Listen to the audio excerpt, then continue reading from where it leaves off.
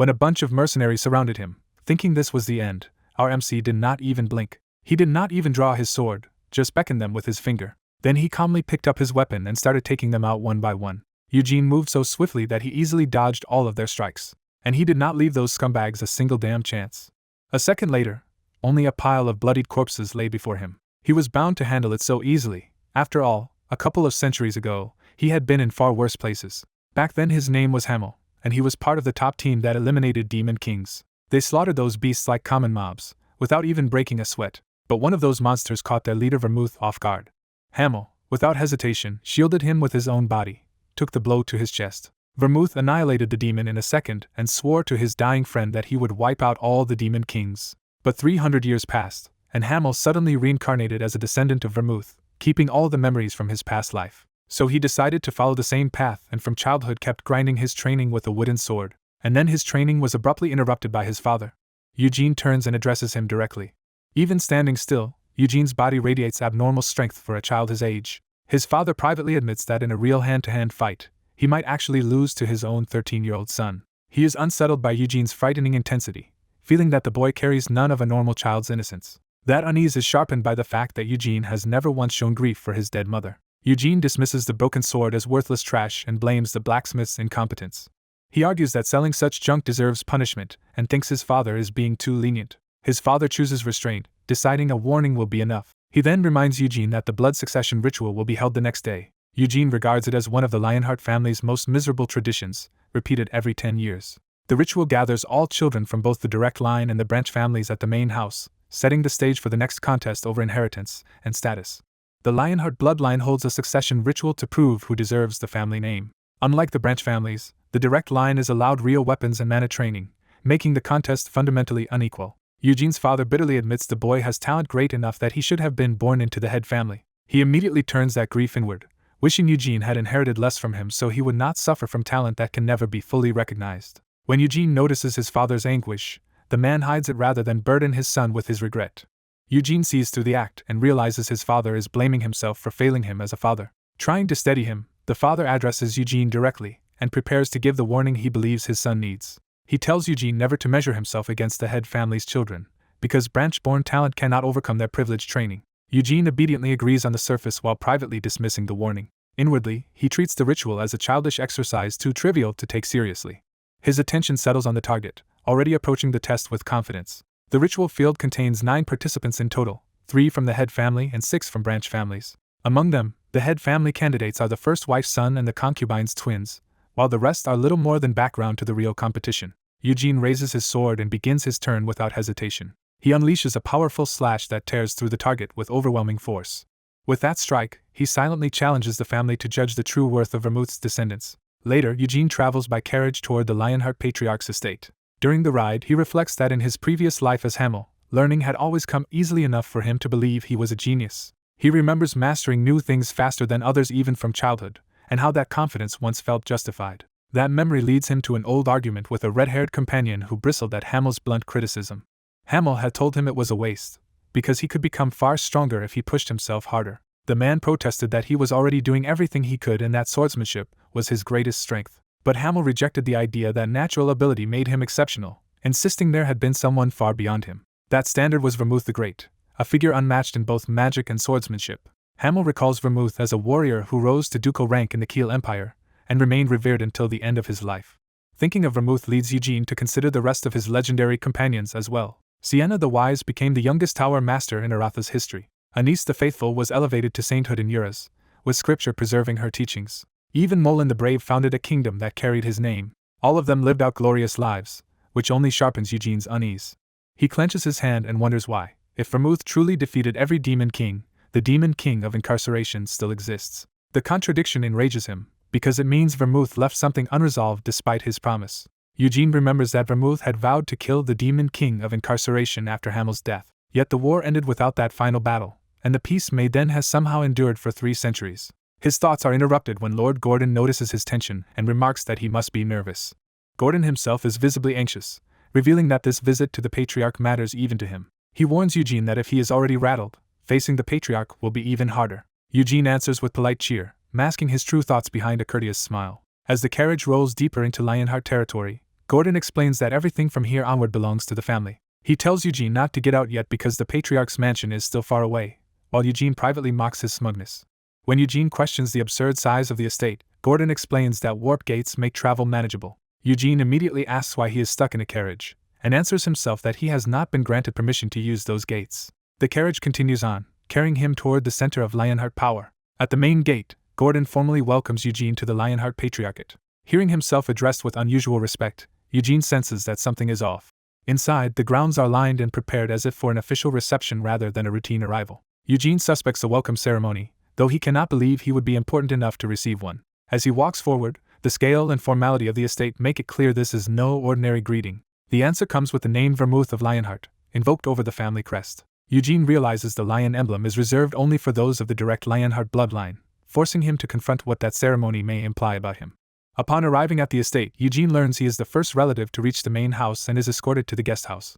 The grand residence makes clear that he has entered a powerful noble household far removed from his rural background. A young maid named Nina introduces herself as the servant assigned to attend Eugene during his stay. She explains how to summon her if he needs anything, establishing herself as his personal attendant. Eugene notes with some relief that, at minimum, the family has provided him with dedicated service.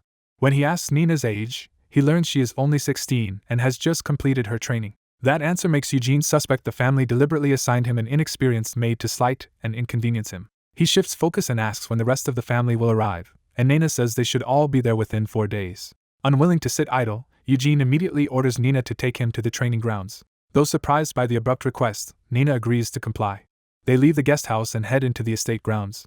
Elsewhere, one student asks for the name of the newly arrived relative. The answer identifies him as Eugene, and notes that he is the same age as them. The two nobles dismiss him as a backward country boy from the empire's western edge and assume he knows farm tools better than real weapons. Their mockery grows harsher as they imagine him filthy, clumsy, and likely to embarrass the family or damage the estate. Seal eagerly decides they should go confront him over it. Her brother reframes it as a warning rather than scolding, and the pair head out together. From inside, another boy notices the two of them crossing the grounds and watches with interest. As they hurry along, Seal keeps pace behind her brother toward their target. She senses something unusual ahead and becomes alert before they arrive. The observer at the window is startled by a sudden disturbance from outside. Seal looks up toward the source, realizing the noise is coming from the training area near the building. Instead of concern, she reacts with intrigued amusement, as if she has found something entertaining. At the training grounds, Nina stands back while Eugene has already begun practicing on his own. Weighted down with sandbags on his arms and spear, Eugene takes a serious combat stance and pushes his body hard. He launches into a powerful thrust, driving forward with enough force to send air and dust surging outward. Without pausing, he transitions into the next movement, and keeps the spear under tight control. As he trains, Eugene reflects that although he was not lazy in his former life, this new body will need relentless work to reach the level he wants. He continues the drill at high speed, forcing his limbs to adapt to the weapon through repetition. He notes another advantage of this body. No matter how hard he pushes, it never seems to get sick and recovers from injuries quickly. His grip tightens as he commits even more strength to the exercise. A sweeping strike explodes outward, the weapon's momentum cracking the air around him. Eugene is astonished by how much the bloodline of Vermouth has enhanced this body beyond anything he expected. He drives into another explosive attack, testing the limits of that inherited talent. From Nina's viewpoint, his movements become a blur of rapid thrusts and sweeping arcs across the yard. Nina is deeply impressed that he can move so fiercely while burdened by weights on both his arms and spear. Her admiration is cut off when someone suddenly calls out to her. Cyan and Seal arrive and demand to know what Eugene thinks he is doing. Startled, Nina nervously recognizes them and tries to answer respectfully. Cyan cuts her off and insists on an explanation for Eugene's behavior. Eugene ends his routine by planting the spear into the ground, making his stop as forceful as the rest of his training. He answers plainly that he is practicing with his spear, treating their question as obvious. His blunt response amounts to calling Cyan foolish for even asking. Seal immediately points out to her brother that the country cousin has just insulted him. Cyan's pride flares at being disrespected by someone he already looked down on. He demands an apology at once. Eugene gives one immediately, but with such flat calm that it carries no submission at all. Cyan is thrown off for a moment by how casually the apology is delivered. Recovering, he insists the apology was insincere and orders Eugene to bow properly, while Eugene points out that they are the same age. Eugene undercuts the demand entirely by asking why he should bow to someone he considers a friend. A noble boy named Cyan Lionheart belittles Eugene for acting familiar, insisting that sharing the Lionheart name does not make them equals. Seal quickly reminds her brother about Eugene's carriage, and Cyan realizes he can turn the slight into another order. He commands Eugene's servant Nina to clean the carriage at once, treating her like a stable hand and using the smell of the animals as an insult. Eugene's mood hardens as he silently takes offense at Nina being dragged into the humiliation. He confirms in front of everyone that Nina is indeed his personal servant, forcing the point of Cyan's demand into the open. Then Eugene calmly redirects the order, telling Nina to clean only the carriage he arrived in. The nearby maids and the siblings falter, realizing he is refusing to let Cyan command his household. Cyan snaps, accusing Eugene of making his servant ignore a Lionheart's direct order. He escalates the matter into a question of family authority and personal honor, furious that Eugene has not submitted. Eugene answers with disarming ease, introducing himself as Eugene Lionheart, and acting as though this is merely a polite first meeting. Seal follows his lead and introduces herself pleasantly, briefly softening the tension. Cyan rejects that civility, insisting Eugene has already crossed the line by disregarding him. Determined to force respect, Cyan drops the pretense of conversation and reaches for a weapon. He snatches up a wooden sword, turning his wounded pride into open confrontation. Burning with indignation, Cyan declares that Eugene has dishonored him and demands satisfaction. He formally calls for a duel, trying to reclaim dominance through ritual combat. Eugene reacts with mild surprise rather than fear, which only makes Cyan's challenge look more childish. He warns Cyan not to invoke a duel lightly, making clear that he understands the seriousness better than Cyan does. Eugene first tries to avoid the whole affair and asks to be left alone, but Cyan mistakes restraint for cowardice. That taunt wipes away Eugene's patience, and he decides to answer properly. Cyan presses harder, claiming Eugene is afraid and offering apology as the price of backing down. Eugene flatly refuses both the accusation and the apology, saying he neither fears Cyan nor wants the duel. Cyan keeps provoking him, accusing him of running away and even insulting his upbringing to force a response. Eugene answers by dropping his weighted training gear to the ground with a crash, revealing that his ordinary appearance had been deceptive. Cyan is thrown off balance as Eugene reminds him that he was the one who insisted on a duel. Eugene tosses aside the rest of the weights like a signal that the real match can begin now. Standing free of the burden, he shows that he had been moving under heavy restraints the entire time. He bursts forward so suddenly that Cyan can barely track him. The shockwave of Eugene's movement tears up the ground and leaves the onlookers staring as Cyan realizes he has badly misjudged him. Cyan finally understands that Eugene's strength was real training, not anti-style, and that he may have challenged someone far beyond him. Eugene drops into a ready stance with his staff, composed and fully prepared. Cyan panics inwardly, knowing that if he retreats after issuing the challenge, his humiliation will never end. To salvage his pride, he convinces himself he must defeat Eugene no matter what. He throws down a ceremonial cloth and formally names Eugene in a proper challenge, trying to restore order and legitimacy to the duel. Eugene plants his staff and accepts the formality without hesitation, showing he is willing to finish this on Cyan's terms. He gives a direct acceptance, ending any chance for Cyan to retreat gracefully. Seal is startled as the situation turns from posturing into a real fight. The duel begins, and Eugene instantly launches Cyan into the air with a single explosive upward strike. Cyan can only cry out as the first exchange leaves him completely overwhelmed. Eugene follows through with cold focus, not wasting emotion. He batters Cyan away and sends the wooden sword flying, ending the contest almost as soon as it starts. Eugene declares victory with simple finality. Seal rushes to her fallen brother in alarm, while Eugene remains standing over the finished duel. Cyan tries to recover, but the blow has left him reeling and physically broken down. As he doubles over, the aftermath becomes humiliatingly obvious, and Seal recoils from the mess. She turns from her brother's disgrace to Eugene, now angry on Cyan's behalf. Seal condemns Eugene as dishonorable, arguing that the duel was unfair. Eugene dismisses the complaint, pointing out that by their own rules the duel began the moment the towel was thrown, so Cyan's lapse in attention was his own fault. Seal still searches for another explanation and accuses Eugene of secretly strengthening himself with mana. Eugene denies using mana at all and explains that his bloodline cannot access it after the succession ritual, but Seal refuses to believe anyone could move that heavily without such power.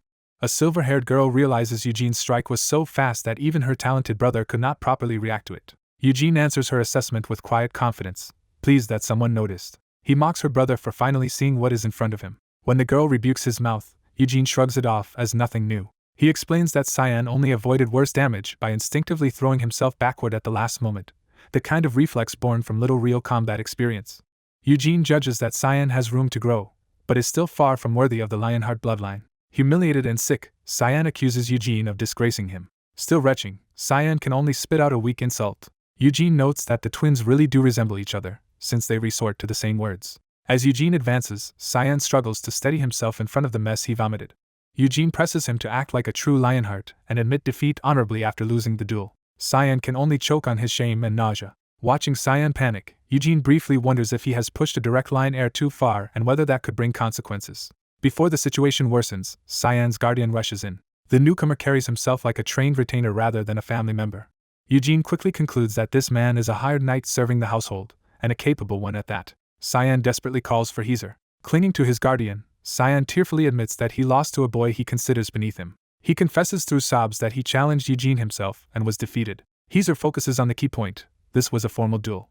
He studies Eugene instead of lashing out, weighing the situation. Heezer politely introduces himself as the instructor responsible for Cyan. Eugene answers in kind, identifying himself as Eugene Lionheart of Jidal. That reveals him as the son of Gerhard, which clarifies why he is here. Heezer then asks for a full account of what happened. Eugene states plainly that Cyan picked the fight and insulted his father. Cyan protests, but only confirms the insult by repeating that he called Eugene fatherless in spirit and a coward. Eugene argues that insulting both him and his father was more than enough reason to accept the duel. After considering it, Heezer agrees that Eugene's grounds were valid. With the matter settled, Heezer decides Cyan needs treatment more than excuses and moves to take him away. The silver-haired girl cheerfully parts from Eugene and hopes they meet again. Eugene returns the farewell without any lingering tension. Later, he eats alone with the appetite of someone entirely unbothered by the earlier clash. A maid interrupts his meal with news he had asked her to gather. She reports that several young masters, including Deccan, Hansen, Jules, Gargus, and Desira, are arriving soon through different routes. Eugene realizes the family is assembling earlier than expected, which means the blood succession ritual must be close. He leaves at once. Outside, Eugene turns his thoughts toward Vermouth, the ancestor at the center of this inheritance. He bluntly vows to undermine Vermouth's descendants. He reminds himself that he never chose this bloodline in the first place.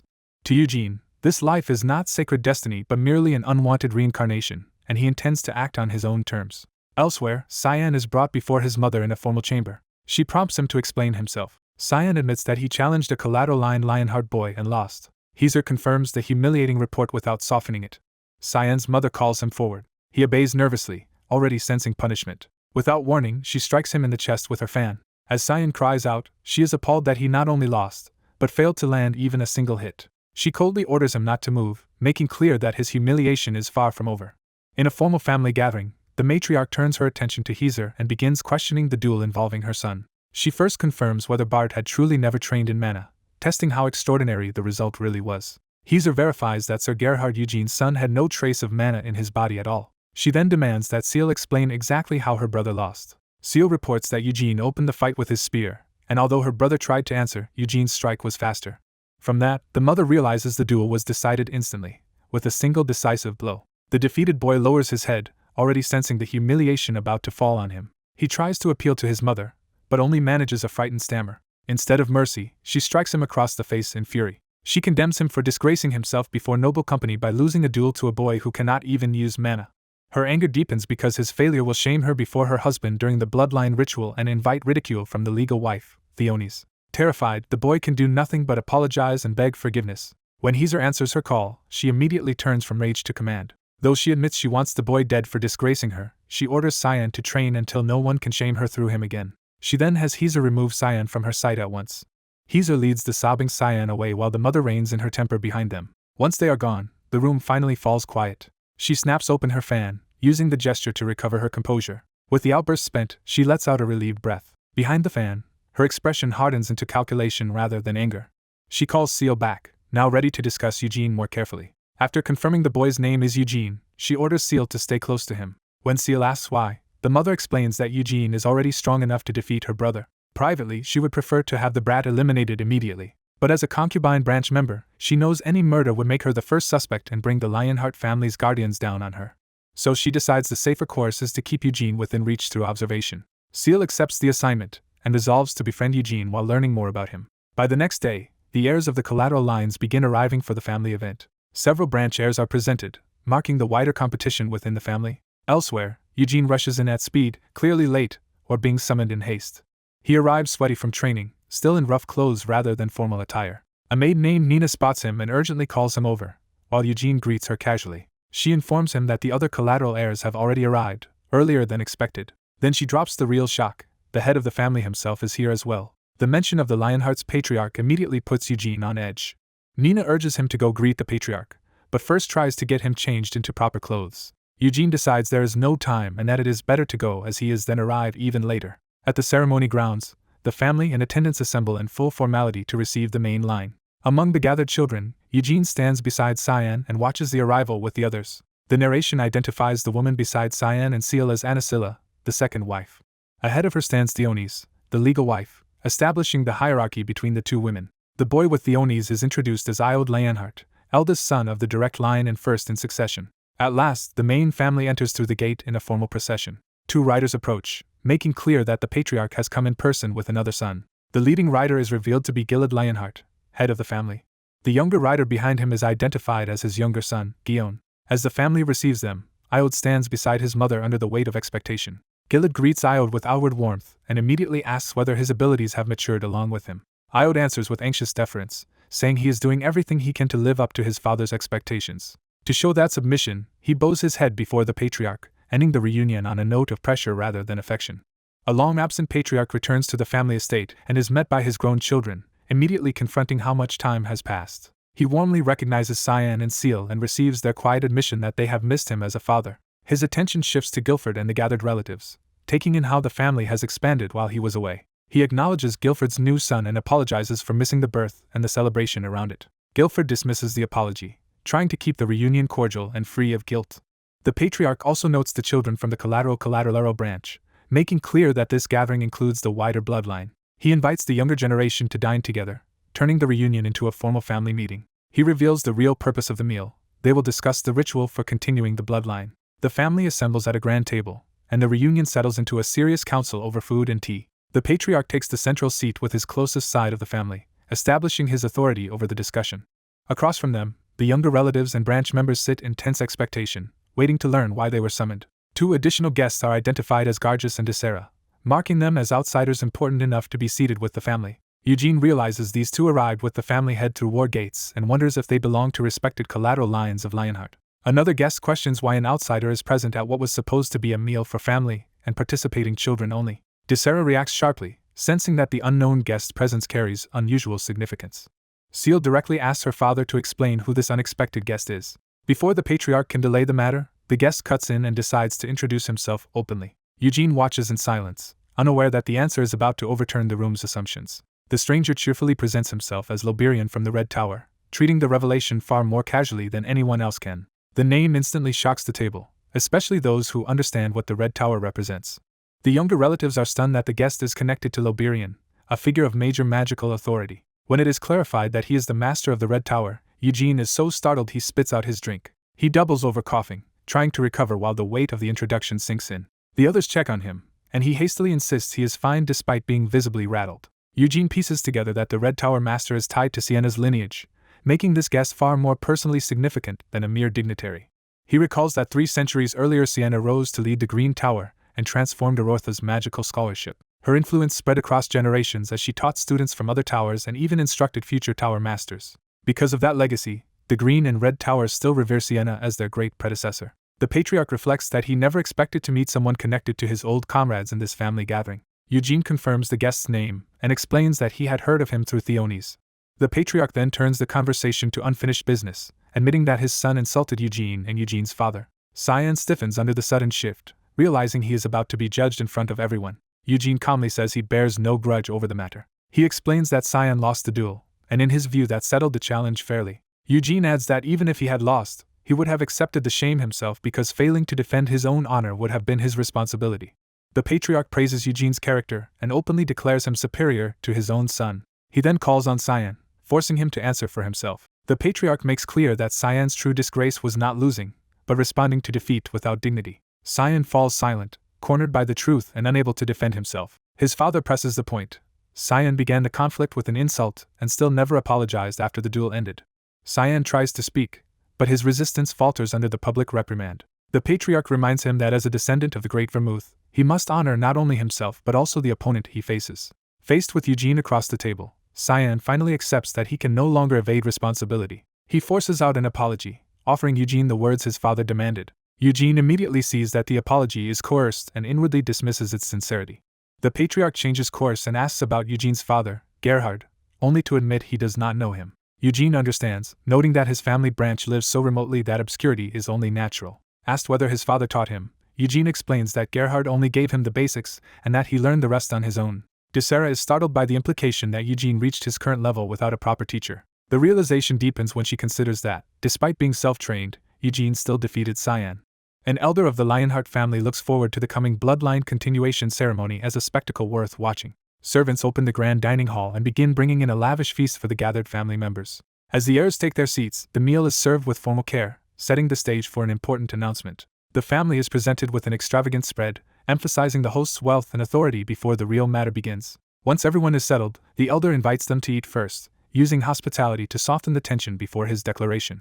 Night deepens over the estate, marking the ceremony as a serious family event held under secrecy and grandeur. By the end of the meal, the dishes are nearly empty, showing that the gathering has moved past pleasantries. With the table cleared and all eyes on him, the elder takes control of the room. He reminds them that this dinner was arranged to explain the rules and purpose of today's bloodline continuation ceremony. The younger heirs listen closely, realizing the real test is only now being revealed. One silver-haired girl openly criticizes the ceremony itself, arguing that its rules unfairly discriminate against the collateral branch. The elder confirms that the ceremony favors the direct bloodline, since collateral children are barred from training mana or weapons until it begins. He makes clear that under those restrictions, collateral descendants would have almost no chance against the direct line in a fair contest. He adds that 3 of his own children will participate, raising the stakes for everyone at the table. His true aim is to measure not only his children but every descendant bearing the Lionheart name, to prove who is worthy of the family's great ancestor. The white-haired boy quietly connects this ruthless logic to Vermouth, the legendary founder behind the family's standards. He recalls that Vermouth's descendant is said to be kinder than the current patriarch, sharpening his distrust of the elder's motives. The elder then reveals a major change. Outside help has been brought in to oversee the ceremony, and a blonde outsider cheerfully introduces himself as that assistant. The newcomer immediately seizes the room's attention, signaling that he will be more than a mere observer. With a burst of magic, he projects a glowing model over the table, startling the younger participants.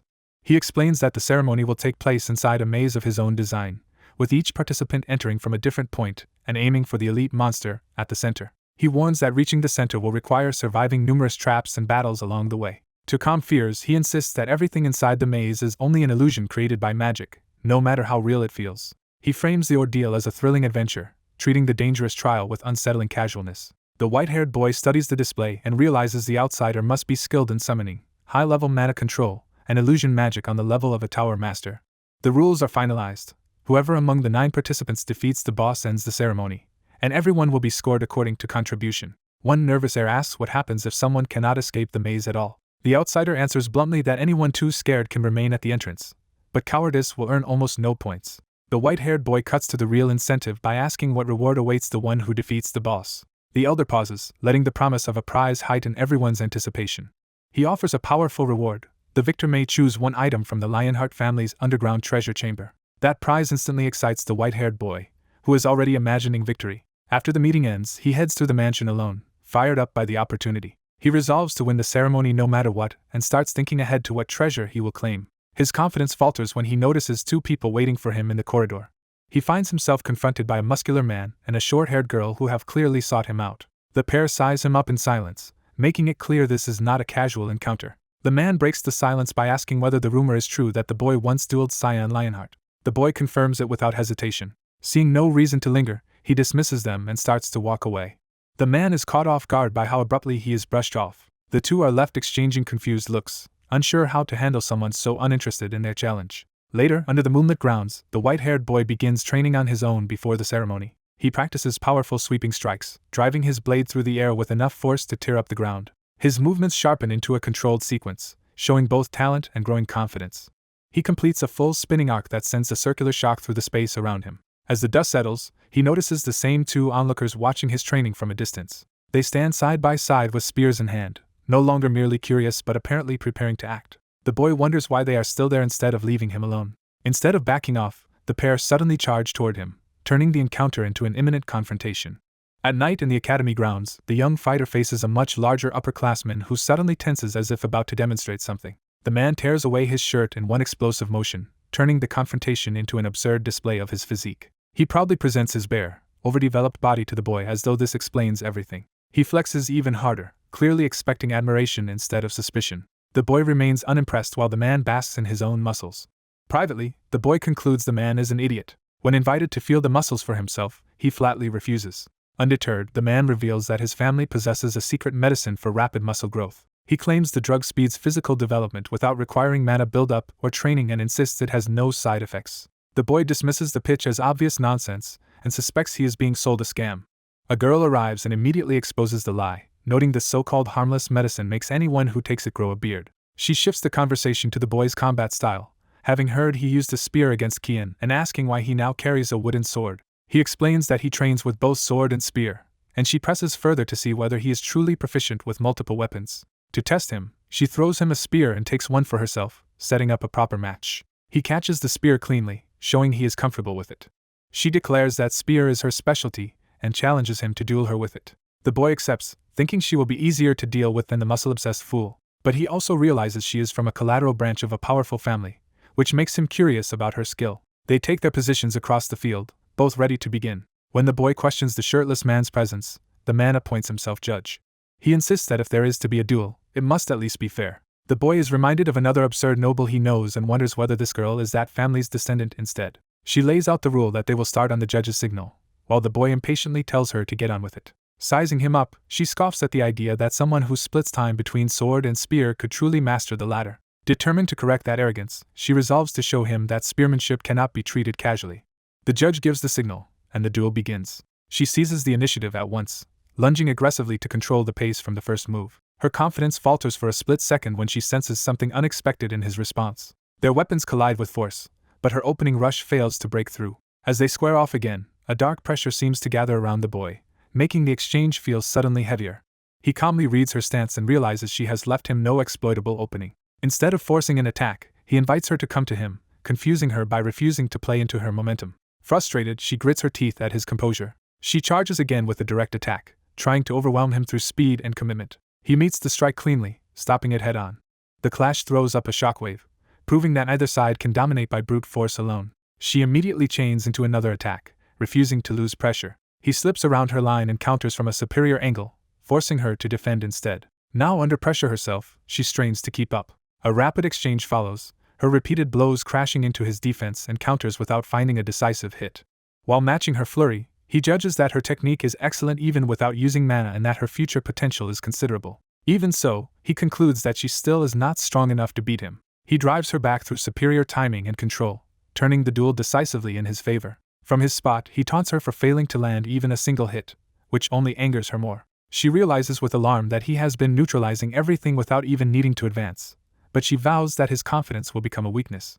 She suddenly changes tactics and launches a high, forceful attack meant to break his pattern. He still intercepts it, but the collision creates the opening she was trying to manufacture. Using the rebound, she disengages sharply instead of pressing straight through. She darts around to his flank, exploiting movement and angle rather than frontal pressure. Certain she has finally found a blind side he cannot cover, she prepares a strike she believes he will not be able to block.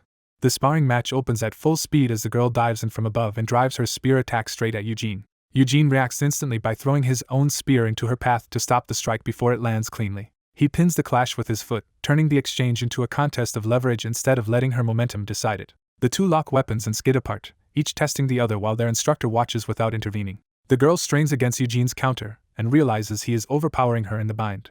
Seeing his spear point closing in, she understands she is about to lose the exchange. The bout ends with Eugene holding the advantage, confirming to both of them that he has won this round. Their observer declares the result in Eugene Lionheart's favor. He immediately shifts from judging the duel to proposing that they pool their strength. Later, he brings that proposal directly to Eugene while Eugene is still in bed, forcing the issue in private.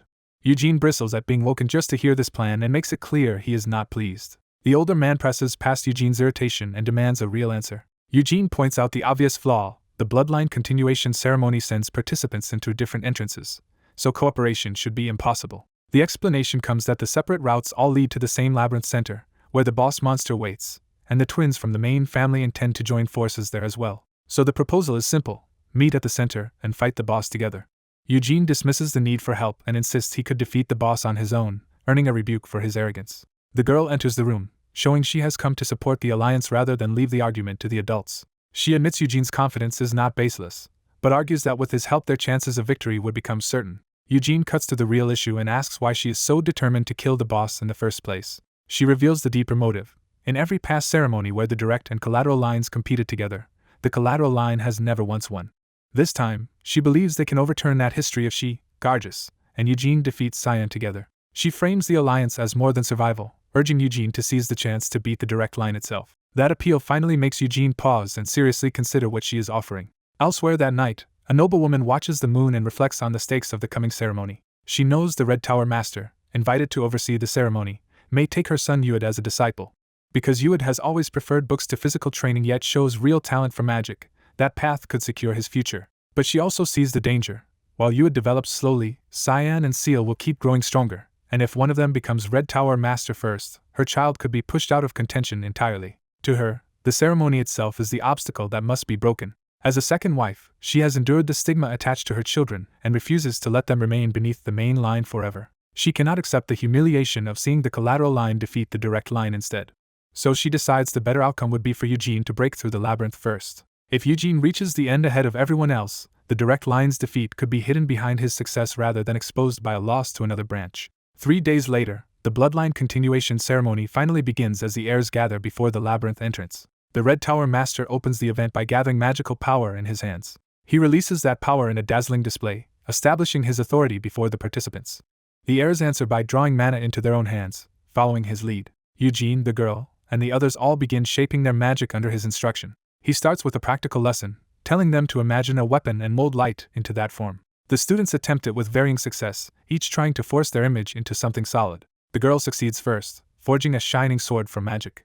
Delighted, she immediately recognizes that the spell has worked exactly as intended. She tests the weapon with a few swings, proving the conjured blade can be handled like a real one. When she worries that a magic sword might break, the Red Tower Master explains that both the labyrinth and the weapon are made of magic, so the blade will remain stable inside it. He broadens the lesson, saying they can shape light into animals or even golems as well, though not into true living beings. One of the younger heirs asks why magic cannot create life. The answer is firm. Creating life is a forbidden domain of magic, a divine authority reserved for beings that are truly alive. The explanation leaves the child quietly awed as the limit of magic sinks in. The older man then demonstrates his own image by forging an enormous great sword of light. He proudly explains that the spell reproduced a favorite sword from his youth exactly as he remembered it, despite Eugene's unimpressed response. Inspired or unwilling to be outdone, the girl forms a long radiant spear, readying herself for what awaits inside the labyrinth. A silver-haired boy successfully manifests a glowing sword, proving he can create a weapon for the trial. Another child forms a golden weapon as well, showing that the participants are being armed through magic rather than ordinary equipment. In the forest, the children test their conjured weapons against each other, and the training quickly turns into a serious measure of who can actually fight. The white-haired boy chooses a balanced setup, drawing both sword and shield as if preparing for unknown dangers ahead. Before entering the labyrinth, the boy is confronted with the possibility that he may have to face the silver-haired girl inside. The girl directly asks whether he would really fight her, forcing the question into something personal instead of theoretical. When the children ask if fighting is even permitted, their elder confirms that combat is allowed because the bloodline ceremony is meant to test more than courage. He explains that the ritual values judgment and cooperation as much as battle, because everyone taking part belongs to the same Lionheart family. That reminder about family catches the boy off guard and makes him reconsider the meaning of the competition. The girl seems quietly pleased by his reaction, as if his hesitation matters to her. He realizes her response is unexpectedly warm, which only leaves him more unsettled.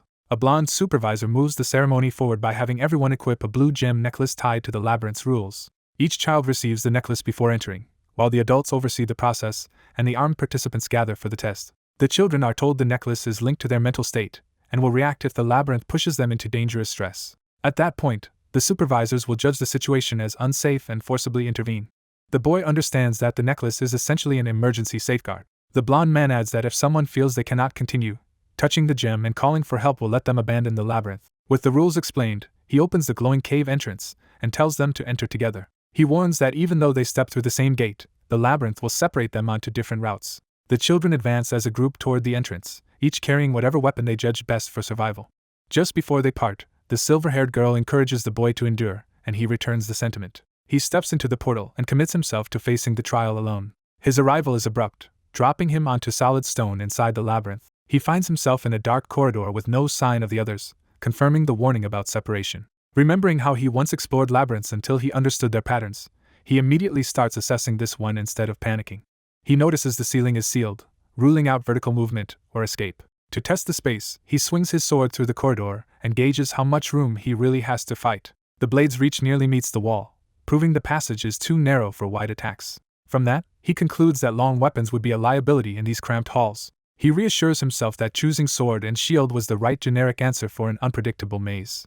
Because this labyrinth is meant for children, he assumes the difficulty should be manageable and decides to move forward confidently. With that judgment made, he heads deeper into the corridor. His confidence is immediately tested when a swarm of hostile slimes appears ahead. Elsewhere in the maze, Another child is already being overwhelmed by the same kind of monsters despite trying to fight them off. That child is knocked down and unable to recover, desperately reaches for the emergency gem while begging for rescue. The blonde supervisor responds at once, descending into the labyrinth to extract the fallen participant. An hour into the ceremony, the rescue leaves behind the remains of the attack and confirms that the trial is already eliminating children. By then, 3 participants have already failed and been removed from the test. Outside, the supervising adults monitor the ceremony while the remaining children continue unseen inside the maze. The elder dismisses the failed participants and orders them to rest, treating their removal as routine. The exhausted children accept the decision, relieved simply to be safe. From a viewing area, the supervisors watch magical displays showing several children still fighting their way through the labyrinth. The elder studies the ongoing trial in silence, evaluating the participants rather than merely observing them. One of the stronger boys charges through the corridors with a massive sword, pressing ahead aggressively despite the danger. He runs straight into a group of goblins and commits to a direct clash instead of retreating. Putting all his strength behind a heavy swing, he tries to end the encounter in one blow. The strike tears through the corridor and batters the goblin's back, showing overwhelming power but little restraint. One goblin survives close to the wall and mocks him, revealing that brute force alone has not fully secured the fight. The boy roars and drives himself harder, determined to crush the enemy outright. His next attack smashes violently through the stone, turning the battle into a destructive contest of raw strength. A white-haired boy forces his way through the labyrinth by cutting down shadowy monsters crowding him in a stone corridor. Though his form is rough, he keeps pressing forward and blasting apart anything that gets too close. An observer notes that despite his clumsiness, he is handling monsters without much trouble. He steadies his spear and keeps moving with determination through the ruined hall. Ahead, a cluster of slimes blocks the path, turning the next stretch into a problem of evasion rather than brute force. He darts between them with quick footwork, using speed and positioning instead of trying to cut through every target. When one closes in, he smashes it aside with the shaft of his weapon rather than wasting effort on a clean kill. Realizing blades are inefficient against slimes, he decides to avoid prolonged fighting and leave as soon as an opening appears. He slips past the pursuing slimes and keeps his momentum, refusing to get bogged down. The watchers judge Desera nimble and sharp-minded, and recognize that he is prioritizing escape through the maze over needless combat. Elsewhere in the labyrinth, another silver-haired boy advances carefully with a sword in hand. He spots a suspicious wall full of holes and immediately understands he has reached a trap section. Remembering the map his mother obtained before the ceremony and Seal's study of the labyrinth, he realizes this must be one of the obvious hazards they were warned about. Instead of charging ahead, he crouches and tests the floor with a stone. The moment the stone lands, the trap activates exactly as expected. A barrage of projectiles tears across the corridor, confirming the passage would have been deadly if entered blindly. Once the volley passes, he runs through the safe timing window and clears the trap. The observers call Cyan overly timid, but admit that his caution is precisely what lets him survive hazards like this. In another corridor, a long-haired girl named Seal faces a goblin warrior armed with twin blades. The goblin lunges first, trying to overwhelm her with aggression. Seal avoids the opening rush with agile footwork, refusing to meet its strength head-on. She counters at close range with a precise thrust, turning defense into immediate pressure. Her strike detonates with magical force, blowing the goblin apart. Without lingering over the victory, she runs deeper into the labyrinth. When she reaches a dead end, she quickly decides to backtrack to the earlier fork instead of hesitating. The observers praise Seal's instincts and speed, while noting that her immaturity still shows in moments like this. Back with Cyan, he squares off against a goblin swordsman and braces for a direct duel. The goblin settles into a guarded stance, ready to test him blade to blade. Watching closely, one observer is impressed that this enemy is not natural at all but a monster formed through magic. The goblin attacks hard enough to rattle Cyan, forcing him onto the defensive. He barely holds the assault back, surviving the exchange through stubborn defense rather than confidence. Then he finds an opening, slips past the goblin's line, and answers with a clean sweeping cut. His counter-strike destroys the magical goblin in a burst of light. As the remains dissolve into golden particles, Cyan stares at the phenomenon with fascination. Seeing his reaction through a viewing spell, Iode remarks that the boy clearly has a strong interest in magic. An older mage explains that the boy loved magic from infancy, and that they even invited a teacher from the capital, but he abandoned his studies midway. The blonde woman asks why he would give up something he loved so much. The answer is that he resigned himself to reality, believing he would never become family head because magic was not valued in his household. The blonde woman understands the burden of that thinking, yet regrets that the boy turned away from the arcane path. The older mage says that if the boy's passion for magic still remains, he would not refuse the chance to become a disciple of the Red Tower Master. She refuses to promise anything so easily. Still, she agrees to bring the boy for an introduction, while making clear that talent and disposition must decide the rest. The older mage accepts that and simply hopes the boy will be allowed to pursue what he truly wants. Their talk turns to stories, and it is revealed that Iode admires the wise mage Sienna even more than the famous ancestor Greta Vermouth. The blonde woman agrees, recalling how Sienna always produced astonishing new spells whenever the hero's party faced danger. The older mage says he read that tale countless times as a child, though his favorite character was either Sienna nor Vermouth. Curious, the blonde woman asks who he admired most. He begins to answer, but stops mid-thought as something suddenly catches his attention. When she asks what is wrong, he points her toward the viewing spell instead of replying. In the projection, Cyan has wandered into the path of a giant goblin, and the situation has abruptly become far more dangerous. A young swordsman faces a hulking troll alone in a ruined hall, ready to test himself against a monster far larger than he is. The troll opens with a brutal overhead smash, trying to crush him through sheer force. Instead of retreating, the boy meets the blow head-on with shield and sword, slipping inside the attack. The monster's fist slams into the floor, missing its target and leaving itself exposed. He exploits that opening immediately, darting around the troll in a rapid flurry that carves into its body from multiple angles. Watching from afar, two observers are caught off guard by how capable the boy is. The older man quickly recognizes that they are seeing something exceptional. The boy finishes the exchange with a decisive upward strike that tears through the troll's midsection. His identity is revealed as Eugene Lionheart. The troll collapses in pieces, and Eugene walks away as if the kill cost him little. A burst of light signals the end of that trial. The two evaluators continue observing him through magical portals from their seats. The older evaluator judges Eugene remarkable for a 13-year-old, noting that despite no prior combat experience against trolls, he stayed calm and neutralized the threat cleanly. The blonde evaluator admits the troll was never meant to be beaten, only to trap examinees and force them to find a way around it, and says he even made it stronger than usual. The older man concludes that Eugene may be young, but he likely possesses rare inborn talent. The blonde evaluator gives that talent a name, genius. That judgment evokes the image of a blue-haired swordsman, suggesting Eugene's brilliance recalls a legendary standard. Eugene becomes the focus of that comparison. But the story shifts to a far harsher clash as another troll drives a spiked fist forward with lethal speed. A battered white-haired fighter tries to block, only to be overwhelmed by the impact.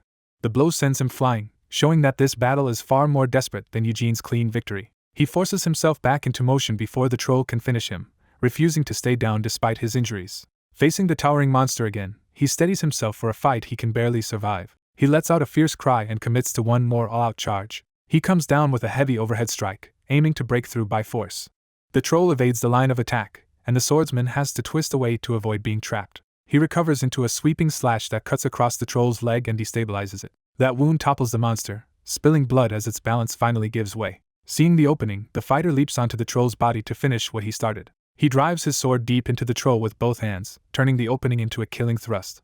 The troll roars in agony as the blade bites in, but it is still dangerous even while wounded. Its hand twitches upward, trying to seize him before it dies. He stamps down and keeps pressure on the embedded sword, forcing the monster further toward collapse. Even so, his own body is failing, and the strain is obvious in his shaking grip. Standing atop the troll with blood and arrows still in him, he pushes himself past his limits to hold the kill.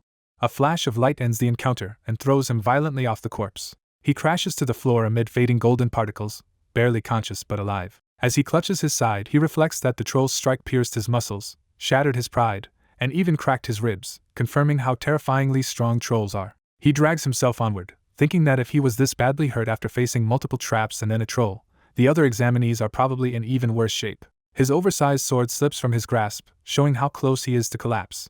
Then he notices another troll ahead, with a younger boy standing before it instead of fleeing. The boy realizes in shock that a semi-large monster like a troll should not even be here. He quickly deduces that the creature was placed not to be defeated, but to block progress and force a detour. Testing that idea, he throws a stone past the troll rather than attacking it directly. The troll turns toward the sound, proving it reacts to distractions. The boy immediately sprints for the route behind it, using the opening he created. Certain his trick worked, he runs past the monster, only to realize too late that something is wrong. The hall ahead is empty, implying the troll has vanished instead of being bypassed. At that moment, a silver-haired girl appears and excitedly calls out for her big brother. The boy recognizes her at once as Seal. Two children realize the illusion maze has guided them to the same place, so they must be nearing its center. The boy reassures Seal that staying close to him will keep her from getting lost in the labyrinth. Privately, he burns with resentment over a past humiliation and sees this trial as his chance to restore his pride. When Seal addresses him as her dependable older brother, he eagerly invites her trust. Seal points out that if the maze can create anything, dangerous monsters could be hiding anywhere. He dismisses the concern as obvious until she specifically mentions ghosts, which unsettles him at once. The mention alone rattles him badly enough to expose a fear he was trying to hide. Disaren notices his weakness and teases him for being scared of something as childish as ghosts. Trying to recover his dignity, he starts to promise that he can protect Seal from anything. That bravado collapses when a blood-smeared, ghost-like face suddenly appears from the darkness beside him.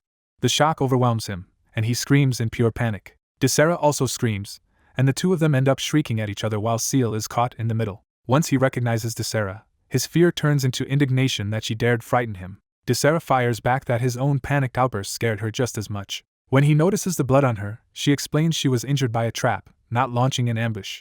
Even so, Desera inwardly regrets that her first attempt to catch them off guard failed. She suddenly bolts, abandoning the argument and forcing the others to react. Seal immediately alerts her brother that Desera is escaping. Humiliated again by Desera's interference, he resolves not to let her get away this time. He hardens that anger into a decision and orders Seal to pursue her with him. The chase resumes through the corridor, with Desera sprinting ahead and the siblings close behind. As she runs, Desera realizes she cannot defeat both of them together, and starts looking for the stronger boy she expected instead. That missing fighter is revealed to have already been taken out by hidden arrows and left bleeding on the floor. Desera stumbles into another trap before she can capitalize on her lead. She instantly understands the floor itself has been rigged. The stone beneath her collapses into a wide pit, threatening to swallow her. She barely saves herself by leaping across the opening as the ground gives way behind her. She keeps running on the far side while the siblings are forced to stop at the sudden gap. The boy quickly judges that the cave-in stretches too far to simply run around. Refusing to be shamed in front of Seal again, he decides he has to cross immediately. He gives up on saving his strength for the boss and accepts that he must reveal more of his power now. Drawing on mana, he surrounds himself with blue energy to make the jump possible. He launches himself across the pit in a burst of speed, shouting as he commits to the leap. The empowered jump carries him cleanly toward the opposite side while Seal races up behind him. He lands safely on the far edge, proving the crossing can be made. Without hesitation, he reaches back and tells Seal to jump too, promising to catch her. Seal answers by using mana herself and hurling her body across the gap toward him. She lands under control instead of needing rescue, showing she can match the feat on her own. He covers his surprise by praising her as expected of his younger sister. With no time to waste, the two regroup and continue the pursuit together. Their prolonged game of pursuit finally brings Cyan, Seal, and Desera to the center of the maze, where the boss monster waits. Seeing the enormous creature ahead, they realize they have reached the final obstacle. At the center they also discover Gargus already there, and Cyan is stunned that three of them arrived together instead of separately. When Cyan demands an explanation, Gargus calmly reveals that he has been waiting for them. Gargus admits he stayed behind out of curiosity to see who would reach the center first. The others piece together that he deliberately remained near the heart of the labyrinth just to observe the outcome. Seal confirms that Cyan was the first to arrive, and Gargus agrees without hesitation. Desera takes that as proof that Gargus is willing to join forces with her now that Cyan has proven himself. Gargus brushes off the idea of any alliance, making clear he has no intention of yielding his place to her. He smugly adds that he could defeat the boss alone, but he would rather let the others keep struggling after coming this far. A white-haired boy is startled by what he has just heard and demands clarification. The noble boy explains that the boss monster only attacks those who come within range, so for now it is simply waiting. He lays down the order of battle. They will approach the boss one by one in the order Desera, Cyan, then Seal, and fight it alone. Desera is shaken by the idea that she has to face the monster by herself. The noble boy needles her for looking worn out from the labyrinth, and tells her she can quit if she lacks confidence. Stung by the insult, Desera refuses to back down and commits to fighting. She steels herself and forces her fear under control. With spear in hand, Desera steps forward while the others stay back to watch. When asked why he is not joining in, the sword boy makes clear he intends to wait until everyone else has gone first. He arrogantly assumes the others will fail and declares that he will be the one to defeat the boss. Amused, the noble boy mockingly promises to acknowledge him as superior if he actually succeeds. The sword boy takes that as a serious pledge and readies himself for his chance. He warns the noble boy not to forget that promise. But his bravado falters, and he drops back down to wait. As he watches, he identifies the boss as a Minotaurus, one of the signature monsters of a labyrinth. Seeing it up close, he judges it larger than the troll he fought before but still only physically imposing. He convinces himself that unlike the troll or ogre, this is an enemy he can handle alone. The Minotaurus looms over them with silent, crushing presence. Its eye sharpens, signaling that it has noticed its challenger. Even the observer admits the fight may be difficult for Desera. From the monster's towering perspective, Desera looks tiny as she stands her ground. She is overwhelmed by its size and realizes she truly has to bring down something monstrous. Even so, she refuses to retreat after coming this far and hardens her resolve. Desera charges first, trying to seize the initiative with a direct attack. She commits fully to the thrust, aiming her spear with all her strength. The Minotaurus counters with brute force, smashing the ground and throwing off her approach. Desera is hurled into a frantic evasive tumble as the monster's attack tears through the floor. She recovers just enough to drive her spear into the Minotaurus anyway. The spearhead bites into its body but fails to penetrate deeply. Desera immediately realizes its hide is too tough for her weapon to pierce properly. Before she can withdraw, the Minotaurus reaches for her with a massive hand. It catches her and crushes her into its grip, ending any real chance she had to win. Trapped in its hand, Desera believes she is about to die. Instead of finishing her, the Minotaurus flings her away like a toy. She slams across the stone floor, battered and helpless. She comes to rest near the others while the noble boy remains calm, as if the outcome was expected. When questioned about why the monster ended the fight by throwing her instead of killing her, the noble boy explains the reason. He says the Minotaurus is not a true monster, and once Desera was in its grasp, the victor had already been decided. With Desera defeated, the sword boy finally steps forward and claims the next turn. He boasts that he will prove the main family's blood is superior to that of the collateral line. The noble boy watches with a pleased, knowing smile. Irritated by that confidence, the sword boy resolves to crush what he sees as an inferior beast. He activates sword key and tells the others to watch closely. Blue mana flares around his blade, turning it into a weapon charged to cut far beyond normal steel. He presents the glowing sword with confidence, certain this power will decide the fight. From the sidelines, Desera recognizes that this mana blade can cut through almost anything and that using it at all requires years of training. That realization makes her bitterly aware of how wide the gap is between her and the main family. The noble boy casually praises the sword boy's talent, impressed that he can use sword ki at such a young age. The sword boy admits he cannot sustain the technique for long, but believes it is more than enough to carve apart a real monster. Then his confidence wavers for a moment, as he notices something unexpected about his sword.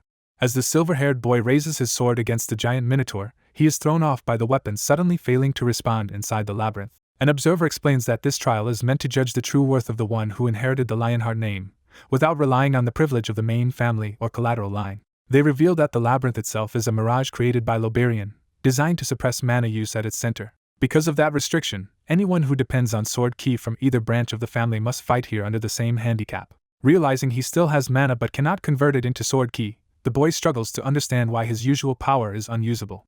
The white-haired young man watching calmly tells him to retreat if he thinks he will lose instead of getting beaten out of pride. While the girl beside him watches with eager interest, the warning only makes the boy feel more cornered. Stung by the taunt, he refuses to admit weakness and insists he can still kill the monster even without sword ki. The Minotaur answers that bravado by charging straight at him. The boy barely meets the first crushing blow with his blade instead of being flattened outright.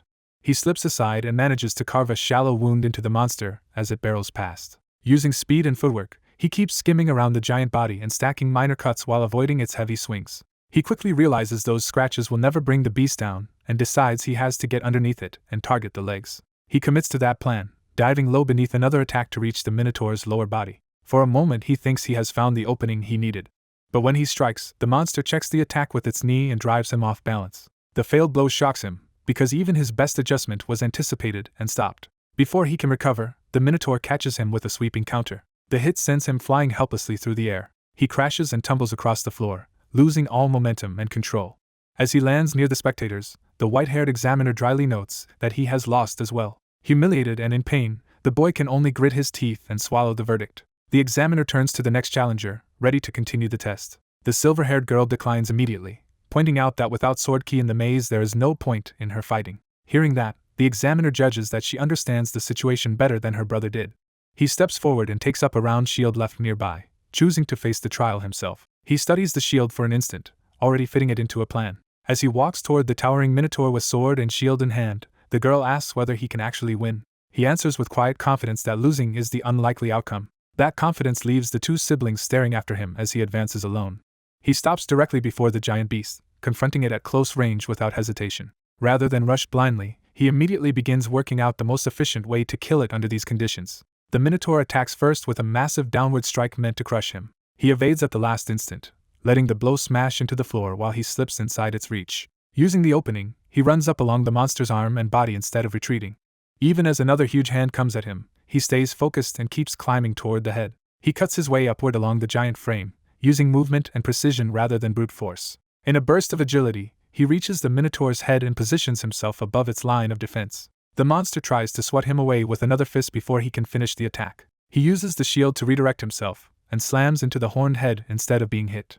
The impact makes the Minotaur rear back and roar, exposing its throat and upper chest. Seeing the opening he wanted, he commits fully to a killing strike. He unleashes a rapid sequence of cuts that drives green blood across the monster's neck and chest while forcing its guard apart. Watching from below, the siblings tense as they realize he is not just attacking wildly but pursuing a precise target. The girl understands first that he is aiming for the carotid artery to bring the giant down fast. He tightens behind the shield and lines up the final angle for the decisive thrust. Then he drives his blade deep through the vulnerable point, tearing into the artery in a single committed strike. A violent burst of green blood erupts from the wound as the minotaur convulses in agony. The giant staggers backward, its strength collapsing as blood pours from the severed vessel. Moments later, the minotaur crashes down in a cloud of dust, leaving the examiner standing victorious while the others look on in shock. The trial begins with the aftermath of a strike, green blood splashing across the floor. Eugene stands over the result with sword and shield in hand, having cleanly finished the monster. He turns to the other children and checks whether they witnessed what he just did. One boy is too stunned to respond properly, caught off guard by Eugene's sudden success. Eugene confirms with open satisfaction that he was the one who brought the beast down. The shaken boy tries to save face, insisting he could have done it too if he had used magic. But inwardly he admits Eugene's kill was far smoother and more decisive than anything he could have managed. As he watches Eugene, his fear gives way to a more troubling fascination that he cannot suppress. That unfamiliar excitement leaves him confused about what Eugene is stirring in him. Before the moment can linger, Eugene notices a new change as golden power gathers around his hand and shield. That power erupts into a massive glowing figure, signaling the end of the ceremony. The silver-haired girl calmly announces that the test is over. Outside the trial space, the summoned construct breaks apart as two adult observers watch the result. The older man reacts with delighted amazement. He marvels that a child from a collateral branch with no formal mana training could defeat a minotaur so overwhelmingly. The blonde woman agrees only cautiously, clearly less ready to celebrate. She reminds him that a minotaur is not meant to be beaten alone and that the ceremony was supposed to test teamwork. In her view, the true challenge was whether the children could cooperate against a boss-level threat. What unsettles her is that Eugene bypassed both the traps and the monster with absurd ease, making his very nature hard to understand. The older man takes her concern in stride. He explains that Eugene has shown nothing but relentless training since arriving, and even reports from his hometown describe the same persistence. To him, Eugene is a born fighter whose drive perfectly matches his talent, making this ceremony feel like the discovery of a treasure. He presses the blonde woman on whether Eugene's rise truly troubles her. She denies any personal offense, but admits Eugene already stands apart from the other children and wonders how such a large amount of mana could fit in his frail body. The older man argues that this should be a cause for joy, because Eugene could bring even greater glory to the Lionheart name. His implication goes further, suggesting Eugene might even become the next head of the family. That possibility leaves a brief, heavy silence between them. The older man states his belief plainly: the family head should be whoever proves strongest among the Lionhearts. If those born to the direct line cannot defend what they inherited, he says, they have no right to lead. The blonde woman backs away from the argument, saying she has already spoken too far for someone outside the family. The discussion ends as the ceremony's golden remnants fade around them. She offers a practical solution instead, advising Sir Gildade to adopt Eugene as his son. The suggestion catches him by surprise. She explains that Eugene's performance has already surpassed the direct bloodline in the continuation ceremony, and that alone could provoke resentment from collateral branches and create danger for him. Gildade admits the proposal is extremely tempting. Still, he decides that before anything else, the children should be formally acknowledged. The adults wait as the participants return from the forest path. All 9 children gather before them, with Eugene among the front of the group. Gildade begins inspecting them one by one. He notes that one boy failed to reach even the center of the labyrinth, distracted by unfamiliar magic and monsters. He treats that failure as a lesson, saying bloodline candidates must prove themselves without being blinded by curiosity. He contrasts that with Cyan and Seal, who handled the traps and monsters well enough, and excuses their failure against the Minotaur as simple inexperience. Rather than humiliate them, he tells the children that everyone performed well. He explains that he observed the entire labyrinth from outside and judged the trial in full. Then he calls Eugene forward by name. Gildade declares Eugene the most outstanding of the 9 children gathered for the bloodline continuation ceremony. Eugene accepts the praise with a respectful bow. Gildade goes on to praise Eugene's methods, especially how he overcame the traps and defeated the troll without suffering even a minor injury. That specific claim shocks one of the boys listening nearby. As he stares at Eugene, he cannot understand how someone with such a weak-looking body could have beaten a wicked troll unharmed. Someone reflects that if a certain man had received the family's muscle-enhancing medicine, he would have grown into a far more formidable fighter than he is now. A blonde noble admits he expected the boy to remain lost in the labyrinth much longer, and is impressed that he surpassed everyone's expectations. He goes on to say that even without the pure bloodline of the Great Vermouth, the boy's talent is remarkable enough to enjoy on its own merits. The family elder decides the children should rest, but says he wants to hold a grand banquet because he did not anticipate finding such a prize so soon. He postpones the celebration until the next day and orders Loberian to escort the children back. The group begins to disperse, with the adults guiding the younger members away after the successful return. Before Eugene can leave with the others, the elder stops him and insists that he come along separately. A silver-haired girl notices this and is immediately unsettled by Eugene being singled out. When she questions the timing, the elder makes clear he intends to give Eugene something now because there is no reason to delay it. The girl realizes he means the underground treasure vault, a place she had begged her father to see for years without ever being allowed inside.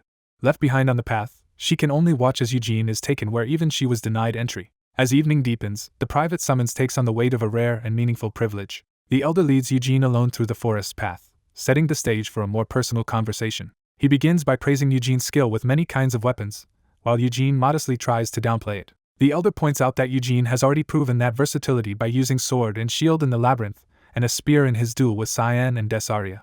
Eugene realizes the family already knows about his fight with Desaria, though he is not surprised since she is the head's daughter. The elder explains that the Lionheart family is presently defined by the sword above all other weapons. He recalls that their ancestor, the Great Vermouth, had mastered every kind of weapon and was revered almost like a god for that unmatched prowess. But in the old tales, Sir Hamel stood out as Vermouth's opposite, a reckless but extraordinary warrior who specialized in the spear. Eugene dryly notes that the storybooks mostly remember Hamel as a fool. The elder laughs that he read those same stories as a child, but argues that without Hamel, Vermouth's legend would have been dull. He confesses that, personally, he always liked Sir Hamel more than Sir Vermouth. That unexpected admission leaves Eugene momentarily speechless. Unable to let it pass, Eugene asks why. The elder answers that Vermouth's greatness feels distant and godlike, while Hamel's humanity makes him easier to admire. He explains that Hamel repeatedly felt inferior to Vermouth, yet never gave in and instead pushed himself harder against his own limits. What matters most to the elder is that Hamel ultimately gave his life for his companions. Eugene understands that such virtues would naturally be emphasized in heroic tales, but the answer still affects him. The elder hesitates, and Eugene senses the moment has become unexpectedly personal. Eugene finally admits that he likes Sir Hamel too, and that saying so feels strangely right. That response quietly moves the elder. Their walk ends at a guarded stone building hidden in the woods, clearly the entrance to the family's most protected vault. The guards open the way at the elder's arrival, allowing Eugene to enter beside him. Inside, the elder leads him toward a stairway descending into the depths below the building. They continue down through the torchlit underground passage toward the sealed chamber beneath. As they descend, the elder tells Eugene that he is the first person outside the direct family head to be brought here. Eugene can hardly believe he is truly being allowed into such a place. The elder assures him this was promised in advance and formally approved by the family's ruling elders. He explains that the Senate of the Old Lions of Lionheart, including collateral line elders and former heads, governs such decisions. When Eugene asks what the vault contains, he learns it holds centuries of family inheritances, including relics tied to the Great Vermouth himself. Eugene immediately asks whether that includes the Holy Sword. The elder confirms the sword is here, but warns that Eugene will not be able to claim it as his own. He explains that the Holy Sword symbolizes the Lionheart family as a whole and cannot belong to any single individual. Eugene accepts that limitation with mild disappointment rather than protest. The elder adds that there is another reason. Since Vermouth, the Holy Sword has acknowledged no one at all. When Eugene questions what that means, the elder says he will understand once he sees the sword himself. They reach the massive inner door sealing the heart of the treasure vault. The elder prepares to open it, treating the moment with deliberate gravity. He activates the mechanism with his blood, using the family's authority to unlock the chamber before Eugene's eyes. The lion-shaped seal awakens with a fierce glow, signaling that the vault is opening. A white-haired boy is brought to a sealed chamber, where his escort opens the way to a hidden vault. The massive lion-emblazoned door responds, confirming that the treasury is granting him entry. As the entrance opens, the boy and his guardian stand before the revealed inner sanctum. The guardian tells him to go in alone, making clear that this choice must be his. He explains that if he entered too, his presence would influence the boy's judgment, so he will wait outside. The boy accepts the consideration and steps forward on his own. He leaves the guardian behind and enters the vault with a determined stride. Once alone, he steadies himself and prepares to decide carefully. He resolves to first examine what the treasury is offering him. Inside, he finds a grand hall of relics centered on the Holy Sword, blazing in a pillar of light. The sacred weapon radiates overwhelming authority, marking it as the vault's greatest treasure. He wonders whether he should simply test the Holy Sword first. He recalls that the Holy Sword is a divine relic from the Holy Empire of Uras, a weapon said to have been bestowed by God. It remained sealed in the central temple for ages and acknowledged only Vermouth as its master. 3 centuries ago, that sword was the weapon that struck down the demon king of slaughter, one of Helmuth's highest rulers. But after that age of legend, it was treated more like a ceremonial torch than a weapon anyone else could truly wield. Still, he kneels before it and decides to see whether it will answer him. He grips the hilt and tries to claim it by force. He throws his strength into the attempt, expecting at least some response. The effort turns into a full struggle, but the sword refuses to move at all. He gives up on brute force and admits that the Holy Sword will not yield to him. Since he cannot use what he cannot draw, he decides to stop fixating on it and look for another weapon. He walks deeper through the treasury, where countless legendary arms line the hall. Seeing the collection, he realizes he recognizes many of these relics from another life. One of them is Aspel, the Sword of Gluttony. He remembers Aspel as a blade that devours what it cuts and converts that into power, enough to unleash devastating spells in a single strike. But he also knows Vermouth used it properly only because he was an exceptional magician, making it too demanding for him right now. He moves on, noting that the vault contains other famous weapons he already knows well. He identifies the draconian spear Carbos, a weapon that takes time to prepare but can breathe flames like a dragon. He spots the Stormblade Wyneth, a sword blessed by the Wind Spirit King. He also recognizes the Thunder Bow Pranoa, which can call down lightning regardless of distance. Another relic is the elusive sword Jabal, which can split into hundreds of blades when infused with mana. He notes Geddon's shield as well, a defense that can cast incoming attacks into a void. Surrounded by so many extraordinary choices, he realizes any one of them would be a prize beyond reason. Yet he notices that two especially important relics are missing, the Moonlight Sword and the Demon Spear. He concludes that after 300 years, the most unfairly powerful weapons were probably removed from the selection long ago. Among what remains, Wyneth seems like the easiest and most practical choice, since merely wielding it grants command over wind and can even call the Wind Spirit King with enough mana. He weighs that against the usual difficulty of spirit magic and realizes Wyneth would bypass a major weakness for him. Still, since he has access to the treasury, he decides to keep searching before making his final choice. His attention shifts from weapons to display cases holding other relics and personal treasures. He realizes the vault preserves gems and accessories too, not just instruments of war. Then something catches his eye and stops him cold. He reaches in urgently and snatches up a small red necklace, stunned by what he has found. The necklace is unmistakable to him. It belonged to Hamel, the identity he had in his past life. He remembers it as a keepsake from his parents, something he once believed he had settled in his heart before dying. Now shaken, he wonders why such a personal belonging is here and whether Vermouth brought his body back after his death. He bitterly concludes that at least he was not discarded immediately, even if the truth is still unclear. That discovery pulls his thoughts back to the old vow to defeat the Demon Kings, a promise that failed when Helmuth survived with 2 Demon Kings still standing. He remembers the comrades who fought beside him with Vermouth, the 5 who once set out together against the 5 Demon Kings. Facing that memory, he is left confronting the weight of the promise they never fulfilled. The boy angrily demands to know what promise the others made and why they ignored it, singling out Vermouth for blame. Vermouth faces his accusation in silence as the boy presses him to explain his thinking. The boy reins in his anger and considers that their failure may have been caused by his own weakness and death midway through the fight. He decides he has no right to resent Vermouth or the others if they had a valid reason for failing to kill the Demon King. Looking over Lionheart's vault, he notes that many powerful weapons are available to him. Even so, he chooses Hamel's red necklace and insists that this keepsake remain in Lionheart's vault. Vermouth is taken aback that, out of everything there, the boy selected that item. The boy admits he simply likes it, choosing sentiment over obvious power. When Vermouth questions whether he is serious, the boy explains that the grand treasures are beyond him for now, while this is something he can accept. Vermouth asks to inspect the necklace, and the boy hands it over without hesitation.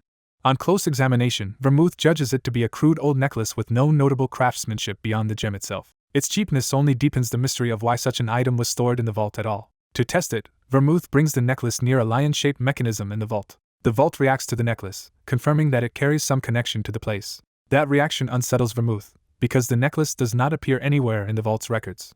He concludes it is not a true Lionheart treasure and should never have been inside, even though it somehow was. Vermouth warns that the necklace has almost no monetary or practical value, then asks whether the boy still wants it anyway. The boy answers immediately that he does. Vermouth relents, accepting the choice, but decides the unknown item must be properly investigated first. He begins an appraisal, suspecting the necklace may be carrying some hidden enchantment.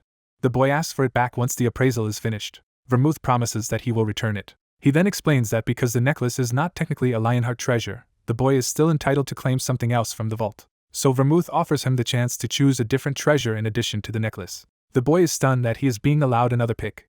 Vermouth confirms it, reminding him that taking one treasure from the vault was the original promise. Grateful and excited, the boy thanks him and rushes off to make his real selection. As he runs, he marvels that even Vermouth has shown such practical sense. Now free of hesitation, he commits himself to choosing quickly. He claims a sword named Stormblade Wyneth from the vault. Drawing it partway, he is struck by the weapon's power and beauty. With the sword in hand, he accepts it as his own. Later that night, the scene shifts outside the estate. A girl immediately challenges his choice, arguing that he should have taken a spear since he already excels with one. He refuses to be pushed around, insisting the decision was his and that he can use a sword well too. An older man studies the weapon and comments that it looks too light for him. He argues that with the boy's strength, a hammer or axe would suit him better, but the boy stubbornly repeats that the choice is his. The man then tries to recruit him into his family with promises of muscle-building potions, which the boy rejects outright. The girl cuts in and dismisses the muscle-obsessed interruption. She tells the boy to draw the sword so they can see what he actually chose. He prepares himself to show them. He unsheathes the blade, releasing a blue glow. When asked what it is, he proudly names it Stormblade Wyneth. He explains that the sword bears the blessing of the elemental king of wind and that, once he has enough mana, he will be able to summon that power. The girl admits that sounds impressive, but still insists a spear would have been better. The boy points out that there were plenty of spears in the vault too and asks whether she even saw them. She excitedly brings up one in particular, the draconian spear Carbos, praising its ability to unleash dragon's breath with every thrust. He dryly answers that he has no idea what that would even look like. She escalates by suggesting Demon Spear Ruintus, calling it the strongest weapon in the Great Vermouth's arsenal. Before she can go further, the older man adds that he knows Ruintus as the spear once used by the Demon King of Brutality, and she snaps at him for butting in. The boy recalls that the Demon King of Brutality was one of the feared rulers of Helmuth. 300 years earlier, the 5 Demon Kings stood ranked in power, with Apocalypse at the top. Incarceration and frenzy followed among the upper ranks, completing the image of Helmuth's monstrous hierarchy. Brutality was only 4th among them, despite his terrifying reputation. Slaughter stood 5th, showing that rank alone did not settle every question of strength. An older man corrects the assumption that knowledge of the Demon Kings decides the matter, insisting the real issue is Helmuth's greatest weapon. He identifies that weapon as the destructive Crusher Gigalas. A young woman argues that Brutality should outrank Slaughter, but the older man counters that weapon's strength does not simply follow the Demon King's rankings. Watching their bickering, the boy realizes the debate is flawed because the Crusher was never actually present. He remembers that among Helmuth's many weapons, only 2 were used by Demon Kings, and both were too dangerous to keep in the treasury, meaning they were likely sealed away elsewhere. The 2 adults keep arguing over whether the spear or the Crusher is superior, reducing the issue to childish rivalry. The boy can only dismiss their argument as immature. He decides that while choosing between those 2 is difficult, his own favorite weapon in Helmuth's arsenal is obvious. He names it the Moonlight Blade, a sword that embodies destruction itself, and once belonged to Helmuth's founder. Its legend is so overwhelming that both Brutality and Slaughter were said to have fallen before its light. Holding the blade now, the boy tests its weight and presence for himself. He is quietly thrilled, realizing this is the first real sword he has ever held. As he moves it, the blade releases a flowing trail of blue light. The 2 onlookers notice at once that something unusual is happening. The boy steps away and begins to swing the sword in earnest. His first motion draws out a vast crescent of moon-like energy. He follows through smoothly, and the light continues to obey his movement as if the blade were an extension of his body. With each stance and cut, he handles the weapon with instinctive precision far beyond a beginner. He drives into another strike, committing fully to the sword's rhythm. The luminous arcs spiral around him, turning a simple test into a display of natural mastery. The older man is stunned into praising the technique as beautiful swordsmanship. The young woman is left speechless as she realizes the boy's talent is real. Elsewhere, the scene shifts to a formal office where an elderly master meets a blonde investigator over a suspicious necklace. The investigator activates blue mana to examine the object directly. As she studies it, she senses something is off. She sets the necklace down for a closer inspection. Her conclusion is immediate: the necklace itself carries no magic. That result makes her question whether it truly came from the treasure vault at all. The master confirms that it did. The investigator presses further, wondering whether the child who brought it in may have deceived them, but the master sees no reason he would. He explains that if he had not let the boy choose another treasure, the boy might have left empty-handed, so there was no obvious gain in trickery. The investigator admits that the situation is still risky enough to warrant verification. She decides to investigate the necklace more deeply. Reaffirming that the object has no active magic, she prepares a different method of inquiry. The master asks how she intends to proceed. She explains that their Grand Master, Sienna the Wise, created a spell that can read the memories stored in mana. Because mana lingers in nearly all objects, she believes she can recover traces of the necklace's past. The master leaves the examination to her. She channels mana into the necklace to draw out those residual memories. Blue light gathers around her hands as the spell takes hold. The first memory reveals nothing remarkable beyond the necklace being about a century old. She catches only a fragment of its history, enough to suggest it was bought in the capital before the trail abruptly fades. She concludes that the treasure vault's own magic must have interfered with the necklace's residual mana and blocked the rest. The master reflects that a 100-year-old necklace has no living owner left who could easily explain its origin. With the evidence exhausted, the investigator asks what they should do next. An elder decides that if the necklace is not magical, he will hand it to Eugene, noting the boy wanted it enough to trade away a treasure. A blonde woman observes that the elder has grown unusually fond of Eugene. That remark visibly stirs the elder. He rises with sudden resolve, his attention fixed on the necklace. Looking out at Eugene below, he concludes he has every reason to favor the boy. He follows that thought to a decision and declares he will make an offer. The woman realizes he means something far more serious than a gift. The elder announces that he will adopt Eugene Lionheart. He goes further and names Eugene as his son. Elsewhere, Guillaume Lionheart arrives in a breezy, informal manner. A maid is startled by his sudden appearance, while Eugene stands by. Eugene recognizes the name Guillaume Lionheart. He recalls that Guillaume is the family head's youngest brother, a wandering eccentric who never married. Guion introduces himself directly, and Eugene answers with proper formality. Guion immediately identifies Eugene as the collateral branch child who won against the main family in the bloodline ceremony. Eugene cuts to the point and asks whether Guion has come to take him away. Guion confirms it, explaining that another knight was supposed to come but he seized the chance himself. He makes clear that he personally wanted to meet Eugene. When Eugene questions why, Guion explains he had heard much about him but missed the ceremony. He adds that the family head traditionally oversees that ceremony, but Sir Loberian had to fill in because the head was away. Guion insists there is no resentment behind that absence, and treats it as mere custom. Eugene tests whether that answer is meant to satisfy family rules, but Guion dismisses the rules as irrelevant. He says his brother would feel the same way. Eugene judges Guion to be open-hearted and likable, though perhaps too free-spirited to have ever married. The moment shifts as they move deeper into the estate. On the way, Eugene asks why the family had summoned him, and Guion can only guess it might be to congratulate him. Eugene says he has already heard enough praise and notes that Guion seems just as uncertain as he is. Guion admits he does not know either, but says there is no point worrying over it. Still, he pauses as if something more needs saying. He tells Eugene he looks forward to seeing him often from now on. Eugene answers politely that he feels the same. At the family head's door, Eugene formally announces himself. Permission is granted for him to enter. Guion opens the door and lets Eugene go in first. Guion is struck by the significance of what is about to happen. Eugene, meanwhile, decides Guion is kind but a little overbearing. Inside, Eugene finds the family head waiting alone in a sunlit office prepared for a private talk. The elder apologizes for summoning him so suddenly and invites him to sit. They take seats across from each other at a table set with tea and sweets. The elder immediately places the necklace between them as the true subject of the meeting. He explains that Sir Loberian appraised it and found nothing magical about it at all. Eugene is caught off guard by that conclusion. The elder adds that they even read the memory of the mana inside the necklace and still found no anomaly. That phrase jolts Eugene, because he suddenly understands what kind of magic they used. He remembers Sienna once using magic that could read the memory held in mana. Trying to stay composed, Eugene asks what memory the necklace showed. The elder says the reading claimed the necklace had been sold on the streets of the capital about a century ago. Eugene internally rejects that at once, because he recognizes the necklace as one he himself wore 300 years earlier. Since Loberian has no reason to lie, Eugene realizes the memory itself must have been falsified. He concludes that someone with magic on the level of a tower master altered the necklace's record, and he immediately suspects vermouth. A white-haired boy sits in silence, carefully weighing the old nobleman's intentions. He admits he still cannot tell why the man is acting this way, even as he studies him closely. Deciding to test the situation, he asks whether he may keep the necklace he was given. The elder confirms the promise and allows him to keep it without objection. The boy accepts the answer politely and takes the necklace in hand. He puts it on, treating the gift as something he has now legitimately claimed. Only then does the elder reveal that the necklace was merely a pretext to bring him here for a more important matter. He frames what follows not as a burden, but as an opportunity that could shape the boy's future. The boy begins to suspect where this is going. When the elder asks whether he will become the family head, the boy immediately assumes this means a marriage arrangement. He rejects that idea at once, praising Seal but insisting he has no wish to marry yet. As he rethinks Seal's earlier kindness, he realizes it may have been part of a larger plan to draw him into the family. He silently credits Gilade Lionheart with hiding a far-reaching scheme behind a gentle approach. Trying to refuse tactfully, he argues that he is too young for marriage and would need his father's approval anyway. The elder stops him and clarifies that he is not proposing to marry him to Seal at all.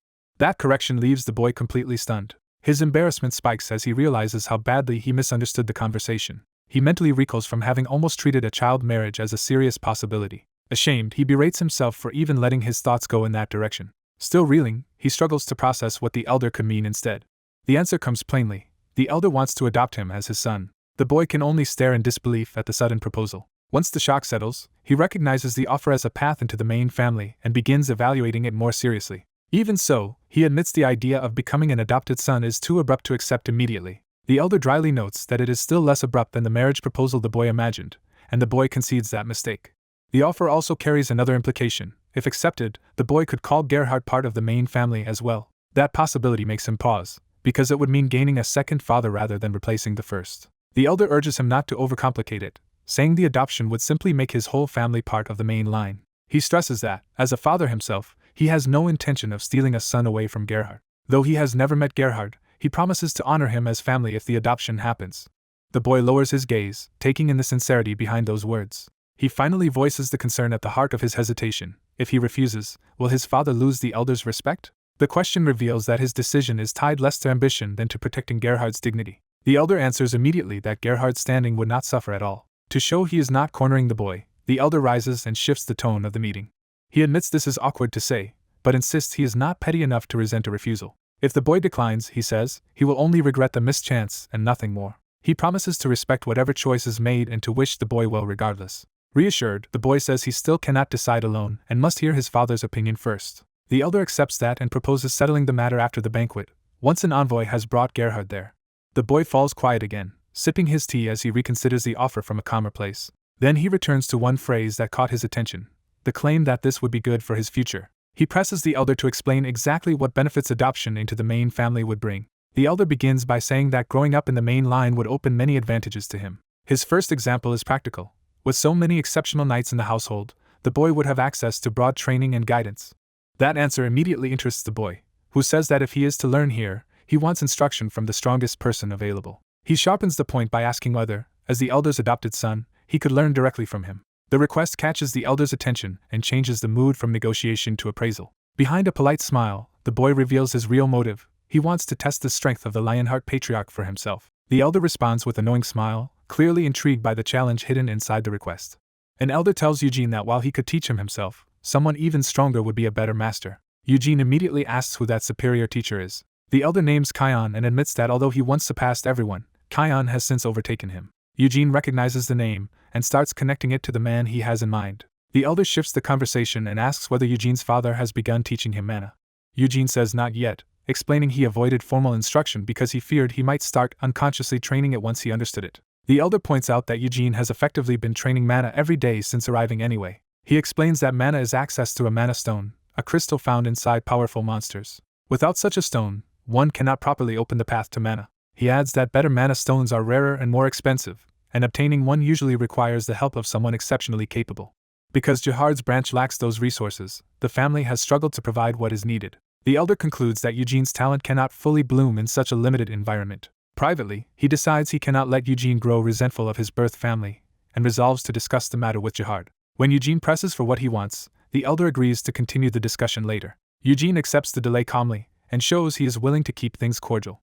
Their tense but civil tea meeting comes to a pause. The conversation ends without a final decision, leaving the issue hanging over them. Eugene rises to leave, and the elder offers to have someone escort him back. Eugene declines, saying the separate building is close enough that he can return alone as if taking a walk. He heads down the grand corridor by himself, appearing relaxed but alert.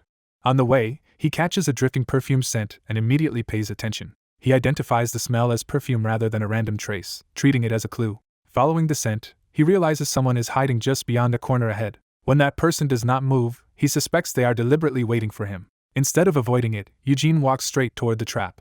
The hidden figure finally reveals herself by stepping out from behind the wall. Eugene comes face to face with a noblewoman who had clearly positioned herself to intercept him. She greets him with practiced surprise, pretending their meeting is accidental. Eugene immediately sees through the act and understands she has been waiting for him on purpose. He plays along just enough to keep the exchange formal. Bowing politely, he introduces himself as Eugene Lionheart of Jidal. The woman reveals she knew he had been alone with the patriarch, and notes that their talk lasted quite a while. Rather than be intimidated, Eugene directly asks whether she has something she wants from him. His boldness irritates her, and she judges him as a child already too arrogant for his station. Even so, she reasons that his confidence makes sense for a boy from the countryside who has already defeated the main family's heir and claimed victory in the blood succession ritual.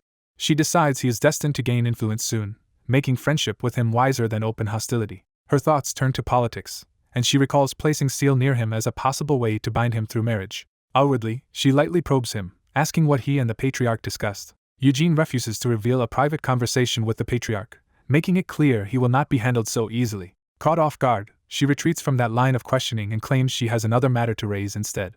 Eugene waits in silence, forcing her to state her real purpose plainly. She brings up how Cyan had behaved disrespectfully toward Eugene a few days earlier and apologizes for not addressing it sooner because of the blood succession ceremony. Eugene dismisses the apology, saying he already settled that matter with Cyan himself. She praises his maturity, and Eugene answers with polite restraint while giving her no real opening. She promises to warn Cyan properly and expresses hope that the two boys will get along from now on.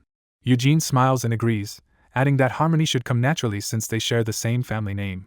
That remark unsettles her at once. She admits to herself that his words are technically true, yet hearing him claim that family connection leaves her deeply uneasy. With the exchange finished, Eugene asks permission to take his leave. She lets him go with formal courtesy, telling him not to worry and to return and rest. A noblewoman from Lionheart's main family takes notice of Eugene as he passes by, immediately putting him on guard. He recognizes her as the matriarch Anacilla, a woman who has openly disliked him for being from a branch family. Wanting no unnecessary entanglement with her, he decides to avoid her altogether. He walks away while she watches him in silence, leaving the tension unresolved. 2 days later, Eugene's father Jihad Lionheart arrives from Jidal at the Lionheart estate. The visitors disembark, signaling the start of an important family meeting. Jihad appears with Eugene, who stands beside him with quiet confidence. Jihad can hardly believe the news that Eugene truly won the blood succession ritual. The victory overwhelms him because his son defeated children of the main family despite their branch status. He remembers Eugene's talent showing itself early, even though he lacked the means to properly support it. He had once believed the blood succession ritual would force Eugene to accept that talent and effort alone could not overcome the gap between the main and branch families. Now he realizes that belief was wrong. His thoughts are interrupted when Eugene calls out to him. Looking up, Jihad sees Eugene greeting him openly from the estate grounds. Eugene beams at his father, proudly welcoming him. Jihad rushes forward without hesitation. He grabs Eugene in a fierce embrace, overcome by emotion.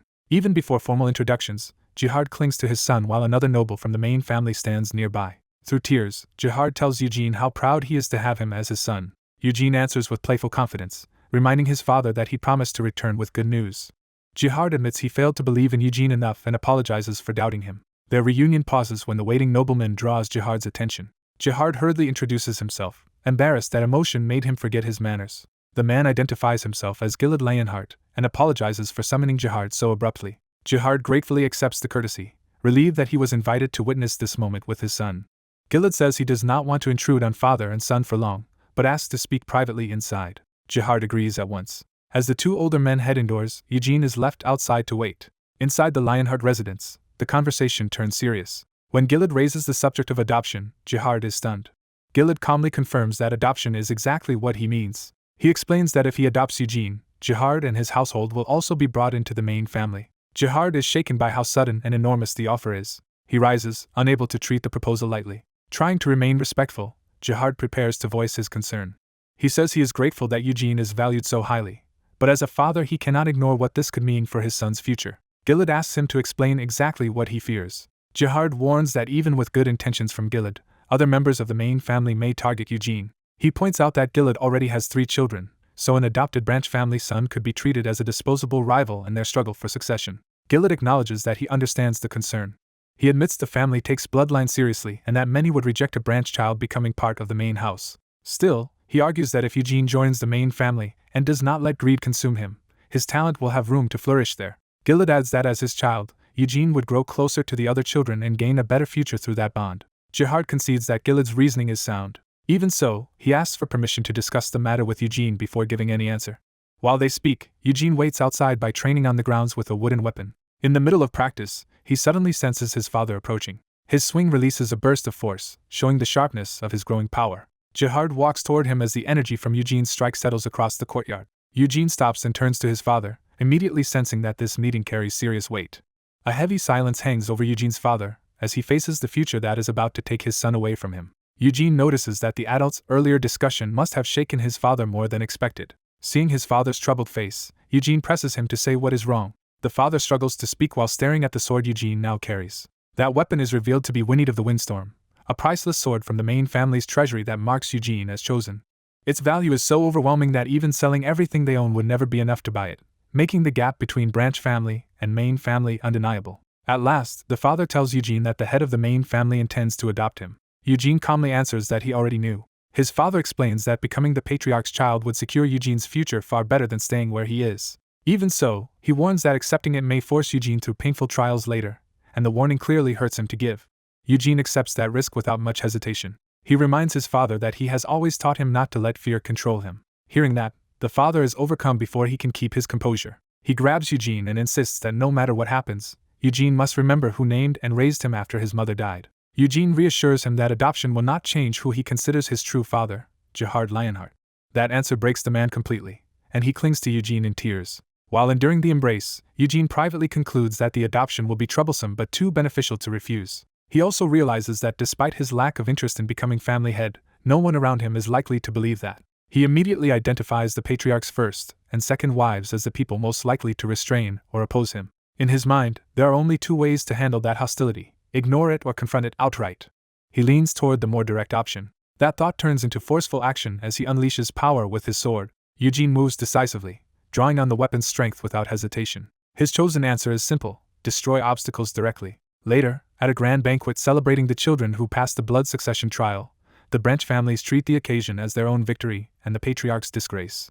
Jihad is approached and addressed with new respect because of Eugene's rise. Other relatives flatter him, praise Eugene, and immediately try to profit by offering him a secret family item through backroom dealing. The branch family members eagerly pull together, hoping to build ties and advantage around Eugene's new status. Watching from the side, Eugene sees the attention coming and instantly recognizes one especially obnoxious man as Gargus's father. Elsewhere in the hall, Kian arrives under his mother's supervision, already carrying the burden of comparison. The pressure weighs on him before anyone even speaks. His mother orders him to carry himself confidently despite the humiliation surrounding him. She reminds Kian that from now on he will be measured against Eugene. She spells out the insult clearly. People will say the direct bloodline lost to Eugene and became a laughingstock for the first time in family history. Kian can only swallow the shame in silence. His mother tells him to endure that embarrassment, insisting that he is still her son and a member of Lionheart's direct line. He submits to her expectations, though without conviction. She warns him not to relax just because Eugene cannot become patriarch, since Kian still faces many disadvantages and must work even harder. Her strategy is to turn rivalry into utility by ordering Kian to become friends with Eugene. When Kian questions that sudden intimacy, she explains that he should build the relationship now so Eugene can be useful to him later. Kian obediently agrees, though the idea of acting friendly clearly feels unnatural to him. He awkwardly imagines friendship as something as simple as offering Eugene a gift. Left to figure it out alone, he genuinely has no idea how to approach him. Before he can solve that, a silver-haired girl casually introduces herself as his new sibling while eating dessert. She follows Eugene and immediately tries to shorten the distance by asking him to call her Nuna. Eugene refuses on the spot, pointing out that she is only a few months older, while she argues that she became his little sister by being born mere seconds after her own twin brother. She insists that technicality is enough and keeps pressing him to say it. As she badgers him, Eugene internally recoils at the idea of calling a bratty 3-year-old older sister Nuna. He decides he would rather die than give her that satisfaction. At the same time, a blonde man elsewhere makes it clear that if he takes Eugene on, it will not be out of unconditional goodwill. At the Red Magic Tower, Roberian explains that summoning is their specialty and that Sir Iod will first be tested at Arath. When Iod wonders whether he might actually have talent for summoning, he clings to the possibility that this path could open for him. Roberian tells him that would be fortunate, but warns that Arath will not care about the Lionheart name, and that he cannot accept Iod as a disciple unless his talent is overwhelming.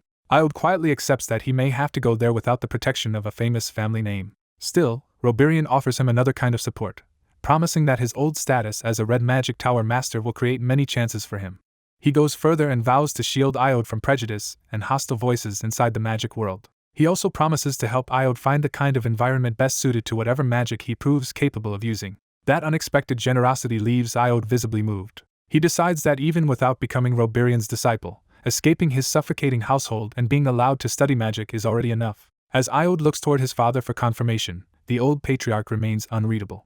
Theonis refuses to comfort him, and makes clear that the choice must be Iod's alone.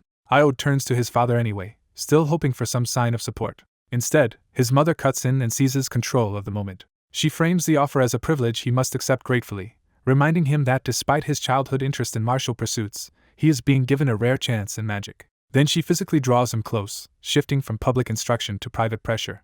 In a low, intense warning, she reminds him that he is her son and the one meant to inherit the patriarch's seat, and orders him not to forget that even in Arath. Her outburst finally prompts Theonis to intervene. She immediately softens her tone and pretends she was only encouraging her child as a mother. Privately, however, she resents sending Iod away, knowing the damned Asila branch would be delighted if he left for Arath. Even so, she concludes there is no real alternative. She reasons that Iod lacks the talent to survive the family's bullying, is too naive and weak-willed to endure their politics, and would be safer gaining power and allies in Arath instead. So she reminds him of the one thing that matters most to her: he is the legitimate son of Lionheart. Iod submits and answers her obediently as her son. The day after the banquet, Roberian departs with Iod for Arath. The other children of the branch families also leave and return to their own homes. Elsewhere, Eugene and Jihad settle into the now empty outbuilding. That same day, Eugene begins learning mana for the first time since reincarnating. He recalls that mana development is divided into two methods: breathing and body training, with breathing meaning drawing mana from the atmosphere through respiration. Body training gathers mana by conditioning the body itself, but while both methods are difficult, breathing is considered the more important one. In his previous life he had relied on body training before later switching to breathing under the guidance of Sienna and Vermouth. Now he notes that the Lionheart family's own mana method is breathing. He heads into the forest, where an older youth is already waiting to instruct him. The youth greets Eugene and moves the lesson forward without ceremony. As they enter deeper woods, Eugene learns of the family's vein of mana, a place where mana is densely concentrated and only direct descendants may enter. He is told that this vein was artificially created by Vermouth 300 years ago, and Eugene immediately grasps how monstrous that feat really was. Sensing Eugene's tension, the instructor asks if he is nervous. Eugene answers honestly that he is excited instead. The instructor warns that feeling mana for the first time will still be difficult, though Eugene's youth and the instructor's help should make it easier. He compares Eugene to Kian, Seal, and Iode, saying they began at 6 and still needed days, with Iode taking about a week just to sense mana. He adds that branch family children who start at Eugene's age usually need around a month.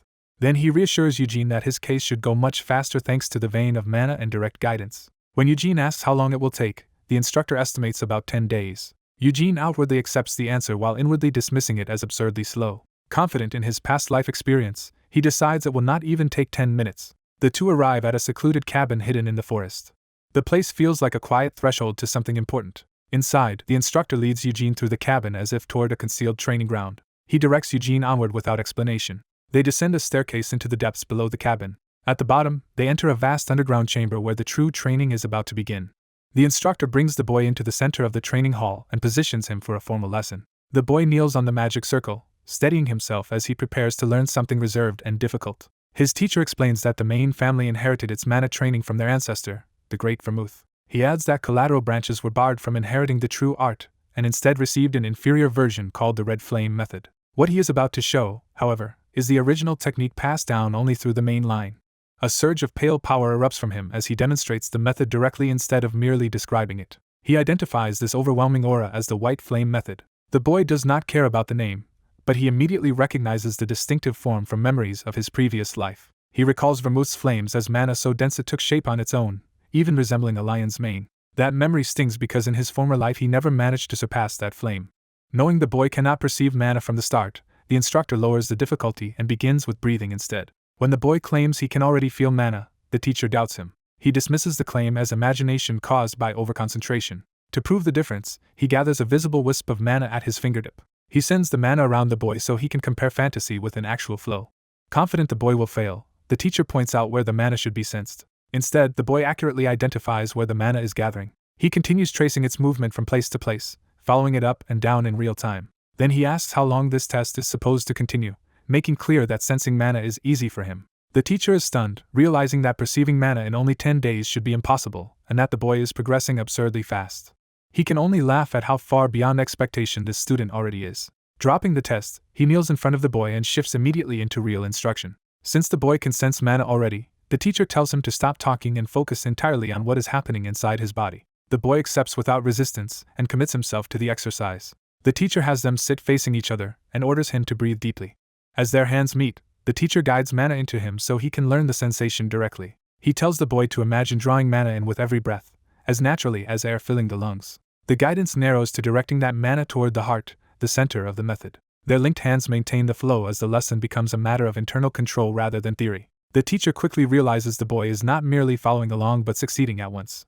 Blue-white flames begin to rise around the boy as he stabilizes the circulation on his own. Watching in disbelief, the teacher sees that the boy is already tuning the mana inside his body with steady precision despite having only just begun. He steps back and simply observes, recognizing that the process is advancing far beyond beginner level. Inside, the boy also judges the situation extraordinary. He concludes that sensing mana and breathing it through the body is easy because he retains the experience of his previous life. Even so, he notes that this young body accepts mana unusually well, letting him feel it with every breath. He also recognizes a limit. This body can only contain so much mana before reaching capacity. At that limit, the mana condenses at his heart into a bright core. He opens his eyes, realizing something fundamental has just formed inside him. The transformation settles, leaving him outwardly calm despite the breakthrough.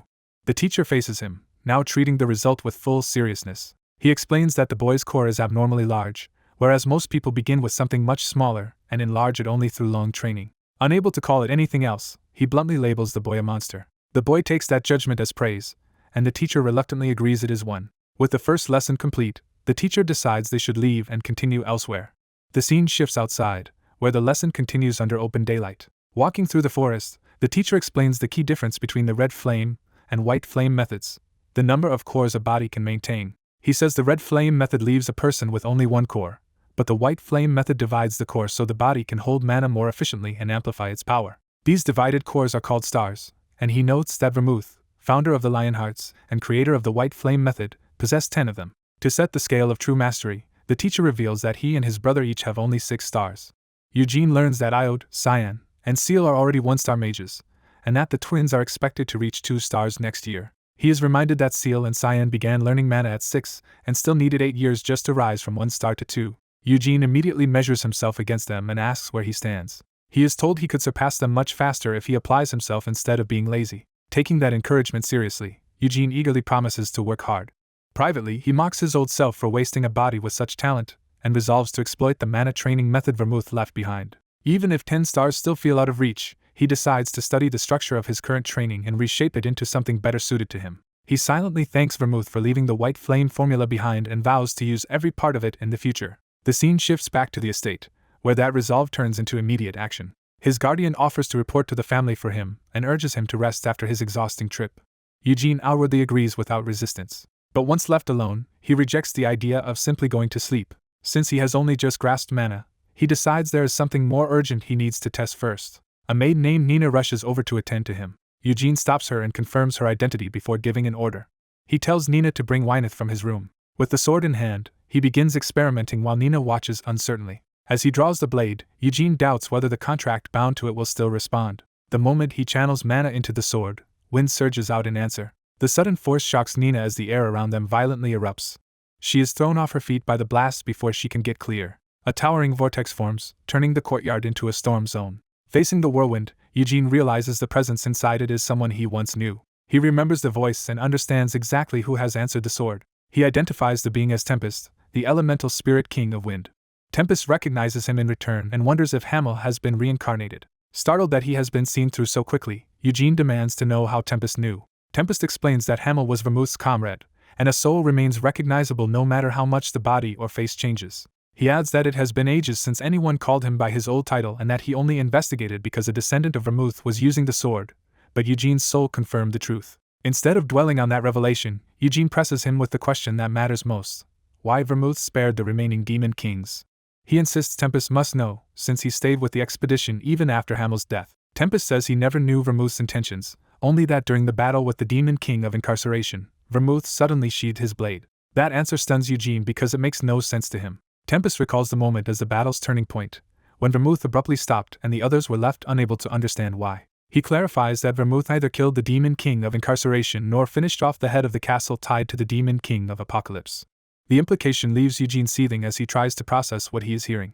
Convinced something is being hidden from him, he lashes out in fury. He demands specifics, arguing that if Vermouth struck a deal with the demon king of incarceration, Tempest should know what it was. Tempest refuses, saying he knows nothing about the contents of any such bargain. He explains that only those present knew the truth, and once Vermouth sheathed his sword, Tempest could no longer interfere in what followed.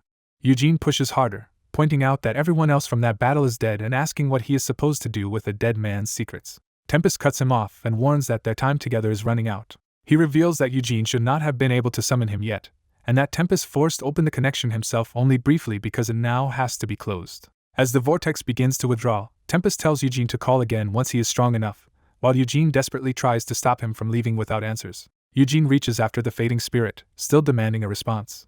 The storm collapses and hurls him to the ground, ending the contact. Nina runs toward him in alarm as the courtyard finally settles. Barely conscious and drenched in sweat, Eugene hears her calling his name. Later, he is laid in bed to recover from the strain of forcing that encounter. But even resting, Eugene remains awake, staring into the dark and turning Tempest's revelation over in his mind.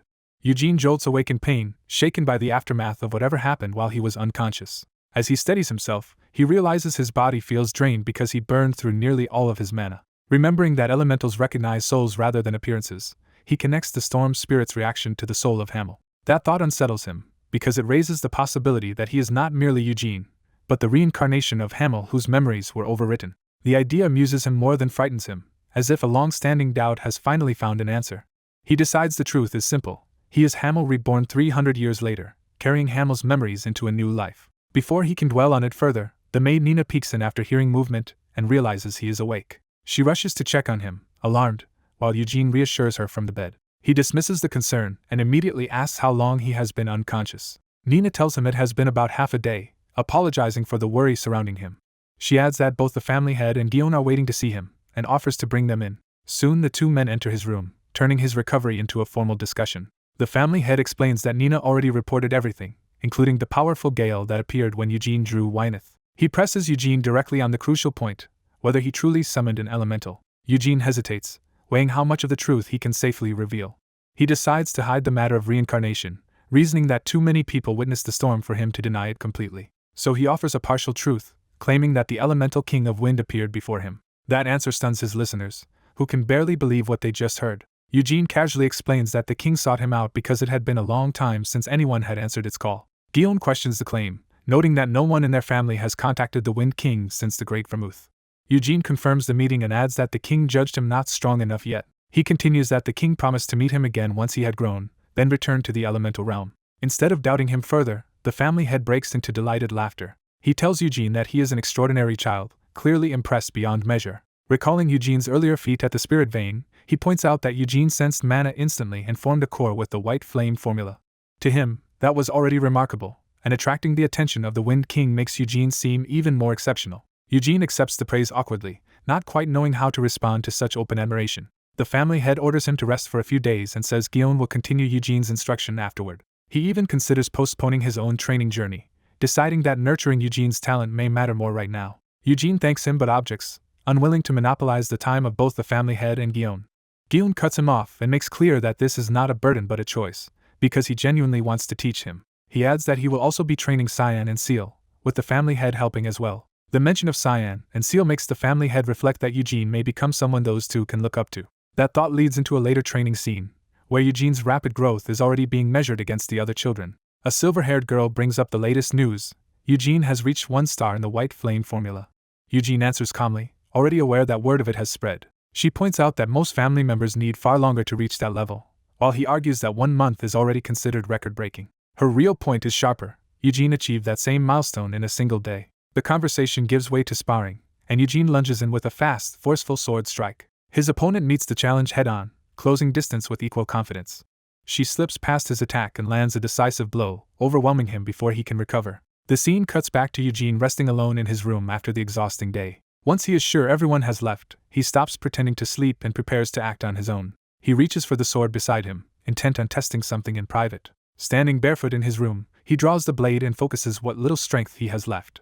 When mana begins to coil around the sword in response to his call, a tiny wind spirit appears above the blade, confirming that he can still summon an elemental even in his weakened state. He identifies it as a low-ranking sylph and notes, with disappointment, that his depleted mana can only manage this much. Still, he immediately questions the sylph, hoping it might carry some message from the Wind King. The sylph answers only with silence, leaving Eugene without the confirmation he wanted. A frustrated young swordsman dismisses the wind elemental's intelligence and gives up on reasoning with it. Instead, he orders the spirit to find Tempest and warn him that any lie will be answered with murder. The elemental bristles at the threat, clearly offended rather than obedient. It retaliates at once, smacking him across the head with a burst of wind. He turns after it as the spirit darts away, leaving him to cool down. Left alone, he reflects that he is the only one who died in the Demon King of Incarceration's castle while the other 4, including Vermouth, returned safely from Helmuth. That memory sharpens his suspicion, because only Vermouth and the Demon King should know the true events of that place. He decides he will eventually have to go to Helmuth himself and uncover what really happened. His thoughts widen to Ororth, where one of his old companions once was, then to Uraz, another place tied to his former comrades, and to Luhur, as he realizes those distant lands may hold the answers about the people he once fought beside. For now, though, he admits this young body is too weak to survive such a journey. He swears that one day he will still make those trips happen. That resolve turns inward as he starts reassessing himself. He examines the body he has grown into and recognizes how exceptional its physical potential is. Time has passed quickly, and Eugene Lionheart is now 17. Looking at his reflection, he judges the body impressive despite all the training he has already forced on it. Even reaching 3 stars in the white flame method feels insufficient to him. Compared with what he wants to become, this level still falls short. To fully exploit this gifted body, he concludes he must surpass what he achieved in his previous life. With that decision made, the scene shifts to the family estate under a clear day. He settles on his next step, going to Ororth to study magic. A nearby relative is stunned by the idea and demands an explanation. Eugene casually explains that during his usual white flame training that morning, the possibility simply became clear to him. His brother can hardly believe Eugene is serious. Eugene confirms that he truly thinks he can do it. He demonstrates by forming a stable 3-star mana ring. White flame power erupts around him, proving his control is real. The display leaves his brother staring up at him in shock. Unable to reconcile what he is seeing, the brother blurts out that it should be impossible.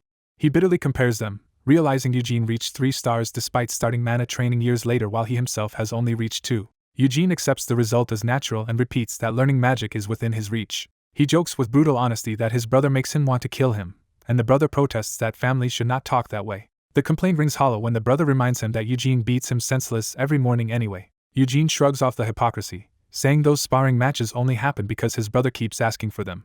That blunt answer leaves the brother flustered and searching for a better objection. He finally changes tack and asks why Eugene is suddenly talking about magic now, especially with the matter involving their brother Yuid still unresolved. The reminder brings up how Yuid went to Aroth to study magic after the bloodline ceremony but lacked the talent to become a true disciple of the great master there. The brother explains that even after years in the Red Tower, Yuid has accomplished little and remains stuck on the margins. Eugene instantly turns cold, making it clear he will not tolerate anyone belittling his older brother.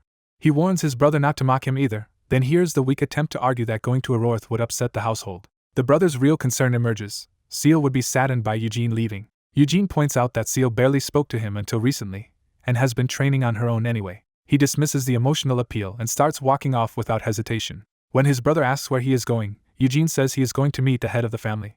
He intends to report his new 3-star status, and use it to secure permission before anyone can stop him. He strides away with confidence while his brother lingers behind, still rattled. As he leaves, Eugene casually kicks aside the dropped practice sword. Left alone, the brother can only stew over Eugene suddenly talking about learning magic again. The matter reaches the family head, who responds by asking whether Eugene truly means it.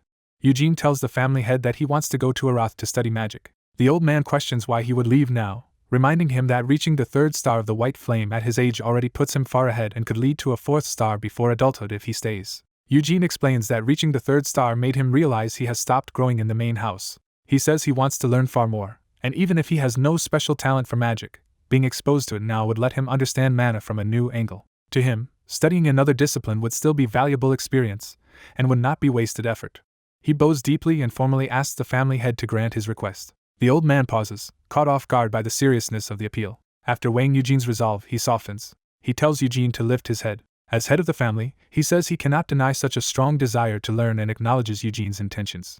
But before agreeing, he makes Eugene promise to stay away from black magic. He warns that Aroth shelters black magicians behind the excuse of freedom, and that their magic twists minds and bodies alike. He adds that the Lionhearts, as descendants of the Great Vermouth, have long upheld an unwritten duty to oppose black magic. Eugene already knows the old crimes tied to demons and black magicians and understands why the warning matters. The family head tells him not to worry, trusting that Eugene understands the line he must not cross. Eugene answers that he despises black magic as well. With permission settled, he leaves the audience chamber and heads down the hall. A knock from a nearby room stops him. He realizes someone inside wants a private word and goes to the door. When he teases the hidden speaker for not coming out, she admits she was training and does not want to be seen sweaty.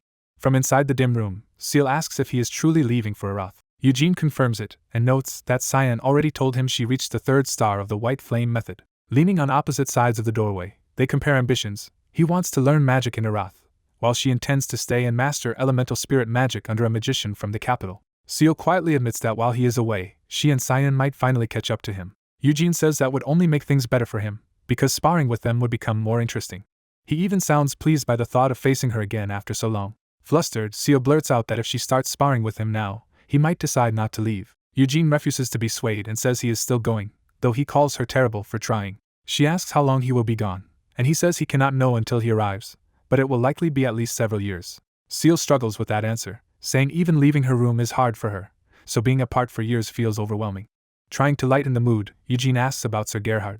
He says his father will manage fine without him, having already adapted to life in the main house and even grown comfortable there. Seal then points out that Guillaume will be sad, and Eugene reluctantly agrees. She brings up his brother as well, noting that Cyan clearly did not want him to go. That surprises Eugene for a moment, but he quickly reaffirms that he is leaving anyway. Seal can only tell him to train hard. Taking that as their farewell, Eugene turns and starts walking away. Yet Seal cannot help peeking back out after him as he leaves the corridor. She calls after him one more time to make sure he is truly going. Without turning back, Eugene gives her a casual parting wave. Left behind, she mutters that he is awful. Once he is gone, she finally admits to herself that she does not want him to leave either. Later, Eugene stands before his father for a proper farewell. Gerhard gives him plain, practical advice: avoid bad influences in Aroth, and do not neglect his studies. Eugene answers in the same familiar tone, telling his father not to use his absence as an excuse to stop exercising. Gerhard laughs, the exchange easing the pain of parting. Then he looks at Eugene with pride and realizes his son has grown taller than him. Eugene meets that moment in silence, feeling the weight of the goodbye. Gerhard ends it simply, telling him to take care of himself. At last, Eugene stands before a portal to Arath while his family watches from behind, and he prepares to step into the next stage of his life. As he prepares to leave, an older guardian anxiously asks whether he should be escorted. Eugene reassures him that he can handle himself, and does not need protection. The elder reflects that Eugene has already reached an exceptional rank for his age and is unlike the boy he once knew. Others gather to see him off while his father struggles to hold himself together. Eugene faces them calmly, ready to depart despite the emotion around him. He bluntly tells his father to stop crying, pointing out how dramatic this farewell has become. Trying to lighten the moment, he urges him to at least send his son off with a smile. His father fails completely and keeps sobbing anyway. The old man forces out an embarrassed laugh through his tears. Eugene softens for a moment, affected by the farewell even as he hides it. He turns away before the emotion can linger and heads for the portal. With a final promise to meet again, Eugene steps through and leaves them behind. He arrives in Arath, a vast magical kingdom built around a central castle and protected by 5 great towers. From there he rides a flying public carriage through the city in the sky. Looking over the unfamiliar skyline, he realizes this life is nothing like the Arath he knew before. The floating stations themselves embody Aratha's advanced magic, serving as both infrastructure and a symbol of its prosperity. A tour guide eagerly draws Eugene's attention to the wonders around him. The guide explains that this spectacle is one of the best expressions of Aratha's culture. He proudly adds that Pentagon has 15 floating stations, all created by the legendary Senya the Wise, leaving Eugene impressed. Eugene immediately asks whether even the public carriage was made by her. The guide confirms it, and assures him there is nothing to worry about. He explains that the system is ancient but carefully maintained, making accidents rare, though Eugene dryly notes that rare is not the same as impossible. As the guide moves on to the city's attractions, Eugene interrupts with a destination in mind. Before anything else, he decides he wants to visit Senya the Wise's mansion. The guide enthusiastically approves and lists it among the 3 sites no visitor should miss. Their carriage continues through the busy streets beneath the floating traffic of the city. The guide explains that after returning from the demon realm 300 years ago, Senya became master of the Green Magic Tower, and a statue of her now stands in its square. He adds that the mansion was her final residence, which she abandoned 200 years ago after leaving behind only a letter announcing her retirement. Eugene presses further, asking whether anyone ever learned where she went. The answer is no. Even her disciple and Aratha's greatest mages searched for her without success. Despite every magical attempt to trace her, she vanished so completely that no one could discover her destination. The guide offers a personal theory that Senya returned to the demon realm, noting that she disappeared on her birthday. Eugene immediately demands to know why anyone would think that. The guide points to Senya's past, saying she once left behind the body of Hamel and came back alone from the demon realm. He claims she never let go of that dead companion and left because she wanted to see him again. Pushing the gossip further, he suggests there had been hidden feelings between Senya and Hamel. That rumor finally snaps Eugene's patience, and he shuts it down with open contempt. The guide instantly realizes he has gone too far and apologizes. Eugene awkwardly reins himself in before the outburst turns into something more revealing. Misreading his reaction, the guide assumes Eugene simply hates the romanticized version of Senya and Hamel. Eugene redirects the conversation toward other theories about her disappearance. One major theory says she opposed dark magic so strongly that she vanished because of the Dark Magic Tower and its ties to demons. Some even believe dark mages assassinated her for trying to stop that power from taking root in Arath. Eugene rejects that explanation, arguing that ordinary dark mages would never have been strong enough to kill Senya. The guide agrees that this theory was mostly dismissed for the same reason. Eugene then considers a more dangerous possibility, not a dark mage, but a demon king. The thought gains weight because Helmut still backs Aratha's Dark Magic Tower, keeping demonic influence alive there. If Senya stood in the way of those interests, her very existence could have made her a target. Eugene concludes that such enemies would have had every reason to want her dead. As the carriage rolls on through Aratha's bright streets, his visit has already turned into a quiet investigation into Senya's fate.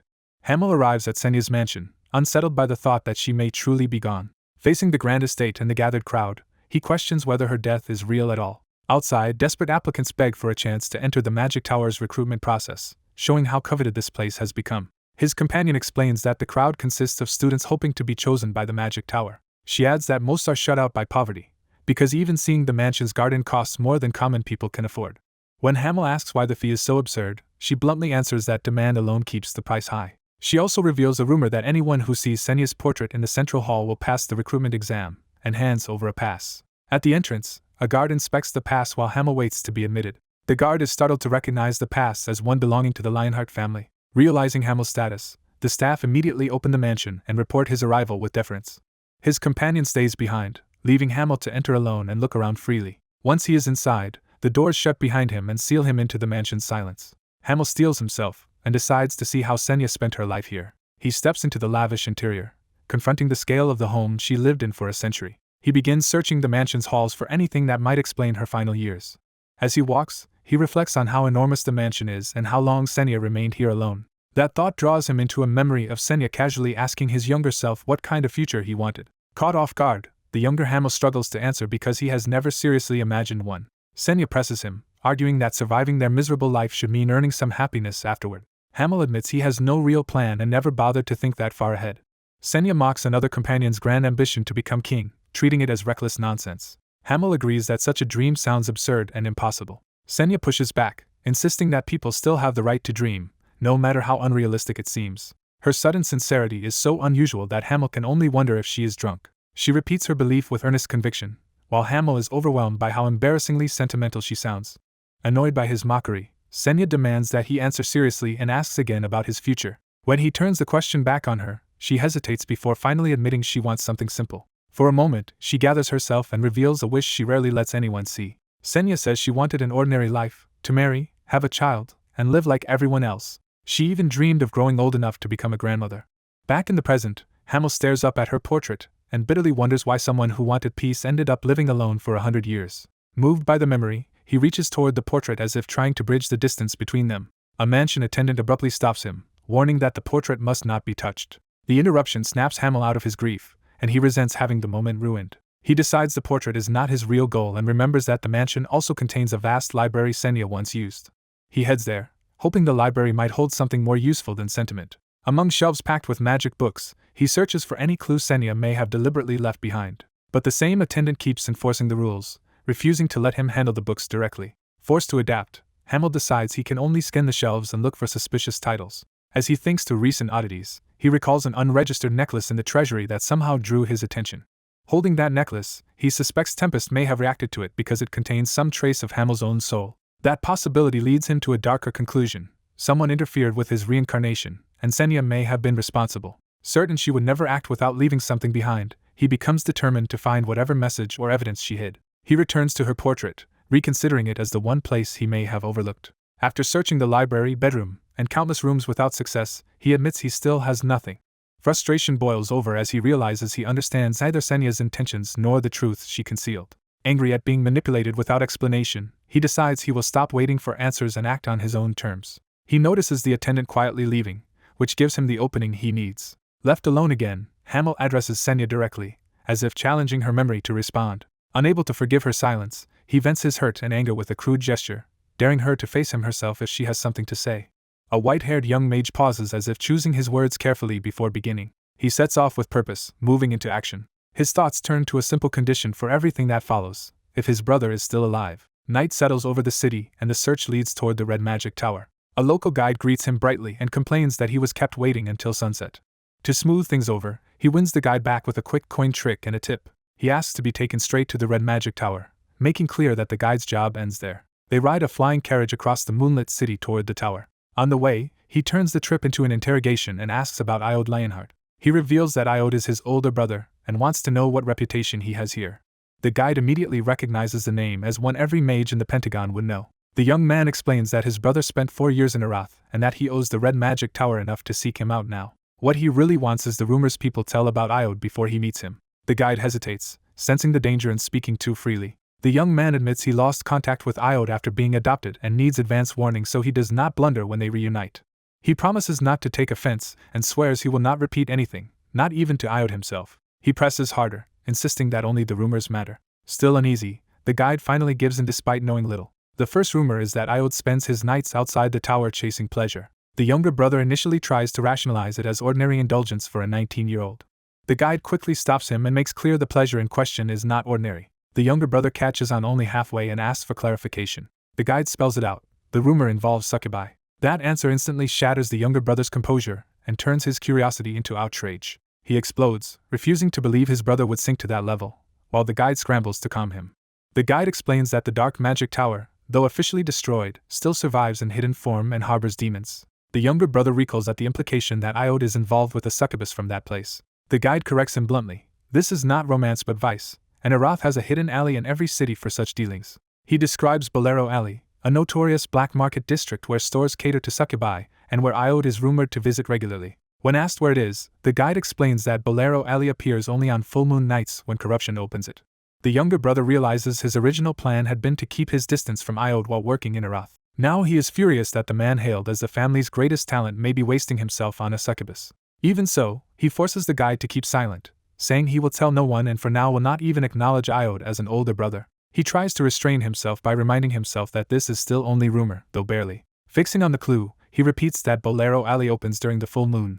Their carriage reaches the towering spire of the red magic tower above the city. At the entrance, a young witch waits to receive him. She confirms that he is Eugene Lionheart. He answers yes, and she introduces herself as a representative of the red magic tower. She says the tower's owner was supposed to greet him personally but has been delayed by a minor problem. That so-called minor problem immediately erupts above them with a violent blast from the tower. Looking up, Eugene wonders if some kind of accident has occurred. The witch explains that the red magic tower specializes in summoning, the branch of magic most prone to catastrophic failure. Her warning is proven at once as shadow beasts burst out in a surge of dark energy. Before they can descend, enormous crimson magical hands seize the creatures midair. The hands crush the shadow beasts apart in an instant. A blonde mage drops into view amid the shattered remains, clearly the one controlling the spell. His expression shows cold irritation rather than relief, as if this mess is beneath him. Floating before the stunned tower mages, he dryly praises their brilliance for somehow producing a Labossac summoning circle from shadow beast remains. He then warns them that if that shadow beast had escaped, its mindless instinct for destruction would have turned the city into a massacre. Two junior mages, terrified by what they have done, beg forgiveness from someone they have offended. A blonde mage cuts off their pleading and orders them to leave at once. He suddenly senses something else nearby and turns his attention away from them. Realizing who has arrived below the tower, he immediately heads down to meet him. He lands before Eugene, making it clear he came specifically for him. Seeing Eugene again after years, he is struck by how much the boy has grown. He greets Eugene warmly, noting that Eugene has changed while Roberian has not. Roberian jokes that his unchanged appearance is only because he preserves his youth with magic. Eugene recognizes that Roberian is far stronger than he seemed years ago, thanks to Eugene's own mana training. He judges Roberian to be one of the 5 masters of the magic towers, though still beneath Sienna. Roberian confirms he heard from Gilad that Eugene wanted to study magic. He encourages Eugene, saying magic is difficult but fascinating and that Eugene should handle it well. Mid-conversation, Roberian notices movement from inside the tower. He turns toward the entrance, already suspecting who is there. His suspicion sharpens into certainty as he reacts to the presence behind the door. Inside, a nervous young man recoils in panic after being discovered. Eugene recognizes him as Iod Lionheart. Eugene immediately recalls hearing that Iod has been humiliating himself around town with scandalous rumors. Roberian pointedly invites Iod out to greet his brother. Iod stalls awkwardly, scrambling for a way to face Eugene. Eugene smoothly takes control of the moment by offering a calm, formal greeting and expressing willingness to work together. Caught off guard by Eugene's composure, Iod can only stammer a reply while Roberian watches. Roberian loses patience with the awkwardness and tells Iod to stop lingering and go back upstairs if he has nothing useful to say. Iod obediently retreats and shuts himself back inside. With that embarrassment removed, only Eugene and Roberian remain outside the tower. Roberian apologizes for Eugene having to witness such a pathetic scene, and Eugene dismisses it. Roberian then asks why Eugene wanted to avoid learning magic directly from him despite Gilad's message. Eugene explains that learning under Roberian would only invite more complaints and gossip about the Lionhearts. He says that is why he wants to study magic independently for now. Roberian accepts that reasoning and promises not to burden Eugene with expectations or interfere. Instead, he assigns Hera to help Eugene whenever needed, and Eugene thanks them. Roberian also offers Eugene a place to stay in the tower while he remains in Arath, even if it is not the family's main residence. Eugene's first request is immediate access to the tower library. A month passes after Eugene begins at the Red Magic Tower. During that month, he goes to the library every single day without fail. He spends his days buried in magical texts from morning until late at night. But he does not neglect practice, rising even earlier to train his mana before studying. He also keeps pushing his body through nightly physical training until he is drenched in sweat. Though he sleeps less and less, his heart and body recovers enough to sustain the pace. After exhausting the library's magic books, Eugene decides he is ready to begin in earnest. From his reading, he learns that 3 centuries ago Sienna established a clear magical procedure that later spread widely through Arath. That system is called Circle. Its principle is to connect mana within the body and cycle it into a ring, with greater capacity producing a larger circle. He also learns that nearly all mages still use this method, aside from spirit mages and dark mages who follow different systems. Armed with that understanding, Eugene goes to begin practical instruction. Hera receives him inside the tower's training room. Eugene confirms that they will start with Circle, as expected. Hera explains that while other formulas exist, Circle has remained the most effective standard for 300 years. Eugene immediately challenges the premise, saying he wants to alter the formula, and Hera asks how he intends to do that. He reveals his goal: to build the Lionheart method of mana management into the circle system. A young mage named Eugene is called on, drawing tense attention from his instructor. The witch explains that mana control in martial arts and in magic are different, and that proper technique and incantation are normally required to cast spells. She warns that forcing an unproven approach could injure him, or even kill him. Even so, Eugene insists on trying it himself. Confident in his preparation, he trusts the knowledge he gathered from the library and decides to test his theory.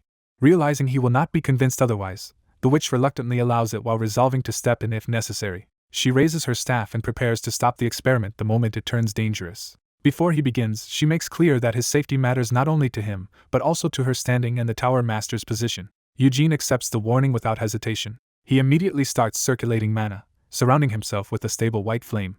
The witch watches closely, bracing for the attempt to fail. Instead of collapsing, Eugene's mana rises smoothly and holds its form. As he works, he reasons that the white flame method and magic circles operate on the same basic principle. He identifies the key difference as internal stars in the heart versus external rings that regulate mana. From that insight, he decides to substitute circles with stars and carefully adjust the amount of mana rather than guess recklessly. The witch is startled when his control proves far more precise than expected. She realizes he is handling a large volume of mana perfectly, and is alarmed that the unstable energy still refuses to disperse. Eugene condenses that controlled mana into a small fireball in his hand. He refines the spell further, compressing and shaping the flame with increasing stability. The fireball grows brighter and more complete under his control. Then he transforms the spell entirely, converting the fireball into a magic missile without using a circle. Watching the change, the witch realizes he has cast and converted spells through calculation alone, without relying on a formal framework. Eugene judges the result a decent first success. Wanting proof against a real target, he asks her to summon a monster for testing. Still uncertain but cooperative, she agrees and chooses a golem as a safe enough opponent. She summons a Cabrium golem into the room. She explains that the construct lacks defensive spells, but its Cabrium body is tough enough to shrug off most attacks. Satisfied, Eugene prepares his newly formed magic missile and takes aim. He fires a concentrated beam of force straight at the golem. The attack punches through the Cabrium shell, shattering the golem's chest. The destroyed construct leaves both the witch and the Tower Master staring at the damage. The Tower Master confirms that Eugene truly casts circle-based magic through the white flame method. The witch reports that Eugene's mana density and purity are extraordinary, and that even his basic offensive spell exceeded what a normal 3-circle mage could produce. The Tower Master concludes that replacing circles with martial mana control is less impressive than frightening. They assess Eugene as having reached 3 stars in the white flame method and wonder whether that effectively equals 3 circles. Later, after Eugene has gone out, the Tower Master asks where he went. He calls for Hera and questions her directly. Deciding Eugene deserves more than ordinary treatment, the Tower Master considers writing him a recommendation to Acreon. Hera is shocked, since the Royal Library of Acreon is normally restricted to high-ranking mages and nobles. The Tower Master insists Eugene is exactly the kind of talent who belongs there. He notes that Eugene mastered entry-level texts within a month, and used his own method to break a Cabrium golem's shell. On that basis, he resolves to write the recommendation himself. Hera worries that other mages may see such favoritism as unfair. The Tower Master dismisses that objection as mere jealousy from anyone unwilling to acknowledge obvious talent. He then asks why Eugene went out at all, since he should know no one in Arath. Hera answers that Eugene said he was going to meet a friend. That claim catches the Tower Master off guard. The scene shifts to Maldane Square, a public plaza in the city. There, a statue of Sienna stands prominently over the square. Looking up at it, Eugene recognizes Sienna's familiar satisfied smile and is pulled into memory. Eugene is confronted by a towering older man who clearly knows him. The man recognizes Eugene immediately and fondly confirms his identity. Eugene hesitates, then realizes this imposing stranger is Gargus. Gargus introduces himself as Gargus Lionheart, and Eugene is stunned by how absurdly mature and massive he has become. Their reunion quickly turns into comparison, with Gargus noting Eugene has grown too, though nowhere near as much.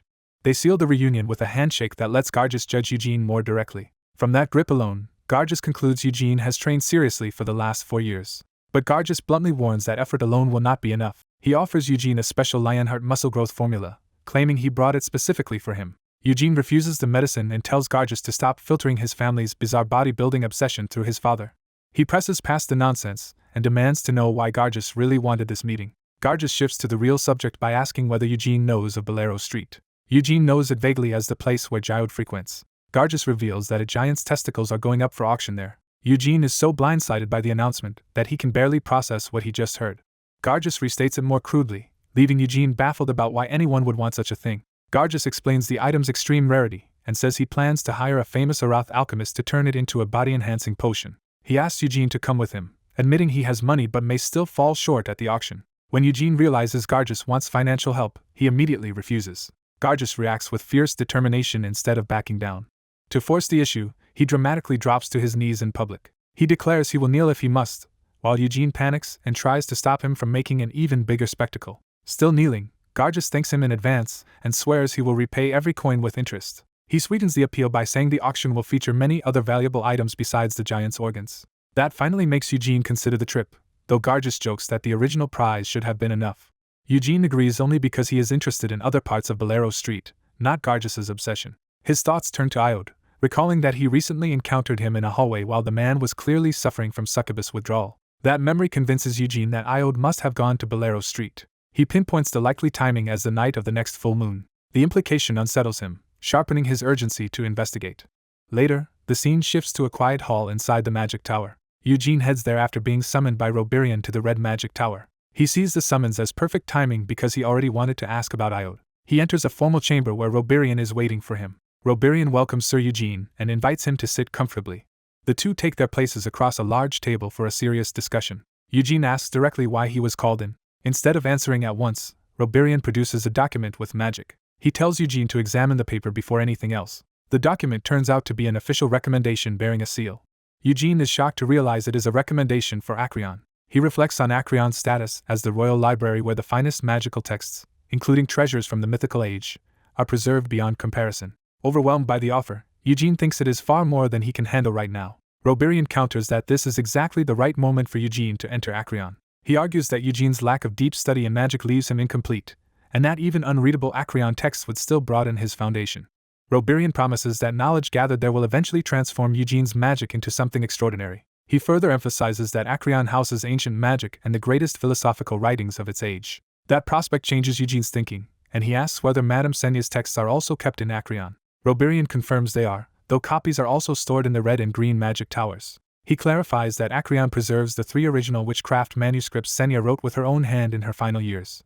The Tower Master explains that witchcraft is Aratha's greatest magical text, and because complete copies no longer exist, even access to its first volume is exceptionally valuable. He adds that only the first volume was ever published, but mastering it alone should make further magic texts almost unnecessary. The young mage admits that when he first studied witchcraft, everything he had learned before suddenly seemed trivial by comparison. The Tower Master makes clear this praise is not yet a formal endorsement for entry into the Acreon, because he wants the young man's honest judgment first. Seeing an opening, the young mage asks whether that favorable judgment could be turned into a written recommendation.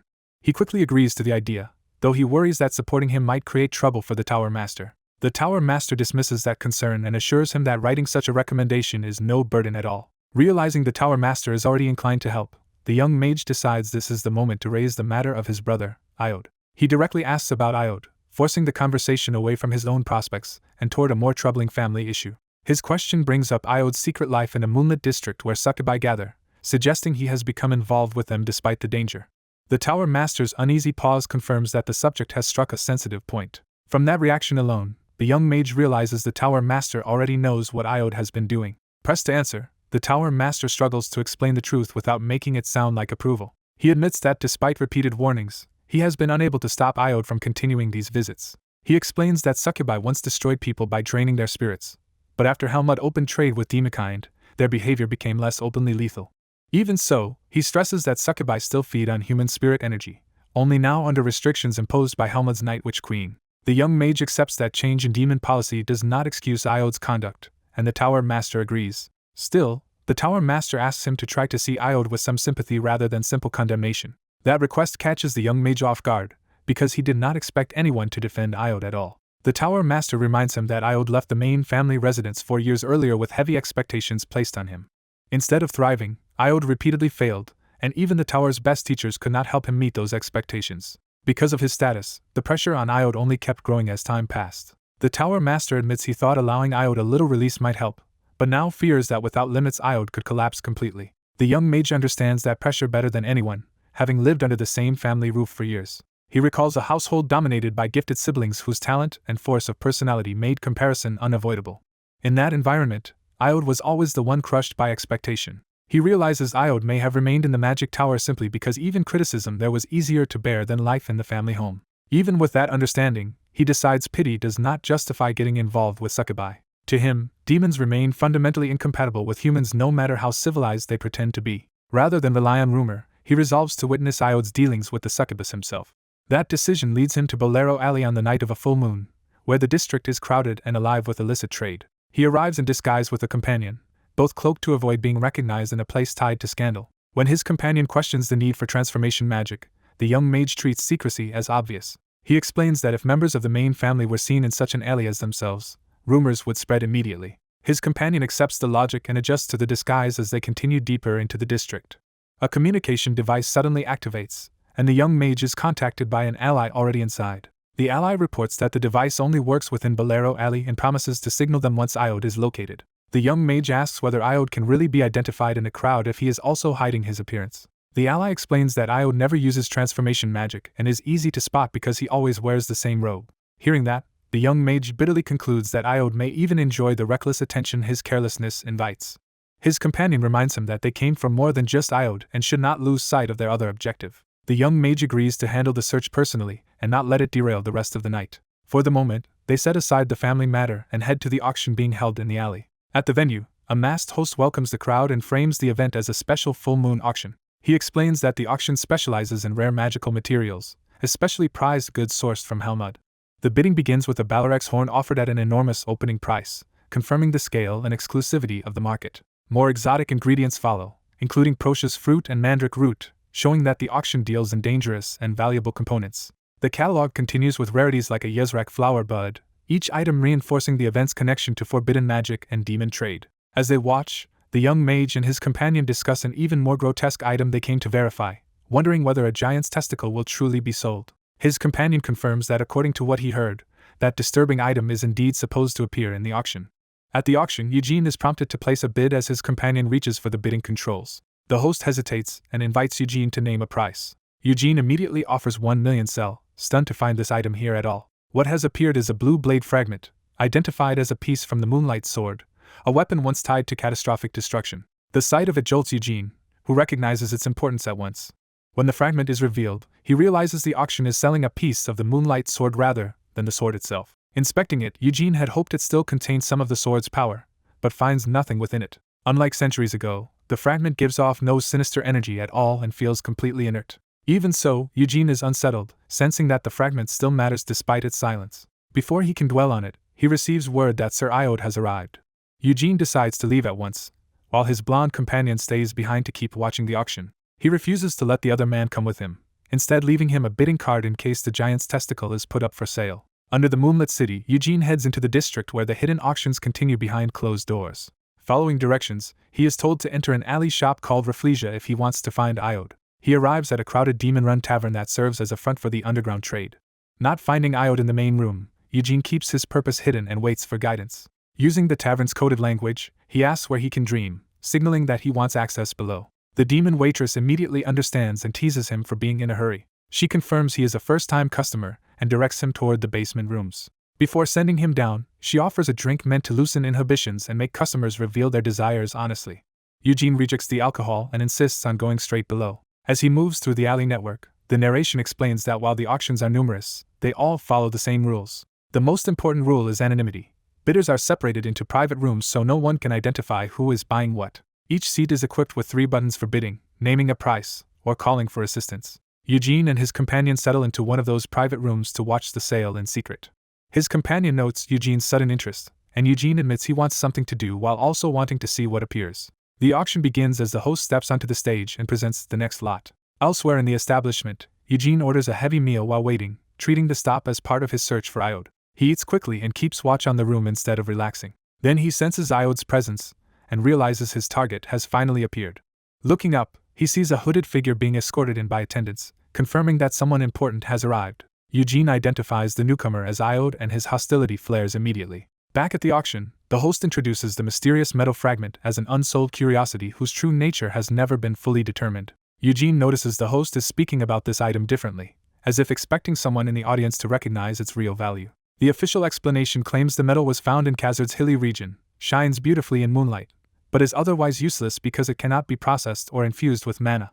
To ordinary buyers, it is presented as nothing more than decorative material with an attractive glow. The bidding opens at the exact 1 million cell Eugene had already named. That starting price confirms his suspicion that the fragment is being treated as more than a trinket. He immediately presses the bid button to secure it before anyone else can act. The fragment is delivered to him as the item he successfully won.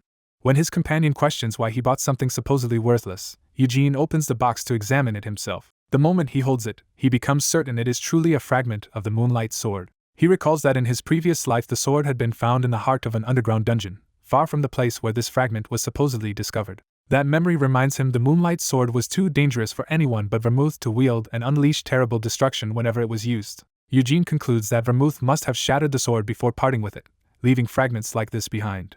Following the trail to Rafflesia, Eugene reaches the marked entrance of the place he was told to find. He stops before the sign, confirming to himself that this is the correct destination. 2 demon guards confront him at the entrance and demand to know whether he is a customer. Seeing demons face to face stirs memories of the life in which he would have killed them on sight, but he restrains himself. Keeping his purpose controlled and direct, Eugene tells the guards he wants to go inside. At the dream house, the staff explains that entry costs 2 million and the final fee depends on how long the customer stays and what kind of dream is requested. The hooded visitor pays the entrance fee without hesitation. With the payment accepted, he is formally admitted inside. A succubus assumes he came for sex and teasingly offers to take him to a bedroom. She leads him deeper into the building while he follows in silence.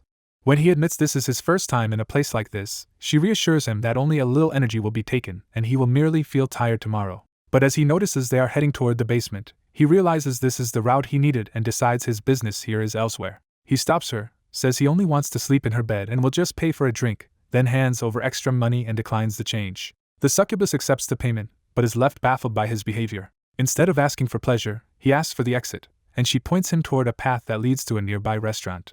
Outside, 2 attendants carry out a heavily intoxicated man under their arms. The hooded visitor recognizes the drunk as Iode, the eldest son of the Lionheart family, and is disgusted that a noble fool would not only visit a succubus but also rely on a demon's support. He watches as Iode is escorted away through the restaurant. Realizing his target is leaving, he abruptly gets up to follow. He trails Iode and the attendants into the night streets, keeping his distance. When the group changes direction, he wonders where they are taking him. He continues shadowing them through a darker alley. The attendants bring Iode to a secluded building and take him inside. The pursuer slips closer and peers in after them. As he steps into the alley to continue, armed men suddenly block his path. A group of thugs confronts him and treats him like an intruding child. Their leader warns him that this is no place for customers and orders him to leave. Instead of backing down, the hooded man demands to know what kind of place this really is. The leader answers by grabbing him by the throat to force him out. He tightens his grip and makes clear the threat is real. The hooded man calmly mocks him, seizes the arm holding his neck, and turns the intimidation back on him. The thug realizes too late that he has grabbed someone far stronger than expected. With one brutal counter, the hooded man smashes the leader away and leaves him bloodied. The fallen brute crashes to the ground, shocking the other 2. They drop any pretense and rush in with blades, vowing to kill him. He stands motionless between them while their unconscious ally lies at his feet. The knife fighter lunges first, trying to catch him off guard. The swordsman follows from the other side, aiming to overwhelm him together. Their attacks converge, but he slips through the opening before either strike can land. He counters in a blur and knocks both attackers out almost instantly. The 2 men are hurled across the alley, ending the fight as quickly as it began. Planting his boot on one thug's head, he addresses them as if they still owe him answers. He demands to know what this place is, only to find they are already unconscious. Deciding questioning them is pointless, he moves on. He concludes it will be faster to inspect the building himself. So he kicks straight through the wall or door and forces his way inside. Dust and smoke spread through the hidden room as he enters a wrecked interior. Seeing the haze, he suspects drugs are involved too and grows even more contemptuous of Iode for sinking this low. His intrusion startles the people inside, who demand to know who he is. A beastman gangster realizes the guards outside should have stopped any intruder and understands something has gone wrong. The hooded man openly mocks the scene, pointing out the absurd alliance of human, beastman, and demon gathered around narcotics. The beastman leader immediately orders the others to kill him. The intruder answers by forming magical finger gun blasts with both hands. His barrage tears through the attackers before they can reach him, dropping them in an instant. With the room cleared, he ignores the dying gangster's last breath and demands to know where Iode is. A beastman servant freezes in terror, realizing he has been cornered and can no longer hide what he knows. The cloaked swordsman makes it clear he does not need a confession and will track the target down himself. That threat shocks the servant and his companion, who understand the intruder is already closing in on the truth. The swordsman unleashes a surge of power through his blade to force the surge forward. His magic tears through the building in a violent sweep, overwhelming everyone nearby. The attack bores upward through the structure, smashing through floors in pursuit of the hidden room. A hole opens into an upper chamber, exposing another place that had been sealed off from below. Reviewing the search, he concludes the first and second floors are empty, leaving only one possible hiding place. He identifies the third floor as the final location and commits to breaking straight into it. A concentrated blast punches through the ceiling to reach the room above. Wrapped in swirling mana, he rises through the breach and takes control of the upper floor. He lands and advances immediately, wasting no time now that the trail has narrowed. He confirms there is only one room here, which means Iode must be inside it. Before he can enter, dark energy erupts from the door, revealing a trap or guardian waiting for him. He reacts instantly and brings out a blue crystal fragment as a countermeasure. The red dark magic crashes toward him, trying to consume him before he can proceed. The crystal fragment intercepts the attack and disrupts the spell instead of letting it strike him. The fragment holds firm, proving it can neutralize the hostile magic. He realizes even a shard of the Moonlight Sword still carries its anti-magic effect, and that is enough to block the curse. With the attack stopped, he identifies the force behind it as dark magic. The hooded mage is stunned that a killing spell was blocked by some kind of defensive mechanism he does not understand. That resistance recalls a warning against meddling with dark magic, hinting at an old connection to this danger. The swordsman bitterly remembers that the warning came from Gilad Lionheart, even though Gilad's own bloodline and Vermouth's descendants became entangled in this corruption. He confronts the mage directly and offers one chance to flee before he starts hunting him too. Instead of backing down, he begins drawing on a different power gathering at his chest.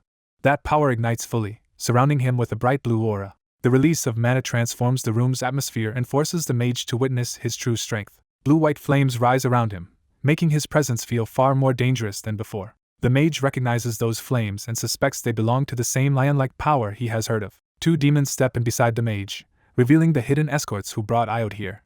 The demons size him up, preparing to kill him before he can reach their captive. He immediately identifies them as the demons responsible for transporting Iode. The demons tense under the pressure of his aura, but still move to engage. He launches first, closing the distance before they can coordinate an attack. Settling into a combat stance, he prepares to cut through them head-on.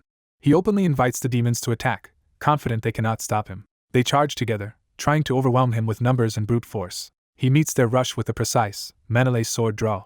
The slash explodes outward in a storm of force that tears through both attackers. The demons are ripped apart and thrown back, their assault broken instantly. One survivor tries to press in at close range despite the damage, desperate to land a blow. The demon lashes out with vicious claws in a final counterattack. Its strike is reduced to a severed hand before it can reach him. The swordsman follows through in midair, keeping the demon completely under his control. He shifts from the blade to raw force, reaching for the demon himself.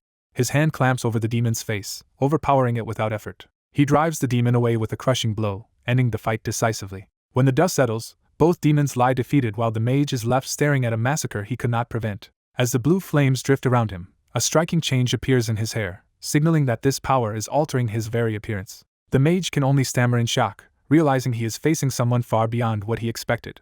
A white-haired man recognizes Eugene Lionheart, and realizes the person before him is the one he has been searching for. Because Eugene knows about his wrongdoing, the man understands he can no longer hide what he has done. Eugene corners the terrified cultist with a drawn sword, forcing him to beg for a chance to explain. The cultist recalls that the ritual spiraled out of control because the target would not stop resisting. In desperation, he had tried to finish the victim by unleashing a killing curse through dark magic.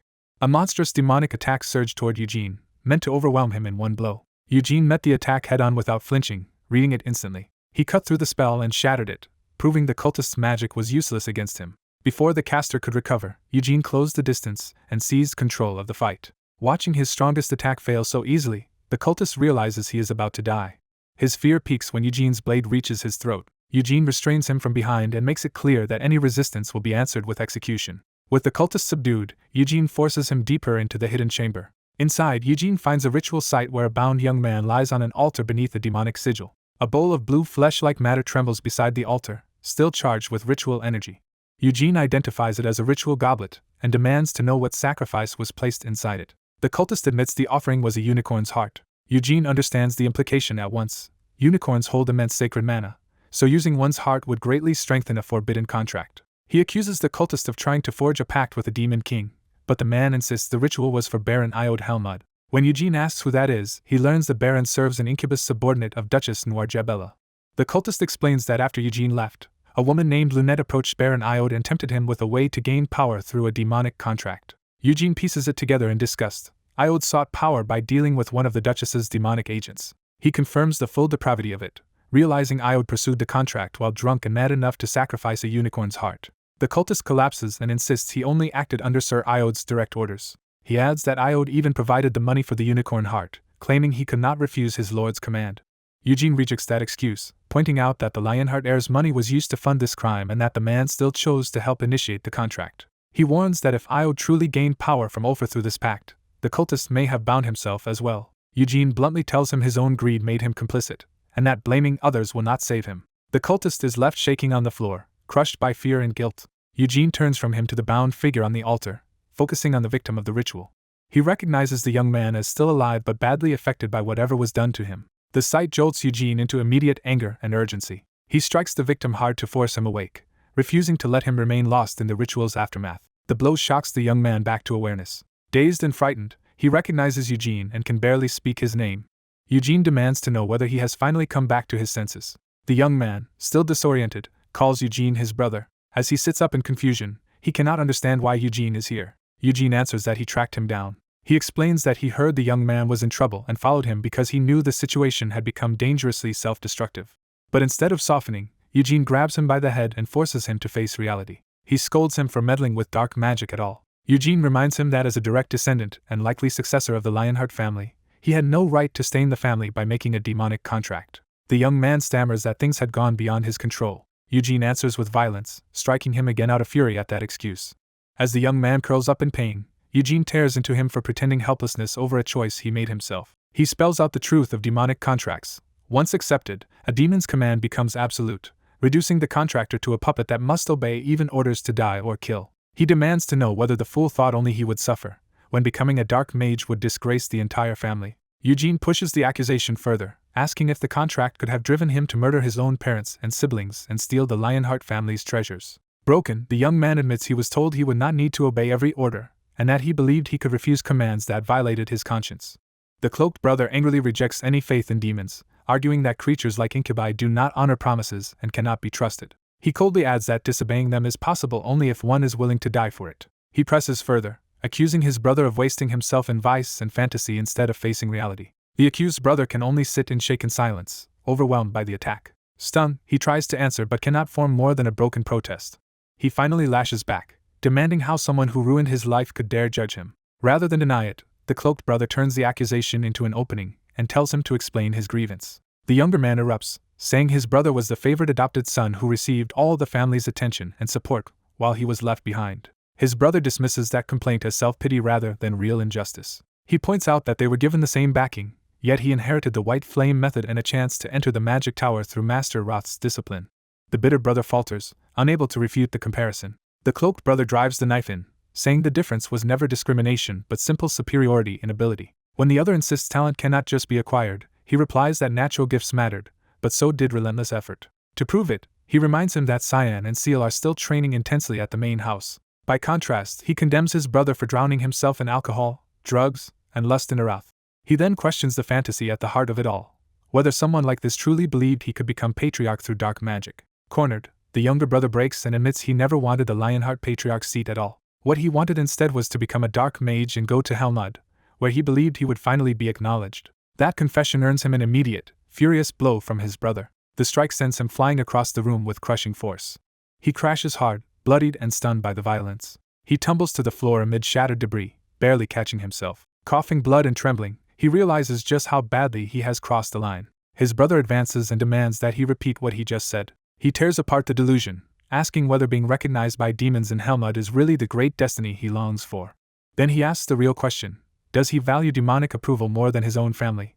And does he truly think demons would honor any worth in him? He clarifies his view with brutal honesty. Outside being born first in Lionheart, his brother has no value at all. The younger man is left speechless, shaking under the humiliation. His brother condemns him as someone who was handed blessings others could never obtain, and still chose to wallow in complaints. Having said enough, he decides the matter is beyond private argument, and summons Sir Roberian to handle it.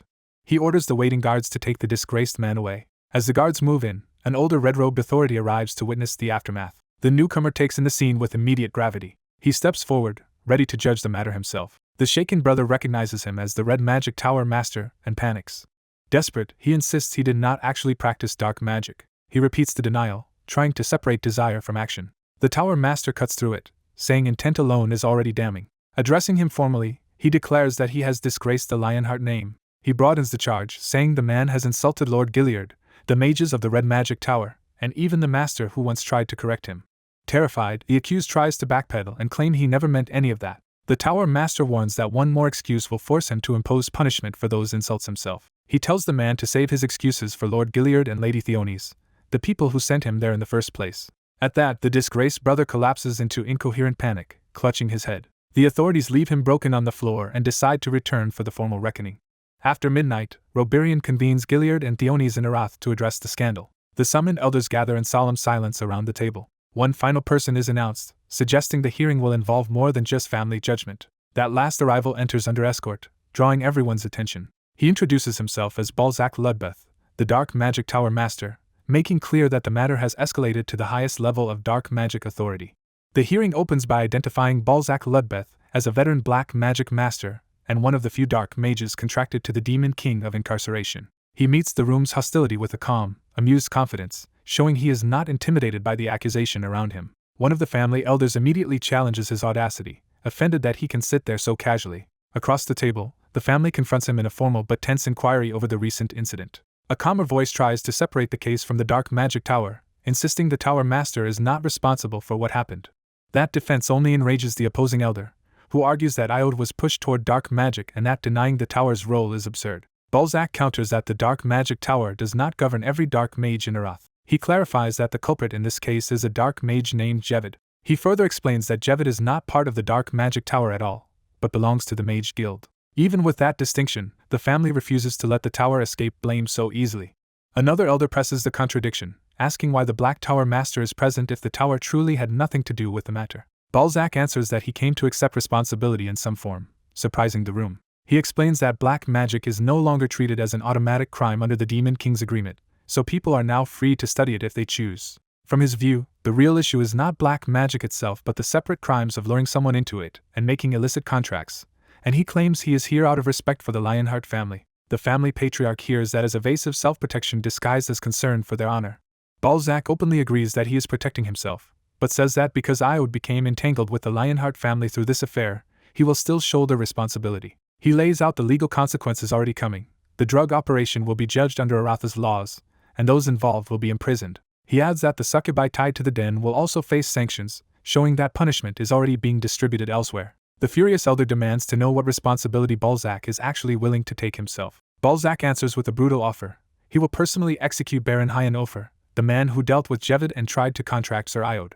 The room falls into a brief, heavy silence as the weight of that proposal settles over everyone. Balzac then raises dark magic, shifting from legal explanation to open invocation. He claims he is now speaking with the authority of the Demon King of Incarceration. That declaration shocks the young Leonhardt heir, who instantly understands the political force Balzac is bringing into the room.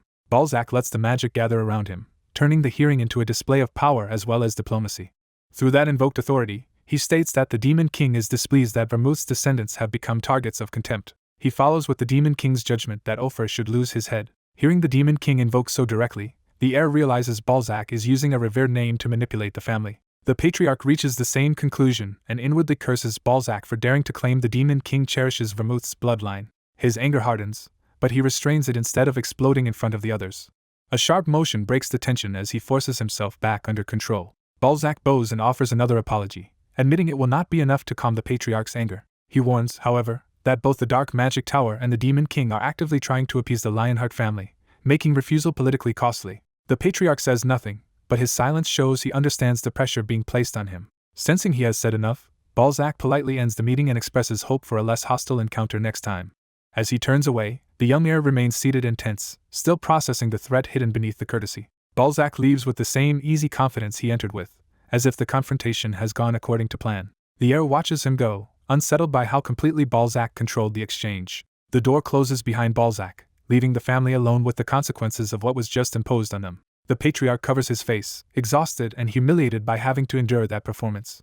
He then asks Eugene to leave, making it clear the remaining discussion is for the elders alone. Eugene obeys immediately and withdraws without protest. Once he is gone, the room settles into a quieter, more intimate reckoning among the family members. The patriarch admits they have wronged Sir Roberian and blames the situation on his own negligence. The blonde woman rejects that self-blame and says the real fault was her excessive harshness toward Iode. After reflecting, the patriarch decides that Iode should be brought back to the main family residence. That decision startles the other elder, who had not expected such a reversal. She objects that Iode does not need to return, arguing he only dabbled in dark magic and was not truly corrupted. She presses further that a single mistake should become a lesson, not a permanent condemnation, and urges leniency. The patriarch answers from the family's long history. In 300 years, the Lionheart main line has never produced a dark mage, which is why Iod's case cannot be treated lightly. A family elder refuses to excuse Iod's disgraceful conduct and decides he can no longer remain in Arath. Another relative fiercely objects, insisting Iod must not be allowed back into the main family residence. It is made clear that while the main branch lives in the estate, Iod has only been staying in Arath rather than truly accepted there. The woman accuses the elder of neglecting his own son while favoring an adopted outsider, and that outsider's children over his blood family. The elder challenges that accusation instead of accepting her version of events. He argues that he treated all the children equally, and only sent Iod to Arath because the boy wanted to study magic. She slams the table and turns that explanation into a harsher accusation about his failure as a parent. Rising in anger, she presses the attack while he sits in silence under the pressure. She insists that if he had truly cared, he would have arranged proper guidance for Iod instead of leaving him to drift under another master. The elder finally breaks, begging her to stop.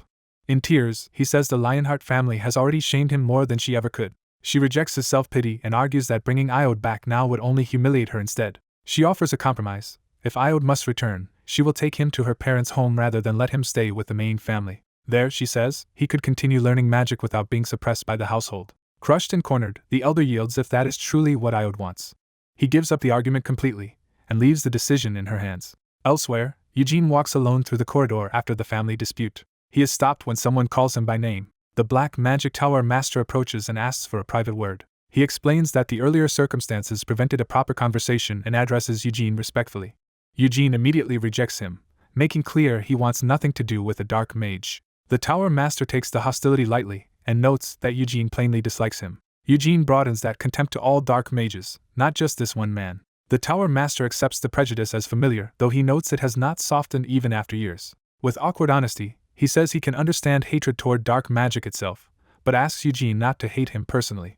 Eugene offers only silence, refusing to soften. The tower master shifts tactics and brings up Eugene's famous performance at the blood succession ritual. He adds that Eugene's magical talent is exceptional and that Eugene has even earned a recommendation for Acreon. Then he reveals why he sought Eugene out alone. He has something useful to offer beyond that recommendation. Eugene demands to know what he means. The tower master explains that entry with only a red magic tower recommendation leaves room for rivals to challenge Eugene's qualifications. As Black Magic Tower master, he offers to write Eugene an additional recommendation himself. Eugene is suspicious and asks why he would go that far. The man admits he is interested in Eugene's talent, and also wants to spite a red mage master who despises him simply for being a dark mage. He adds that supporting Eugene would also improve his standing with the Lionheart family, making the offer beneficial on several fronts. Eugene accepts the practical advantage, but warns that taking the letter will not make them friendly. The tower master says that is enough, as long as Eugene does not hate him any more than he already does. Having said his piece, he turns to leave and apologizes for delaying Eugene. Before letting him go, Eugene abruptly asks whether he was truly uninvolved in what happened with his brother. The question halts the tower master in place. Without turning back, he answers only that he is proud to be a dark mage. He explains that dark mages are routinely denied opportunities because of prejudice, and he would rather give those chances to the talented than let bias waste them. He leaves Eugene to decide whether that answer is enough. Eugene recalls Iod and weighs the implication of that evasive response. Disgusted, he dismisses the man as pathetic and walks away.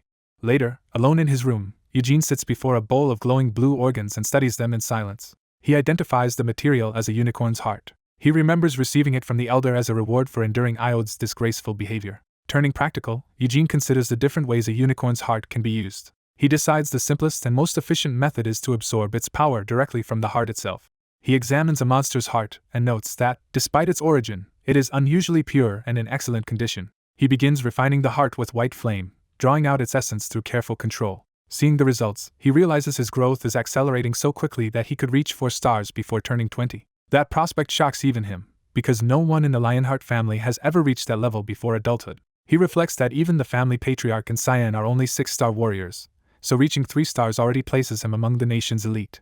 With that in mind, he resolves not to stop here and decides to push himself toward becoming a 5-star. He commits to pouring everything vermouth left behind into mastering the white flame formula. He declares that he will fully absorb the white flame vermouth created. That determination is abruptly derailed when his companion fixates on buying a giant's testicles as if they were a priceless treasure. Eugene is left disgusted and incredulous by the absurd obsession. The man insists they hurry, warning that if payment is not made by midnight, the item will be sold to someone else. So they head to Pentagon's public bank to secure the money before the deadline. At the bank, Eugene presents a black card, stunning the clerk with proof of overwhelming financial authority. The clerk eagerly offers premium treatment by suggesting a private account, but Eugene shuts the idea down immediately. With the deposit arranged, Eugene decides there is nothing else to do there and turns back. His companion happily explains that the item will be delivered to Eugene's lodging once the payment clears, treating this as a rare chance to see a giant's anatomy in person. Eugene cannot believe he is being dragged across the city for something so ridiculous, and calls the whole idea insane. Deciding the argument is pointless, he gives up on protesting and moves on. The man misreads Eugene completely and even offers to share some of the giant's essence, which Eugene rejects outright. Eugene makes clear that he has no interest in the giant's testicles at all. What he really wants is to compare the red flame method Gargas learned with the white flame formula.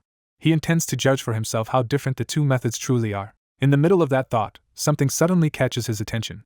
A familiar presence strikes him with enough force to stop him cold. Without warning, he vaults away, leaving his companion confused as he chases the sensation. He throws himself through the crowd at full speed, driven by a possibility he can barely trust. As he runs, he wonders if the impossible might actually be real. The more he follows that trace, the more he fears it really could be her. He shoves through startled pedestrians, ignoring their protests, as he forces a path forward. Then he realizes he was not mistaken. The unnatural light purple hair he saw belongs to someone whose presence feels overwhelmingly familiar. He digs in harder and accelerates after her. Ahead of him, a purple-haired witch in a broad hat walks through the street, and he closes the distance. The name Senya rises to his lips before he can stop it. From behind, her appearance matches the memory he has carried for centuries. He stops just behind her, stunned by how perfectly she resembles the woman he knew. For a moment he hesitates, unsure how he can possibly explain himself. He realizes that while Senya looks exactly as she did 300 years ago, he now looks completely different, and would be unrecognizable to her. He knows that telling her he is Hamel reborn and Vermouth's descendant would sound insane even to her. Still, remembering her sharp temper and foul mouth only makes the reunion feel more real, and he finally calls her name. Unable to hold back any longer, he reaches out to touch her. The moment his hand meets her, blue magic flares around the contact. That unnatural response confirms his fear that something is wrong. He immediately rejects the idea that she is a ghost and understands this is something else entirely. He concludes that the figure before him is a magical hallucination shaped in Senya's image. When he tries to grasp her again, his hand passes through empty light. The illusion remains standing in the street while he is left behind with the truth of it. Then the false Senya begins to turn toward him. He braces himself as the illusion finally faces him. Eugene stares in shock, caught between disbelief, longing, and the sting of disappointment. The image of Senya looks directly at him, calm and composed, and then the magical apparition smiles. A woman begins speaking to the young man as if she has finally reached the person she was searching for. Her call becomes more certain, pressing the moment into a direct recognition. Before him, her figure starts breaking apart into magical fragments, revealing that this meeting is only a projected apparition. She vanishes completely, leaving him alone with the proof that her message was real but temporary. Stunned, he realizes she claimed to have found him, and he can barely believe she meant him. He turns over the encounter in silence, trying to understand how she was able to reach him at all. Remembering her words, he answers inwardly that he has been searching for her too. He identifies the woman as Senya Merdane and heads off with renewed purpose. From above the street, he withdraws to think through what her appearance means. He concludes that Senya is still alive, and that her apparition came specifically to seek him out. He wonders whether she recognized his soul the way Tempest once did, or whether something else led her to him. His thoughts settle on the necklace he wears as a possible clue. Since Senya knew about his reincarnation, he reasons that sending an illusion instead of coming herself must mean she is being restrained. That leads him to a darker possibility: she may be sealed away. He considers whether Senya sealed herself, whether someone imprisoned her, or whether even the demon king of incarnation was involved. Unable to make sense of why she cannot come to him, he decides to reverse the search and go find her himself. He vows that since she reached out first this time, he will be the one to reach her next. His resolve is interrupted when Eugene calls out to him. Eugene questions why he rushed off so suddenly and asks him to explain himself. He brushes the question aside and pushes Eugene to return with him instead. Back in town, he shifts the subject and asks Eugene to demonstrate the red flame method. Eugene is puzzled that someone who already learned the white flame method would care about the lesser branch technique, but the young man insists he is simply curious. Eugene claims the method is simple and prepares to show it. His demonstration immediately turns excessive as he tears away his shirt and throws himself into the performance. The young man dryly asks whether Eugene can use the technique without all the theatrics. Eugene admits he can, but says the display is a matter of mindset, while the young man gives up on arguing. Eugene gathers himself and begins activating the method in earnest. Heat and mana surge through him as the red flame method ignites around his body. The aura swells into a blazing field of fire, making the power of the technique unmistakable. Watching closely, the young man asks whether the mana core also splits when using the red flame method. Eugene explains that the original main family version keeps the core whole, but later refinements by branch families created a version that increases the number of stars in the core. He says only a handful of families have ever cultivated the method to 5 stars through those derivative teachings. Eugene adds that his own family's Red Flame method reaches only 5 stars despite being a top branch family, and that he himself has only trained it to 2. The young man notes that even after centuries of development, the Red Flame method still caps at 5 stars. He contrasts that with the White Flame method, which remains reserved exclusively for the main family. That monopoly, he realizes, is why the branch families can never truly close the gap with the main line. Even so, he cannot believe Vermouth would have enforced such a petty divide for no reason. He decides there is no point learning the Red Flame method himself unless he actually lacked the potential for the White Flame method. Satisfied with what he needed to confirm, he turns to leave. Eugene tries to stop him with a crude joke, and the young man dismisses him with open contempt. Later, in Eugene's basement research room beneath the Red Magic Tower, he begins investigating Senya more seriously. He recalls that Senya's final magic texts are supposedly stored in Acreon. Because those writings concern witchcraft, he believes they may contain clues about what happened to her. With promised recommendations from both Robera and the Dark Magic Tower Master, he becomes optimistic that he can gain entry to Acreon. Addressing Senya in his thoughts, he says that after waiting 300 years, she can endure a little longer. His attention shifts to a small crystal fragment floating nearby in the chamber. He recalls that even a touch from the Moonlight Sword destroys mana structure and disperses it, and he tests the fragment against magic. The result tells him that a piece this small cannot break down high-class spells. Still, he realizes it should be enough to disperse lower-class magic, and he prepares to make practical use of it. He draws on mana and begins forming multiple blue spell orbs, ready to see what happens when that fragment meets ordinary magic. Eugene realizes that if his mana keeps developing this way, it may surpass the limits of the White Flame method. That possibility means his growth is breaking past what his current training system should allow. Elsewhere, a witch is told the disturbances are coming from Eugene's research room. She learns repeated explosions have been heard there for days, confirming something unusual is happening. Though uneasy, she decides to investigate while handling an errand from the Red Magic Tower Master.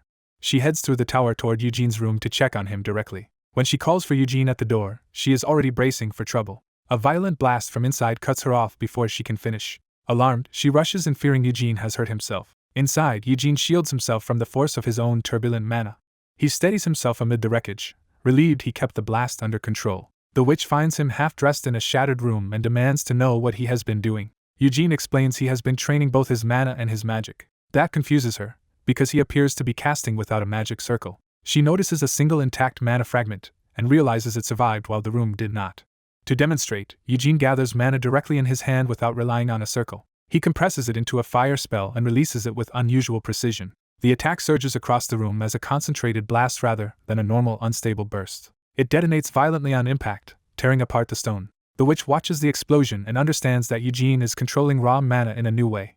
She is struck by how much faster he has become and realizes he is using his core almost like a magic circle. His mana unity is so strong that he can produce effects comparable to first circle spells like Magic Missile and Fireball. When she asks if he is training for combat magic, Eugene says his real focus is refining mana itself, and that this is only the progress he has made so far. He explains that his mana used to disperse before it could fully erupt, but now he can force it to stay together long enough to create a nearby explosion. Relieved, she praises his improvement, and admits she came because the repeated blasts made her worry he was pushing himself too hard. Eugene teases her for coming all this way out of concern, but she reveals she also has official business. The Tower Master wants to see him. Eugene immediately asks whether the summons is to the top floor, but she tells him no as he starts getting dressed. She clarifies that he is being called to Acreon, the royal library. The story shifts to explain that in Aratha's capital, Pentagon, 5 magic towers surround the royal castle Abram. Abram stands in the middle of a great lake, unreachable by ordinary means, with even floating carriages unable to cross. That isolation is maintained by a demon ceiling circle around the lake, a gift from Siena that still protects the royal seat centuries later. Hearing all this, Eugene can only think the scale of it is absurd. He admits he now understands Arath better, but still finds it hard to believe an entire lake and castle can be enclosed by such a massive ceiling circle. Sensing his interest, the witch asks if he wants to visit Abram. Eugene says he was only admiring it and knows he cannot simply go there because he feels like it. She confirms that access is tightly restricted to tower masters and the highest nobility. Even tower masters cannot freely use magic inside Abram, where only the royal family and castle mages sworn to them are permitted. Eugene wonders whether that means the magic tower masters have sworn loyalty to the crown. She explains they have, but not in a submissive way, since the towers and the kingdom operate through mutual cooperation rather than blind obedience. The real political bond is with Parliament, while the castle maintains its own mages and the towers generally serve the parliamentary side. She adds that this arrangement is not open hostility between mages, just a divided structure of authority. They arrive before the Grand Royal Complex where Eugene's future may be decided. The witch warns him that 3 influential figures oppose his recommendation to Acreon. She names them as the Blue Magic Tower Master, the Green Magic Tower Master, and the Mage Guild Master, and tells him that winning their approval is the key to entry. Having delivered the warning, she leaves Eugene to face the hearing alone. Before going, she tries to bolster his confidence and urges him not to panic. Eugene accepts the encouragement and steels himself for what comes next. He presents himself before the assembled authorities and formally introduces himself as Eugene Leonhardt. Among those judging him is Tremple Wyerder, captain of the castle's mages. Another is Roberian Serpus, the Red Magic Tower Master, one of the powerful figures deciding Eugene's fate. The gathering begins with the introduction of the Green Magic Tower Master, Genrique Osman, one of the senior judges overseeing Eugene's evaluation. He is followed by the Blue Magic Tower Master, Hiridith Auslan, another authority whose opinion will weigh on Eugene's future. The White Magic Tower Master, Melkith Elhaya, is also present, completing the panel of elite mages. The Dark Magic Tower Master, Balzac Ludbeth, takes his place among them, adding even more gravity to the examination. The Mage Guild Master, Edgard Siren, joins the council as the final major authority in the room. With the introductions over, Eugene is told to stop bowing and face the council directly. Aratha's first successor, Hanain Aaron, greets Eugene warmly, making clear he has long wanted to meet the young man whose name he has heard for years. Eugene is recognized as Honain's first successor and as the prodigy who reached the 5th circle before adulthood. The Blue Tower Master acknowledges Eugene's reputation but points out that the Dark Magic Tower and Red Magic Tower have both been aggressively trying to recruit him. He questions whether Eugene's talent with the sword truly translates into magical mastery, implying that his fame may rest on the wrong skill set. The doubt sharpens when they note that Eugene is only 17 and has practiced magic for a very short time, making his recommendation to Akron seem suspiciously premature. Eugene realizes the council suspects hidden backing, especially from the Red Tower Master, and that they may think this recommendation is politically motivated. Accepting the situation, Eugene asks what he must do to earn entry into Akron. He is told that the assembled masters will judge him by directly examining his magic. They add that applicants normally submit dissertations and research as well, but they assume Eugene has nothing of that sort to offer. Rather than argue, Eugene agrees to prove himself through action. He calmly announces that he will begin the demonstration. Eugene first forms a stable magical circle through precise control, showing unusual structure from the outset. Mana surges around him as he activates his power, immediately revealing a level of control far beyond what the council expected from his age. The chamber watches in silence as his magic rises strongly enough to command the full attention of every master above him. The Blue Tower Master pauses, already sensing that what Eugene is doing does not fit ordinary magical theory. One observer realizes Eugene has not separated his core from his circle in the standard way, but has fused multiple cores into a single functioning circle. That insight becomes more startling when they remember he has trained mana for only 4 years, meaning this structure should have been impossible for someone so inexperienced. Even so, another master warns that raw mana control alone does not prove true understanding of magic. Eugene answers that doubt by shaping his mana into a complex blue current, demonstrating deliberate and refined spell control. He then shifts attributes entirely, gathering fire in his hand without any visible preparation. The fire blooms explosively, proving he can move between different schools of magic with ease. Without pause, he changes again, calling forth a pale blue magical force and showing that the transition itself is under perfect control. That power condenses into a blade-like form, merging spellcraft with the shape and function of a weapon. The council is shaken by how effortlessly he changed spells without verbal chanting, revealing a level of comprehension that bypasses normal casting methods. Seeing the magical blade, one of the judges presses the key question, whether Eugene can combine magic with sword aura at the same time. The old Green Tower Master leans in with interest, inviting Eugene to show the answer rather than explain it. Eugene responds with quiet confidence, clearly pleased that they have finally asked the real question. He draws his sword and prepares to demonstrate the fusion of his two disciplines. The White Tower Master reacts with sudden interest, recognizing that the test is about to cross into territory even the masters find unusual. Aura begins to run along the blade while magic remains active, confirming that Eugene is layering the two powers instead of replacing one with the other. He completes the display by manifesting both a sword of aura and a second magical blade at once, proving he can wield swordsmanship and magic simultaneously. The judges are stunned to realize his circle remains intact while also functioning like a core, overturning the usual distinction between the two. Unable to dismiss what they have seen, the masters turn to one another and begin weighing the implications. The Green Tower Master concludes that Eugene's case cannot be judged casually and must be discussed in private. The Red Tower Master agrees and politely asks Eugene to step outside while the council deliberates. Eugene accepts without protest, sheathing his weapon and yielding the floor. He leaves the chamber beneath the gaze of the assembled authorities, having forced them to take him seriously. Outside, he closes the door and waits while the masters continue behind it. Once he is gone, The Blue Tower Master immediately turns his suspicion toward the Red Tower Master. He openly asks whether the Red Tower Master secretly guided Eugene, implying that such an abnormal result should not have been possible otherwise. The Red Tower Master denies it again, insisting Eugene received no personal instruction and only had access to introductory magic texts. That denial only deepens the mystery, because the others cannot believe someone could reach this level of understanding through basic reading alone. Hanayan then prepares to answer their disbelief by invoking Eugene's lineage rather than his training. He reminds them that Eugene is a Lionheart of the Keel Empire, a descendant of Vermouth the Great, and suggests that such extraordinary talent should not surprise anyone who knows that bloodline.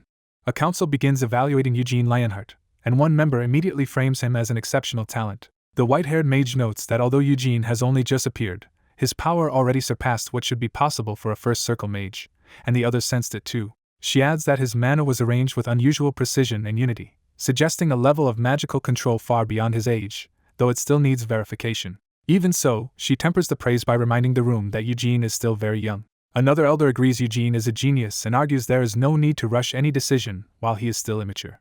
A supporter counters that, for Acreon's prestige, the Red Tower Master should train him for a few years and then bring him into Acreon. That proposal is presented not as charity, but as a long-term investment. The case for Eugene grows stronger. At 17, a Lionheart with clear but not yet finished skill is seen as someone with enormous potential. Because Acreon already has friendly ties with the Lionheart family, they argue the organization can support Eugene personally and profit from that bond later. An opposing voice points out that Eugene is only an adopted son and therefore unlikely to inherit the family leadership.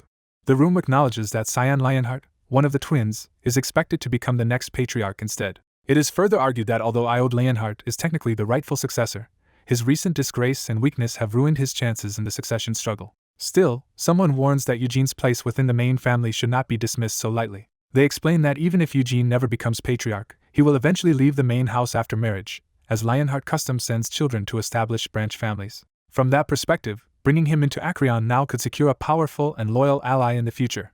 Another member reinforces Eugene's value by recalling that he already showed remarkable ability during the blood succession ritual 4 years earlier. With even the Lionheart family recognizing his promise, the speaker suggests Acreon's backing could elevate him much further. The praise reaches its peak with the claim that Eugene might become another Vermouth, the legendary genius of centuries past. That comparison draws a skeptical laugh from one of the elders. He accuses Balzac Ludbeth of praising Eugene too eagerly and questions whether those opinions are truly his own.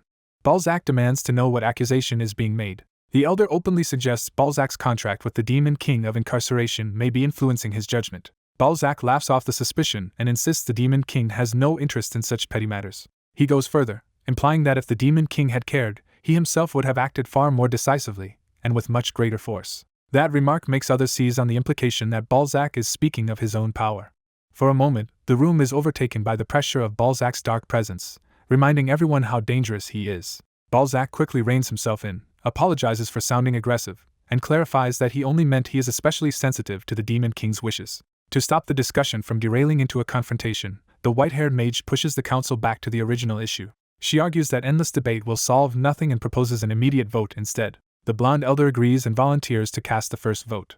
He states his support for Eugene's admission into Acreon. With the decision made, Eugene is formally accepted into Acreon. The story shifts to the Royal Library of Acreon, a vast archive filled with magical texts and historical records spread across many floors. As Eugene studies the inscribed walls, he realizes the place feels less like a library and more like a museum of Aratha's magical history. Remembering that Acreon has 15 stories, he reasons that the texts he needs should be on the upper levels.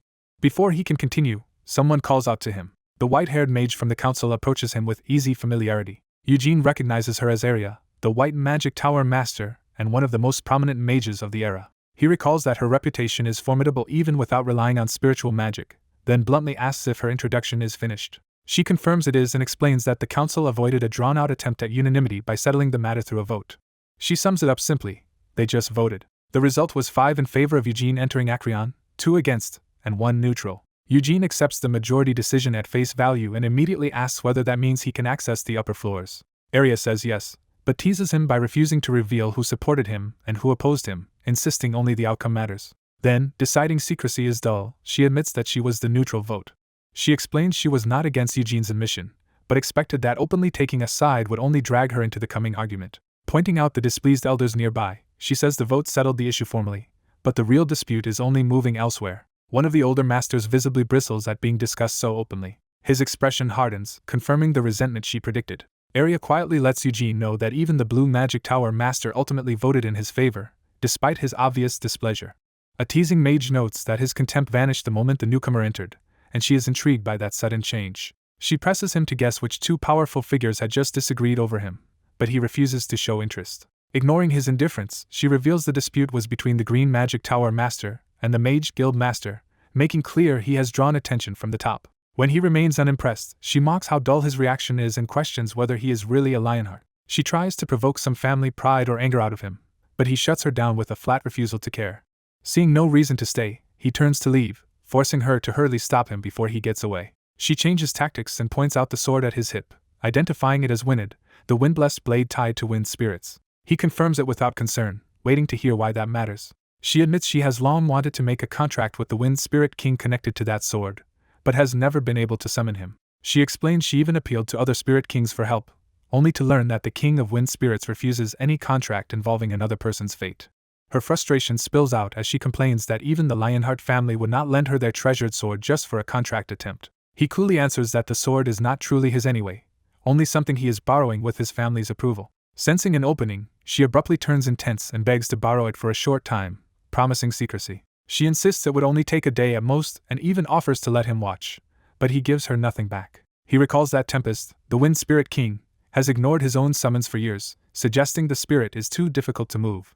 Even so, he realizes he has no immediate use for Wynid and begins considering whether lending it might be worthwhile. He remembers that she is the rare spirit user who contracted with two spirit kings at once, and concludes she might actually be able to draw Tempest out through the sword. Still, he decides not to agree too quickly, thinking that if he lets her desperation grow she may offer him something useful in return. Instead of answering her request, he asks how to obtain an entry card, and she eagerly offers to guide him. He is given an Acreon entry card, a formal pass bearing his seal. Looking it over, he realizes it is essentially just an identification card for access to the city's inner spaces. As they move on, she starts explaining that the familiar spirits in Acreon were left behind by the great mages who founded it. She names legendary figures tied to the city's origins and adds that Senya, one of the great spirits, also remains here. That name finally catches his attention and breaks through his earlier boredom. Noticing the shift, she points out that he suddenly cares now that Senya is involved. She reminds him that he had been searching for her before, tracing his movements through a Roth and even a branch in Merdane Square. When he asks how she knows so much, she matter-of-factly tells him he is famous enough to be easily tracked. He accepts that with dry arrogance, while she calls him insufferable and returns to demanding Wynid, only to be refused again. They arrive at a secured elevator entrance deeper inside the building. She explains how to activate it, telling him to insert his ID into the slot beside the door. As he does, she confirms he is headed to the 12th floor and teasingly links that destination to his interest in Madame Senya, which he denies. Once the elevator opens, he asks whether she plans to follow him. She says she wants to, but warns that if she goes with him he may end up embarrassed. She hints that the truth awaiting him can be shocking the first time and says the spell there leaves an overwhelming first impression. Then she crudely jokes that he should prepare himself for that shock. He asks why, still not understanding what kind of encounter she expects him to have. With a wicked grin, she bluntly says the experience might make him lose control of himself. Her vulgar warning only irritates him further. She cheerfully sends him off anyway, leaving him to face whatever is upstairs alone. He rides the elevator in silence, bracing himself and trying to stay composed. The lift climbs toward the upper floor where Senya's hall awaits. When the doors open, he finds a small hooded figure waiting directly in front of him. The childlike figure removes a large hat, revealing herself as the hall's attendant. She welcomes him to Senya's hall as though receiving an expected guest. Then she addresses him by his full name, Sir Eugene Lionheart, with unsettling familiarity.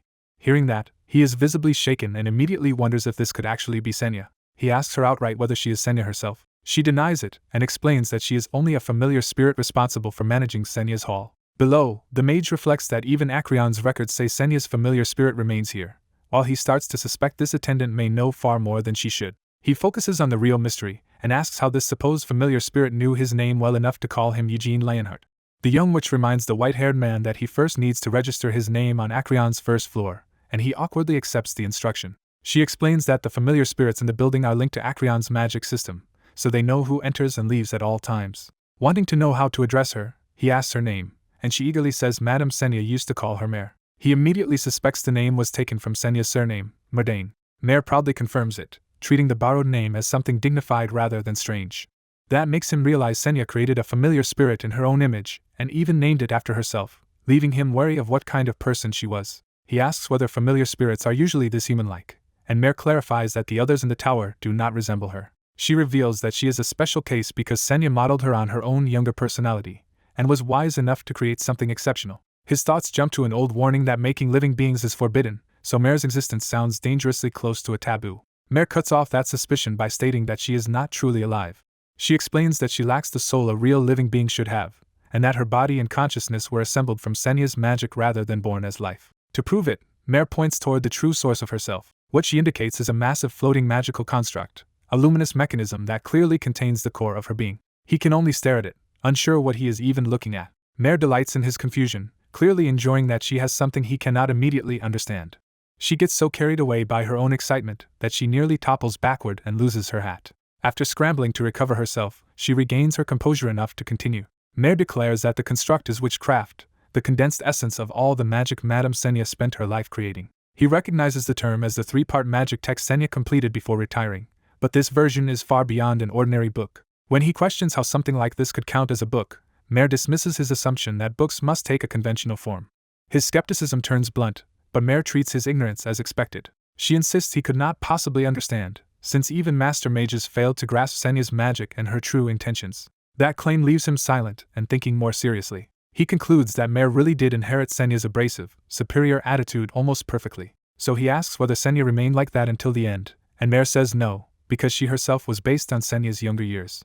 Mare describes the older Senya as far more elegant and restrained, a woman who rarely smiled because she devoted herself entirely to magical research. That image clashes so hard with Mare's behavior that he can barely believe they are versions of the same person. He presses further, asking what exactly Mare means when she says her consciousness is inside witchcraft. Mare explains that her mind is made from the spells within witchcraft and from Senya's lingering purpose to protect and manage the hall, which is why she has carried out Senya's orders for 200 years. That revelation jolts him into motion, because Mare is no mere assistant but a preserve while still acting on Senya's behalf. He approaches the glowing construct directly, drawn in by the scale and significance of what Senya left behind. Remembering how unnaturally easy witchcraft felt when he first read it, he realizes this magic lies completely outside normal standards. He then asks the crucial question: why did Madame Senya retire so suddenly? Mare says she does not know, and neither did the mansion staff, because Senya's retirement was abrupt and secretive. She adds that even the highest magical authorities interrogated her for clues, but she truly had no answer to give them. Those investigators even searched her memories with magic, though Mare dismisses them as too incompetent to uncover anything useful. He grimly realizes that if the respected mages of Arath had understood what Mare really was, they would have seen her as a dangerous specimen. In his mind, that possibility becomes a nightmare of Mare being dissected as an object of study rather than treated as a person. Pushing past that thought, he asks whether the other two parts of witchcraft are also here in Acreon. Mare says no, the construct before them is the original witchcraft, while Senya extracted the intermediate and low sections and left only the high part in Acreon. Mare notices how invested he is becoming in Senya and points it out. He admits he is curious because, as Vermouth the Great's descendant, he has never before encountered someone from the Lionheart line who had any connection to Senya. Mare reveals that after returning to Arath, Senya never once met the Lionheart family again, including Vermouth himself. That matches what he knows from Lionheart records. Vermouth never reunited with his old companions after coming back from Helmud. He recalls that Senya, Anise, and Moran only gathered in one place again for Vermouth's funeral. The pattern troubles him, because even allowing for Vermouth's personality, the total break between him and both his companions and family feels unnatural. Trying to learn more, he asks whether Senya ever spoke about those old companions. Mare answers with Senya's unfiltered opinions, saying she called Sir Moran an idiot and described Madame Anise as snake-like. He asks about Hamel next, expecting another clue. Instead, Mare erupts into crude abuse, making it instantly clear that Senya's supposed refinement did not extend to her feelings about Hamel. The little witch reflects that Madame Senya could still be shark-tongued, but whenever her companions came up, she seemed close to tears. She singles out Hamel as the one whose loss weighed on Senya most heavily. That makes the young man press her for what Senya had said about Sir Vermouth. She begins answering with unusual seriousness. According to her, Senya never tried to praise, condemn, or judge Vermouth at all. Instead, their attention turns to a formal portrait of Senya hanging in the gallery. The young man realizes this is the same portrait that also existed in Senya's mansion. The witch immediately points out that the smile in the painting is false. She recalls meeting Senya in her later years and insists Senya never smiled like that in person. As a child, she had bluntly asked why a woman who was always sad would leave behind a smiling portrait.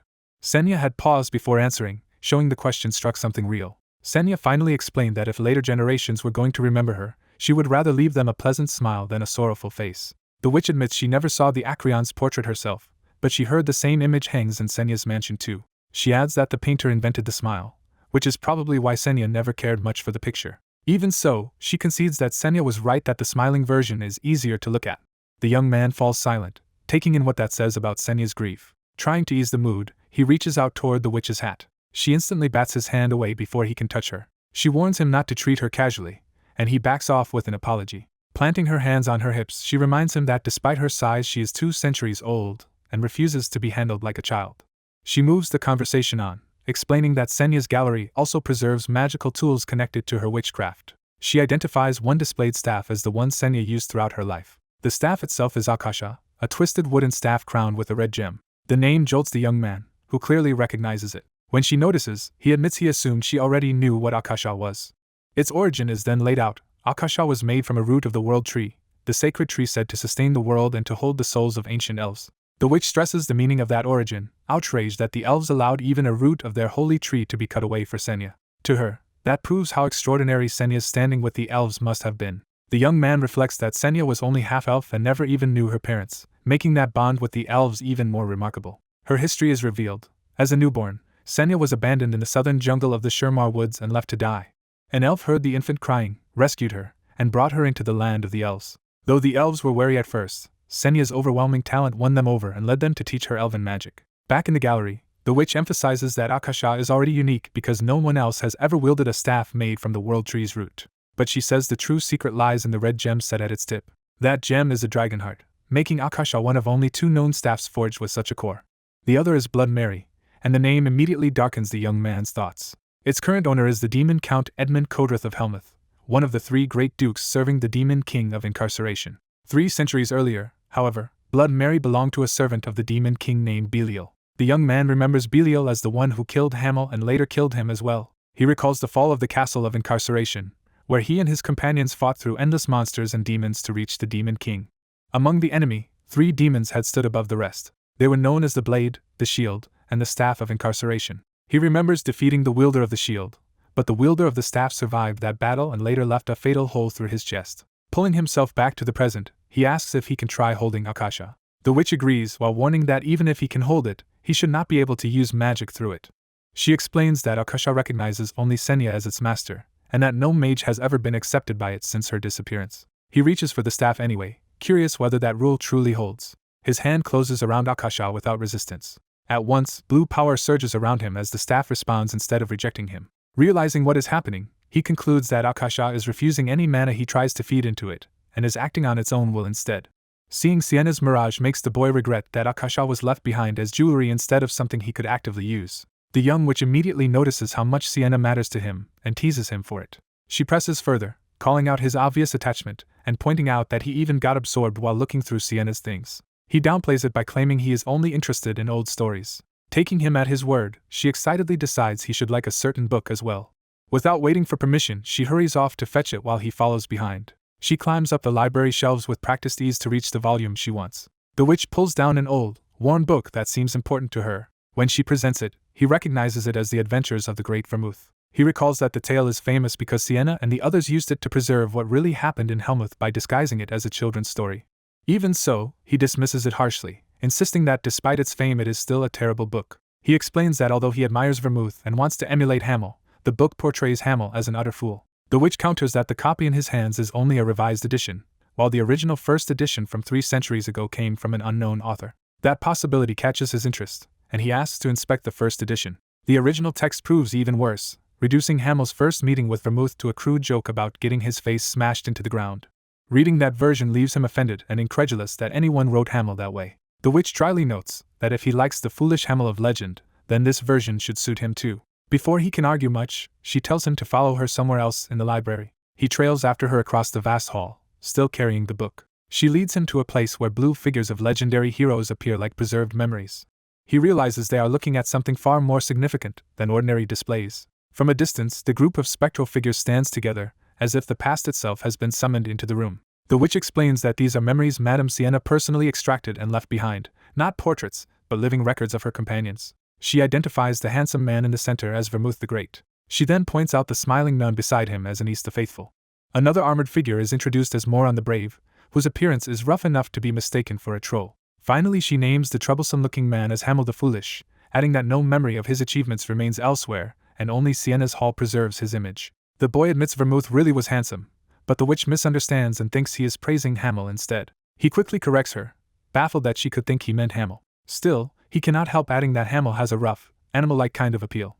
That awkward concession leaves both of them in embarrassed silence. They move to a table to continue their search through the library's records more seriously. As he reads, he learns that Madame Sienna's preserved traces cover only floors 12 through 14, and he asks what lies at the top. The witch says the 13th floor contains Sienna's own research notes and memories, but they are written in a way he would not be able to understand. She adds that the 14th floor holds magical books with explanatory material, which would still be difficult but more approachable than the raw research notes. He wonders whether those books would at least be easier to read than witchcraft itself. She says not really, because witchcraft is hard to explain in words and is better understood directly. To demonstrate, she brings him to a large magical circle device deeper in the hall. She begins explaining that witchcraft is a form of circle magic made more efficient by simplifying its techniques. Her explanation grows more technical, describing it as materialized magic separated from consciousness, stored while unconscious, and later manifested as needed. She enthusiastically argues that the real advantage is efficiency, since witches can produce stronger power with smaller circles than ordinary mages. He finally admits he has not understood any of what she just said. She takes that in stride and concludes that witchcraft must simply be something one experiences rather than studies from a book. Accepting that, he asks what he has to do if he wants to read it directly. She instructs him to close his eyes, open his hand, and pour his mana into witchcraft so he can access it. He follows her directions and reaches toward the glowing circle. As his hand nears it, the device responds and begins to flare with magical energy. While channeling mana, he tries to figure out whether this requires simple infusion or the same deliberate shaping he uses for normal spells. Something about the process suddenly feels strange enough to interrupt his concentration. In the next instant, he finds himself alone in a dark, empty space, realizing the witchcraft has pulled him somewhere unexpected. Eugene finds himself in a dreamlike state that resembles a nightmare, yet feels fundamentally different. He realizes he is trapped in a paralysis-like void, unable to act, but without the terror or hallucinations of an ordinary bad dream. What unsettles him most is the absolute helplessness of being unable to resist anything. That helplessness gives way to a vast vision as an immense surge of power opens before him. He understands that what he is seeing is not water at all, but a boundless sea of mana. The force of that mana overwhelms him and hurls him away like something weightless. As he is swept along, he can only stare in shock at the scale of what surrounds him. Below him, the mana condenses into a gigantic circular abyss. The circle stabilizes into a perfect ring, as if forming the core of a spell structure. More circles appear within it, splitting and overlapping into a complex magical system. Eugene is stunned as he begins to grasp that he is witnessing the logic behind advanced magic. The pattern expands into countless interlocking circles, revealing a vast drive of circles at work. The experience abruptly ends before he can fully comprehend it. He wakes sprawled on the floor, disoriented and sweating from the shock of what he just endured. As he gathers himself, he sees the young witch who had guided him into the experience waiting nearby. Still shaken, Eugene asks whether he did anything unusual while he was under. She dryly tells him that collapsing immediately was already strange enough. To reassure him, she explains that many people react far worse to witchcraft, while he merely fainted for a couple of minutes. She adds that even accomplished mages like Melkith El-Haya and Hiradisable once humiliated themselves when first entering witchcraft. Remembering Melkith's crude personality, Eugene suspects that story comes from first-hand experience rather than mockery. Once he settles down, the witch asks what entering witchcraft actually felt like to him. Eugene admits it was difficult to understand, though he feels he caught a vague outline of it. He explains that the most striking part was seeing enormous circles continuously created and divided inside one greater circle. The witch confirms his impression and explains that the earliest circle method began with only 9 circles. She then reveals that Madame Senya surpassed the limit she had originally set for herself. Senya's research culminated in a new pinnacle of magic known as the Eternal Whole. She says many mages dreamed of reaching that state through witchcraft, but none could break past the barrier Senya crossed. At its core, the Eternal Whole endlessly divides and rotates the mana inside a massive circle without wasting any of it. Because of that, it far exceeds ordinary high-circle spells in power while remaining efficient and comparatively simple in principle. In her view, Senya's creation was so overwhelming that, if it had been usable in battle, it might have been enough to kill demon kings. Eugene reflects that Senya must have grown far stronger after returning from Helmut than the historical record suggests. That thought makes him remember how even his old companions had become much stronger over time. But that only deepens his confusion over why Vermouth and the others still did not challenge the demon kings directly. The question hits Eugene hard, and Vermouth's name lingers in his mind with growing frustration. Before he can pursue it further, 2 senior mages arrive to meet him. They note that he came quickly and moved straight to the matter at hand. They ask what impression he got from seeing Aratha's magic texts firsthand. Eugene answers honestly that the knowledge is so advanced that even one book would take years for the current scholars to fully understand. One of them agrees and points out that these texts condense centuries of Aratha's magical development, making a capable teacher invaluable. She immediately offers herself as that teacher if Eugene is willing to show even a little favor in return. Eugene refuses to pay with access to the texts alone and makes it clear he wants something more tangible. Grinning, he openly asks whether they have anything else to offer, preferably an item. Amused, the mage recognizes that he knows exactly how to negotiate. She proposes giving him a staff, arguing that it would help him control mana and simplify his techniques. The blonde mage eagerly jumps in, offering his own collection of excellent staves for Eugene to choose from. That interruption irritates the woman, who accuses him of greed because he already holds 2 contracts with Spirit Kings. She bluntly guesses that he wants Eugene to sign a contract with the Wind Spirit King as well, and he admits it without shame. She rejects that direction at once, insisting she wants no part in dragging Eugene into political entanglements. The blonde mage counters that once Eugene gains great power, politics will seek him out whether he wants it or not. She concedes the point but still refuses to let that become the reason for his next contract, and the bargaining continues from there. A woman is stunned to learn the blonde mage acted on his own after swearing on his mother that he could be trusted. Realizing she has been outmaneuvered, she seethes and brands him a treacherous snake. She hurriedly tries to salvage the situation by claiming she never truly wanted the staff and had only meant to lend it to the young man. He rejects that excuse and says he would rather buy the staff outright than accept a loan with such strings attached. Cornered by his refusal, she fumes at how stubbornly he is resisting her terms. She finally makes a new offer, demanding a full year of use in exchange for a single day. When he pushes back at the absurd price, she insists she has every right to bargain hard because of her status as the King of Wind Spirits contractor. She boasts that her contract with Vermouth is like a dream and uses that prestige to justify her demands. Trying to redirect the negotiation, she starts to tempt Eugene with another treasure, but the blonde mage cuts her off. Ignoring her protests, he deliberately reveals that the White Tower Master possesses an exceptional artifact. That disclosure immediately catches Eugene's interest. Pressed to explain, the blonde mage identifies the item as the Cape of Darkness while she desperately tries to stop him. He coolly asks why she is so upset when she has barely used it in the decade she has owned it, while she protests how much effort it took to obtain. He argues that lending an unused treasure to someone who needs it is better than letting it sit around as decoration. His blunt logic leaves her with no good answer.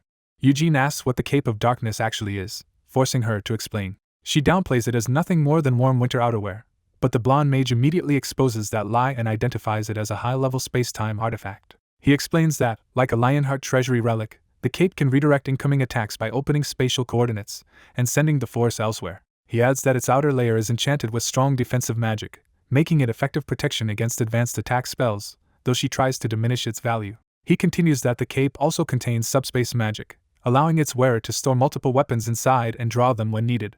Now fully aware that he is selling Eugene on the item, she can only rage at him. Eugene decides the artifact suits him perfectly. He announces that he wants the Cape of Darkness instead of the staff, though he still needs the Patriarch's approval. She tries to object that she has not agreed yet, but her leverage is slipping away. Eugene casually drops the matter for the moment, and invites the blonde mage to go eat with him, saying he is hungry after being up since morning.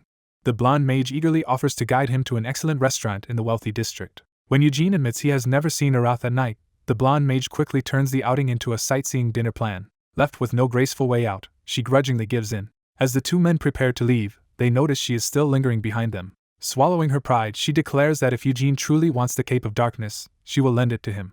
Eugene cheerfully reminds her there is no rush because he already said the Patriarch must approve it first. That smug answer makes her explode in fury. Her shriek is so wild that Eugene jokingly mistakes it for a crow's cry. Later, it is explained that Gilad did not oppose lending the artifact and only required a Lionheart supervisor to be present for Melketh to borrow it. With permission granted, the three set out together, and Melketh now wears the Cape of Darkness herself. Eugene notices the cape on her and confirms that this is the artifact in question. She proudly shows it off, clearly pleased with how impressive it looks.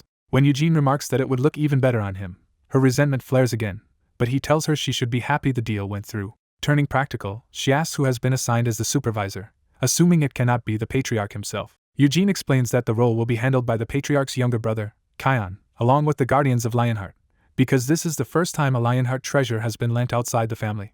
The mention of the Guardians makes her recall Lionheart's feared hounds. Eugene reflects that the Guardians of the main family are known by many names, including Lionheart's Black Lions.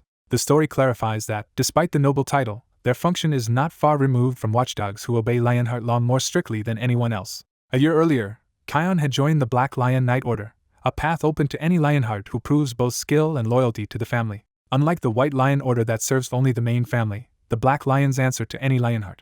Behind them stands the Senate, an old power structure that even the Patriarch cannot freely ignore. Eugene realizes he never once saw the Black Lions during the 4 years he spent at the main family residence. He concludes that the order is made up of Lionheart's most loyal and superior members, backed by the Senate, and wonders how formidable they really are. As he and Melketh wait beneath the sky, a carriage descends toward them from above. Inside, a stern silver-haired woman sits with arms crossed, signaling the arrival of the next authority they will have to deal with.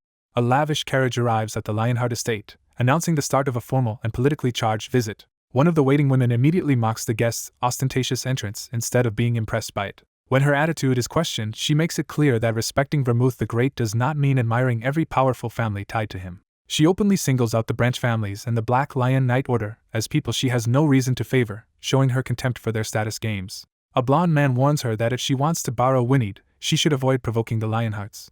He stresses that offending them now could ruin her chances of getting the sword she came for. She rejects the idea of flattering them, insisting that what she is offering is already fair enough. Even so, she reluctantly agrees to tone down her usual style and wear the cape of darkness for the meeting. The carriage doors open, and the long-awaited visitor finally makes her entrance. A figure steps down from the carriage, drawing everyone's attention at once. The first sign of her identity is a familiar silver ponytail, enough to trigger recognition before her face is even seen. Seal appears in a sharp military-style outfit, carrying herself with calm confidence. Eugene is stunned speechless when he realizes who has arrived. Unable to hide his shock, he blurts out her name and demands to know why she is here. Seal answers simply that she came to buy a birthday gift for her mother.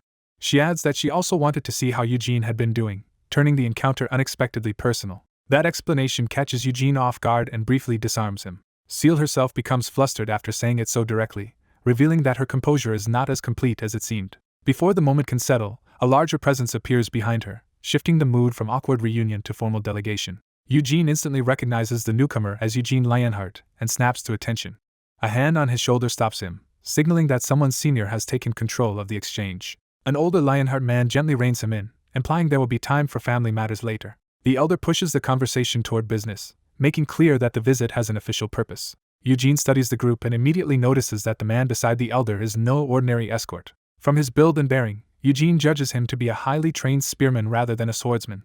Another attendant stands behind them in silence, adding to the sense that this is a carefully assembled party. Eugene identifies that second attendant as a mage, which fits a mission connected to Winnied and the Red Magic Tower. He then turns his attention to the person standing behind them all, sensing the true center of authority. That final figure steps forward, ending Eugene's private analysis. A silver-haired woman advances between the escorts with the confidence of someone used to command.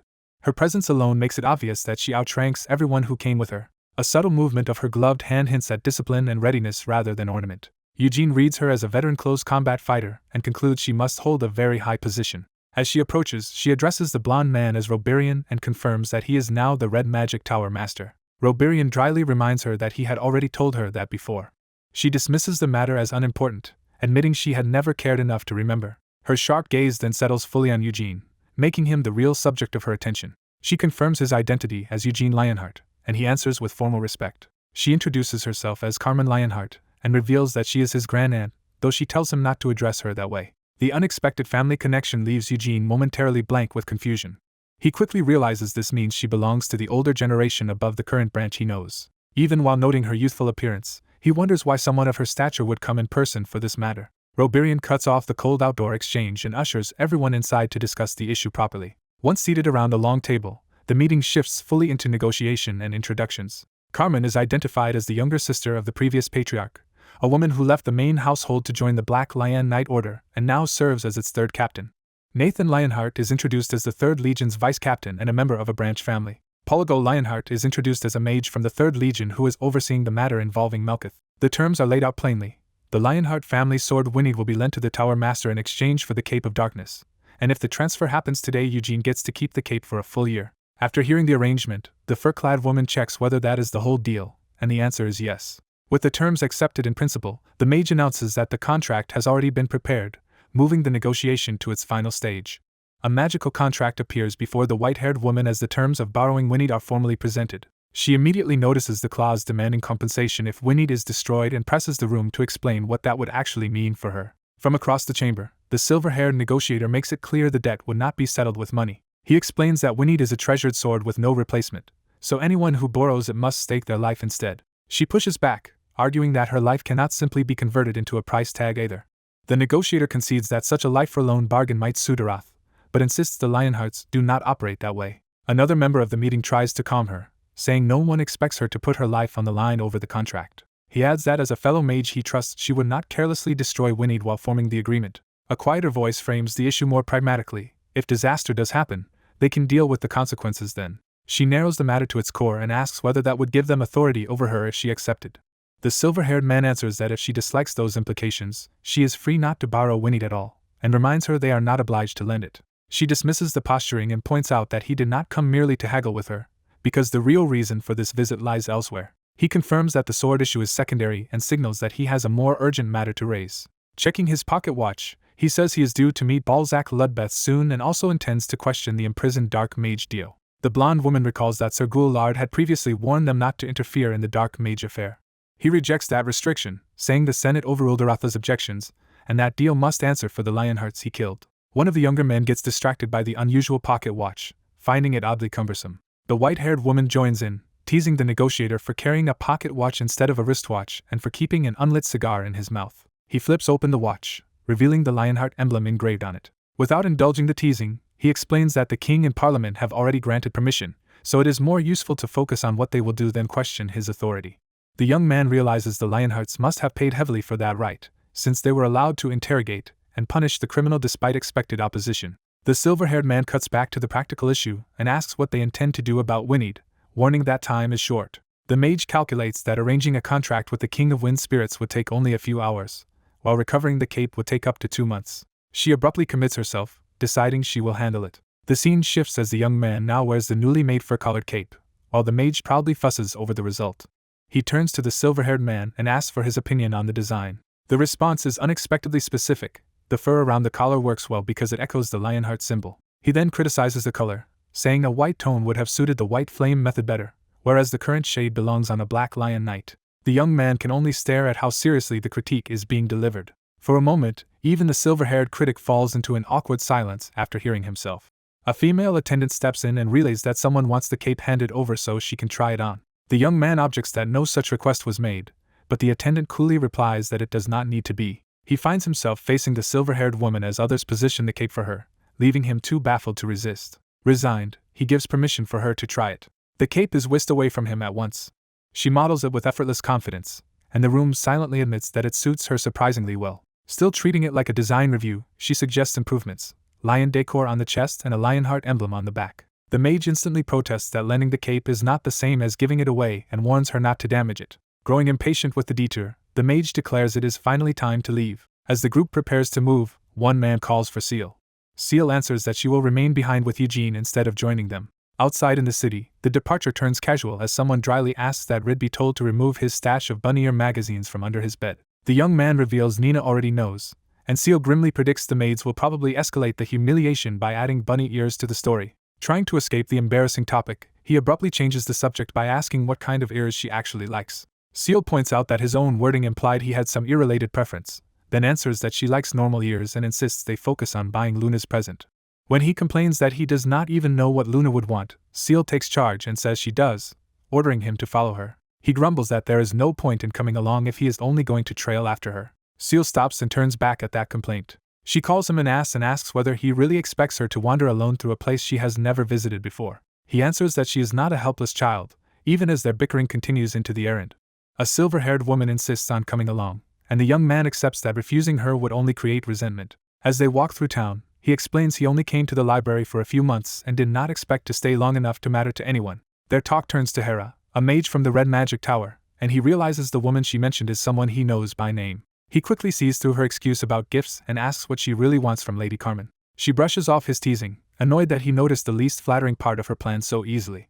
She admits her real goal is to persuade Lady Carmen to become her mentor, because her brother will inherit the patriarch's role and she wants a different future. She reveals that her mother is also pushing her toward an arranged marriage, adding to her frustration. He pauses, taking in how serious her dissatisfaction with her expected life really is. She makes clear that she rejects both options, marriage and a decorative life confined to the main family estate. When he wonders if she means joining the Black Lion Knight Order, she says not yet, but she does want Lady Carmen to train her.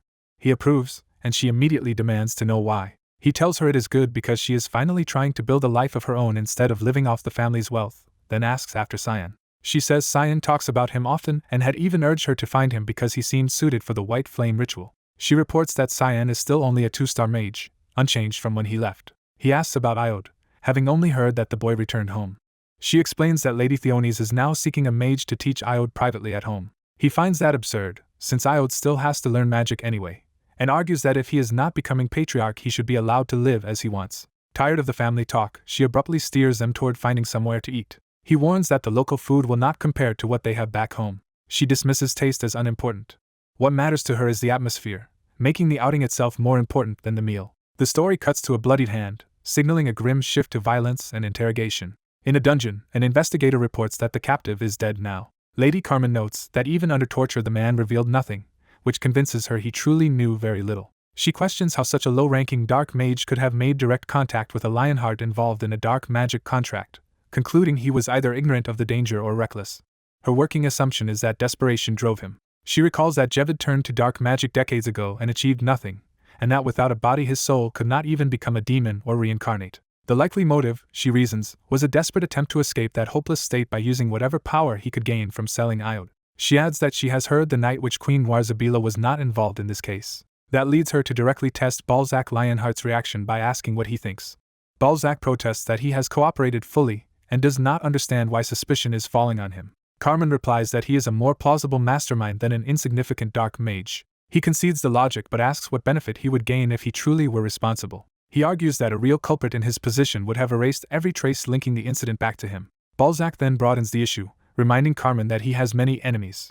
He claims that the Emperor's favor has earned him resentment from many in Helmut who dislike how well he is treated. From his perspective, someone who hates him may have engineered this to put him in danger. Carmen answers that there is no proof of that either, just as there is no proof he is innocent despite his repeated denials. Balzac coolly points out that, from Carmen's position, he is the easiest target to blame. Carmen warns that speaking freely does not free him from responsibility for what his words imply.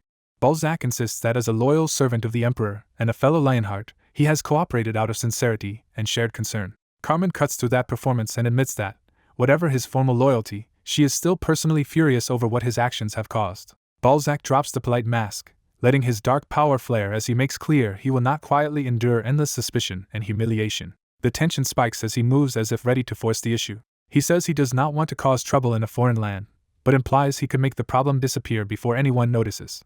Carmen answers with a calm death threat, warning that if he wants to remain unnoticed, he should keep his head attached to his shoulders. That blunt warning finally checks his advance. Carmen then returns to the case, saying it is still worth considering that someone within the Lionhearts may be trying to damage the main family's prestige. She admits that is only speculation, since even torture and psychological magic produced nothing and the whole affair is suspiciously clean, which is exactly why Balzac remains suspect. Balzac reflexively reveals that he would have hidden the evidence better, then catches himself and tries to pass the slip off as a mistake.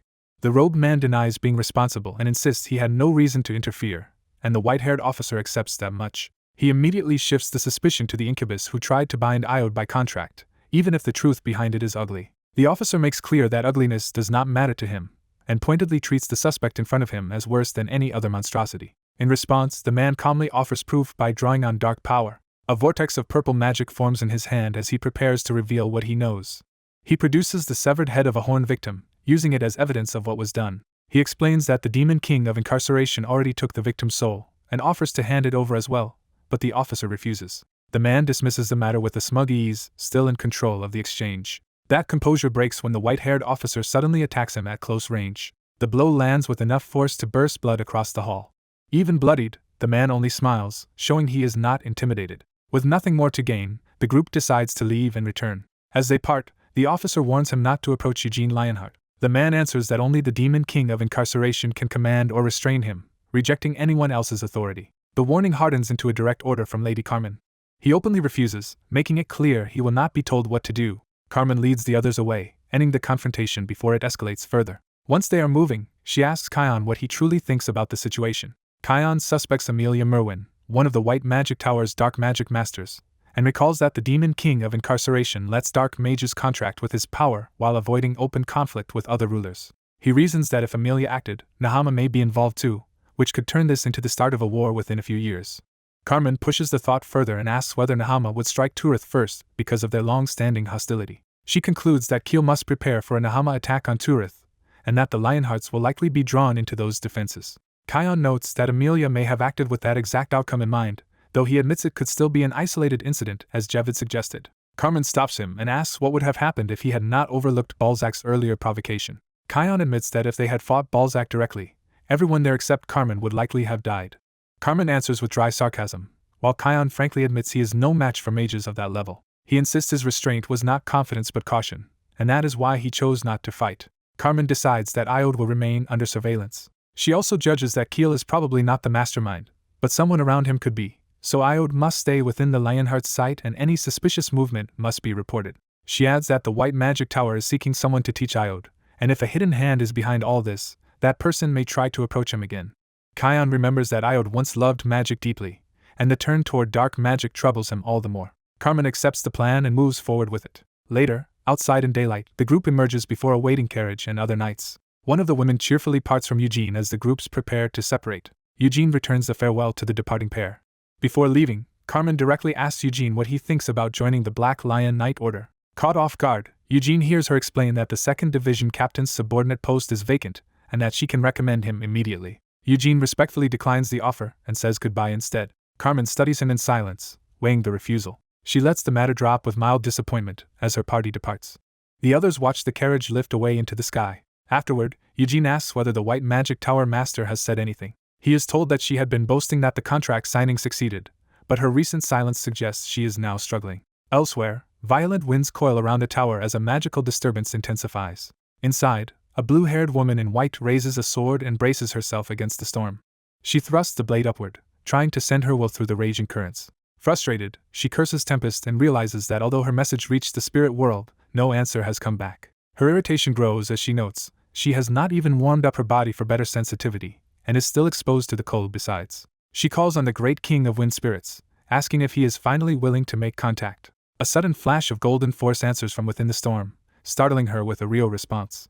A lightning spirit descends on the white-haired summoner, answering a contract call with open hostility. The summoner is stunned that Levin, king of lightning spirits, appeared without being invited and demands to know why he came. Levin makes it clear he is only relaying Tempest's message. Tempest wants silence, not a contract with this human. Refusing to accept rejection, the summoner insists he alone is worthy of forming a pact with Tempest. He desperately offers Tempest anything he wants and begs him to show himself, while the spirit's response drips with contempt.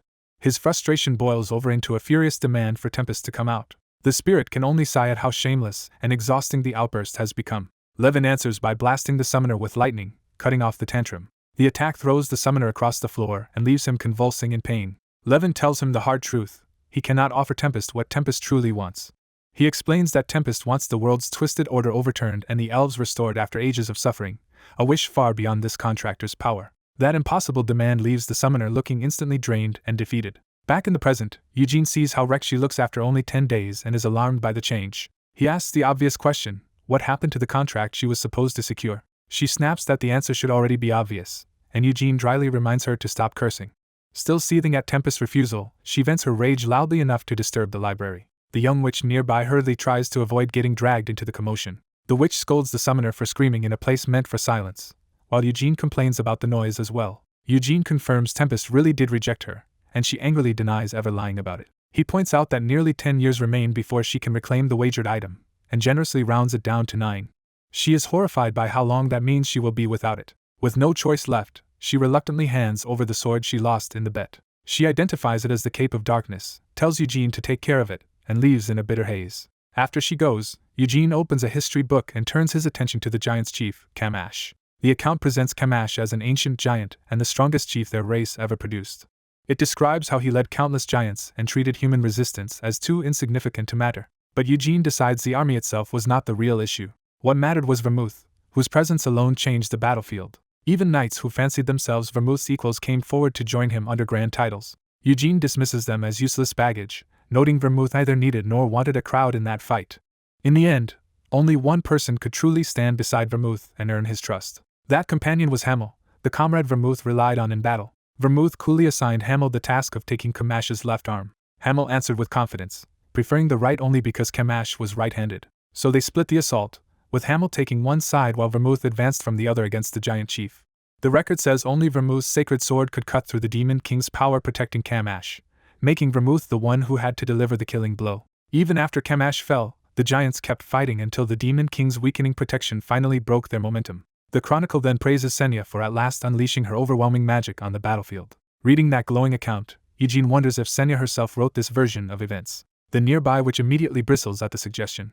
She insists that calling the passage flattering is absurd, while Eugene teasingly piles on even more praise. That only offends her further, because she thinks such shallow compliments diminish Senya rather than honor her. She fiercely warns Eugene not to insult Senya again, and he backs off before the argument escalates. With the exchange over, Eugene closes the book and regains his focus. When the witch asks where he is going, he says he plans to try witchcraft again. She approves the effort but bluntly tells him his arrogance exceeds his current skill. Eugene takes the criticism in stride and says challenge is exactly what makes success worthwhile. She chases after him with the reminder that confidence means little when he keeps failing. During the days after the Black Lion Knights departed, Eugene spends most of his waking hours in Arath trying to recreate the Eternal Whole. He defines the Eternal Whole as a great circle that contains endlessly multiplying circles, a mana structure that can be broken down and rebuilt to expand one's total mana. Hamel explains that instead of using a standard magic circle, he forms a substitute ring by rotating white flame stars into a circle. He built this idea from a crude mana training method used by low-level soldiers, refining it further with his own experience and Sienna's later corrections. His method is to strengthen the mana core, repeatedly detonate the mana inside it, and spread that force through the body as training. With that foundation alone, Hamel had already become strong enough to maim Kamash in battle. A white-haired man acknowledges Hamel's exceptional combat talent. The witch is baffled that Hamel paid real money for such a crude training manual. She cannot understand how anyone could rise so far using what looks to her like a worthless method. That disbelief sharpens into the central question of how such trash could have produced someone at Eugene's level. Eugene reflects on his own body and power as he revisits the method. Now that he can endure looking into the Eternal Whole, he recognizes the endlessly repeating circles inside it and the movement of mana within them. Realizing the pattern, Eugene concludes that he can reproduce the Eternal Whole through the White Flame method and claims Hamel Lionheart's path as his own. 2 years pass, and Eugene reaches the age of 19. During the 19th summer of Eugene Lionheart, his work continues in Arath. He commits his findings to paper. Eugene spends his days writing in quiet concentration. Mare notices his focus and asks whether he is even going to stop to eat. She reminds him that mealtime has already come. Eugene admits he is hungry but refuses to break his concentration while writing. Mare questions why he is rushing, arguing that careful writing matters more than speed if he wants to avoid mistakes. Eugene answers that he is not hurrying blindly. He is revising as he goes and staying alert so errors do not slip past him. He points out that ordinary mages spend decades completing theses on magic, while he learned his craft far faster than that. Mare bluntly calls his confidence arrogant, and says he should stop pretending to be ready for a thesis after so little time. Eugene teases her by calling her a shy little mare. The jab leaves her visibly irritated. She snaps that he should stop addressing her so casually, insisting that her age far exceeds his. Eugene only escalates the teasing by calling her a shy little grandma mare, pushing her toward murderous frustration. When he asks whether she wants him to leave, he turns the argument into a test of what she really wants. Mare falters instead of answering cleanly. Eugene points out that although he has been coming and going for 2 years, he is still the only one who visits her regularly. He recalls that the mages who first witnessed witchcraft were shocked and obsessed with trying to analyze it. But all of them failed to truly grasp it, and eventually retreated to developing only their own magic. By contrast, Eugene has spent 2 full years coming to Arath every day and trying to understand witchcraft on its own terms. Mare finally asks the real question beneath her irritation, whether he intends to leave Arath once his thesis is done. Eugene answers that if he were not planning to leave, there would be no point in staying there at all. Mare imagines other futures for him, including becoming a Red Magic Tower Master or being chosen as a successor by Gilead. Eugene rejects the Tower Master path and instead asks about the Palace Mage troops, especially Captain Trevpel Vizardo, whom he dislikes. Mare adds that even the prince favors Eugene and suggests that serving him would bring lasting prestige. Eugene dismisses that option too, appreciating the prince's regard but having no interest in taking the offer. When Mare asks why he wants to return to the Lionhearts if he cannot become patriarch anyway, Eugene makes clear that he does not need some grand justification to go home. She admits that what he has accomplished in just half a year of thesis work is extraordinary, especially how he simplified difficult magical theory and improved his own magic in the process. Eugene says the thesis is only for his own use, since no one else could actually wield this magic, and he has no intention of submitting it to the academic association. In his view, no ordinary mage could ever use the circle flame method. A blonde mage agrees, saying that without understanding the underlying principles, the method is physically impossible to perform. He explains that Eugene replaces a normal magic circle with rotating white flame stars, but that alone does not recreate the true function of the circle. Having tried to follow the thesis himself without Eugene's white flame method or developed core, he found the process immediately collapsed into reverse flow. By this point, Eugene has advanced to a 4-star white flame method and successfully incorporated the Eternal Whole into his system. His solution is to create a ring from 4 stars. He then constantly detonates the mana inside that ring the way Hamel once trained, while the rotating fire keeps the mana from leaking beyond the circle. That completed structure is the circle flame method. Eugene had originally meant to attempt it only after reaching 5 stars, but his encounter with witchcraft convinced him to move forward sooner. Eugene devoted himself to study in the Hall of Space and the Hall of Intense Heat, mastering spatial theory, flame magic, and the use of his Cloak of Darkness. Roberian took him in as a pupil, refining Eugene's thesis and helping him adapt basic circle magic to Eugene's circle flame method. For 2 years in Arath, Eugene split his life between Acreon and direct training under Roberian. Those years were harsh and disciplined, pushing Eugene through relentless work. When a young witch asked whether he was angry that she was leaving, Eugene made clear he had no reason to resent her freedom. She answered with bitterness, saying he could go anywhere while she had never truly been able to choose her own path. Eugene told her to leave if she wanted, and she snapped that he was abandoning her to the same lonely life as before. Her resentment spilled out as she accused him of casually discarding the years they had spent together, as if her inhuman existence made her feelings irrelevant. Eugene, older and steadier, accepted that farewells were natural but asked for one thing before she disappeared. He wanted her to tell him before she left, instead of vanishing without a word like Madame Senya once had.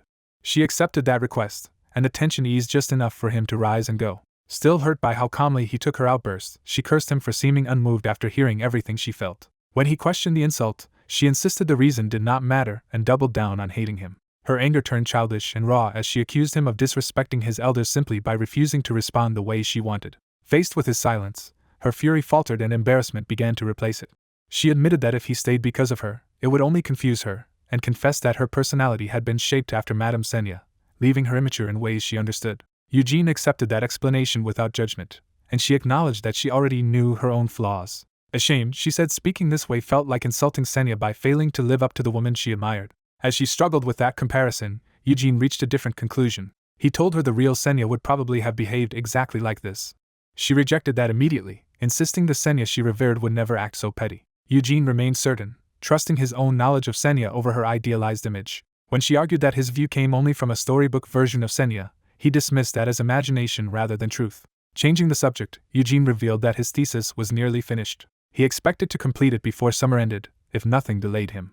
She demanded to know why that mattered. Eugene promised that before he left, he would come see her again because there was something important he wanted to tell her. Unable to trust his teasing tone, she warned that if he was making fun of her, she would kill him. He only smiled, clearly amused by her threat. Leaving her with that promise, he said he would explain everything when the time came. Soon after, a palace mage captain eagerly approached Eugene with another offer. Eugene immediately recognized the nuisance and braced himself. He asked what was wanted, already knowing the man meant to bring up the palace mage troop again. The captain confirmed that the special position remained open and urged Eugene to reconsider joining whenever he wished. When Eugene refused, the captain awkwardly shifted and offered to help with Eugene's dissertation instead. He boasted that as a Red Magic Tower summoning specialist and palace mage captain, he was more than qualified to proofread it. Eugene pointed out the obvious flaw: the man did not even know what the thesis was about. The captain laughed it off and claimed that teaching others was second nature to him, even if Eugene hid his true specialty well. Eugene declined politely, saying that accepting such help would be disrespectful to Roberian, who was already guiding the work. The captain tried to turn that into a secret arrangement, but Eugene cut the conversation short and walked away. Left behind, the captain could only realize he had embarrassed himself again. As Eugene hurried off, he cursed under his breath, more troubled than he let anyone see. Privately, he worried that if Roberian learned he had recreated the Eternal Whole, the reaction would be far more dangerous than mere academic criticism. He reflected that his circle flame method could imitate white flame closely enough that even a great mage like Tremple would not notice at a glance. That ability to conceal his real power from high-ranking mages struck him as a major advantage.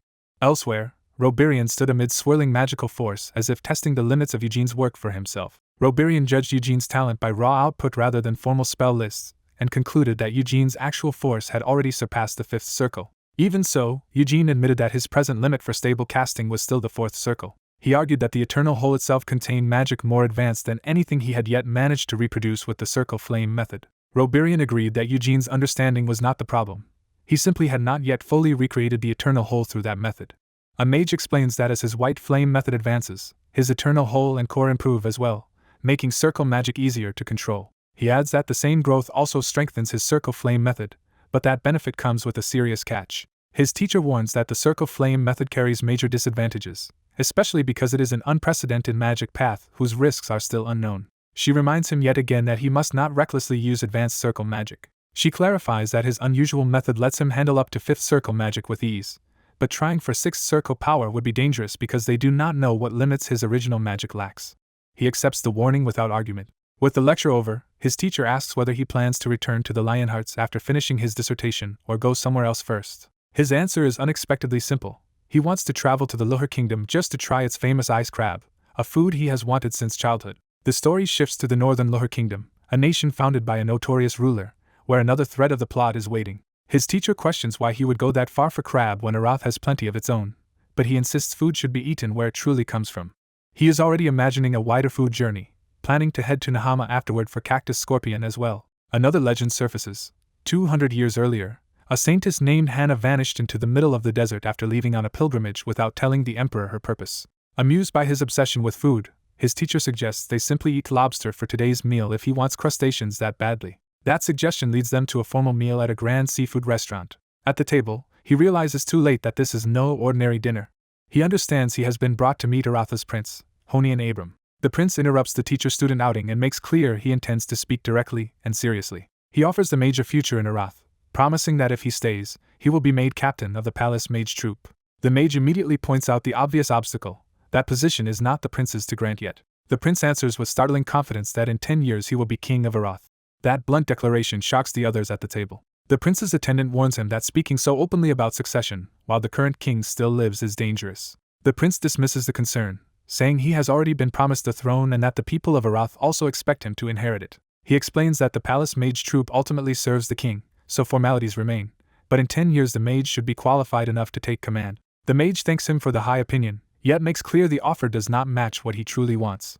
The prince reveals he knows the Red Magic Tower master has been concealing the mage's real growth, and he presses for the reason behind that secrecy. Since no one will explain it to him, the prince begins drawing his own conclusions. He focuses on the mage's eyes and studies him with magical insight. What he perceives is extraordinary. The mage's body is overflowing with mana, enough to suggest at least fifth circle capacity even by mana alone. The prince then asks the real question behind his suspicion, whether the mage has understood the eternal whole.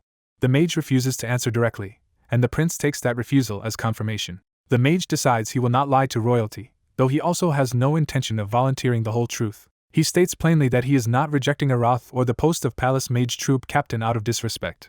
He simply does not want that life. The prince recognizes that ordinary power and rank are not enough to keep him in Arath, so he changes tactics and offers something the mage might value more than office: knowledge. He brings up Senya, the wise, one of the 3 creators of witchcraft. He explains that 1 volume of that witchcraft is already in Acreon, while the other 2 are supposedly preserved in royal treasure vaults. That revelation instantly seizes the mage's attention. He remembers being told by Mare that Senya possessed the other 2, making the royal claim deeply suspicious. He demands to know when the royal family came to possess them.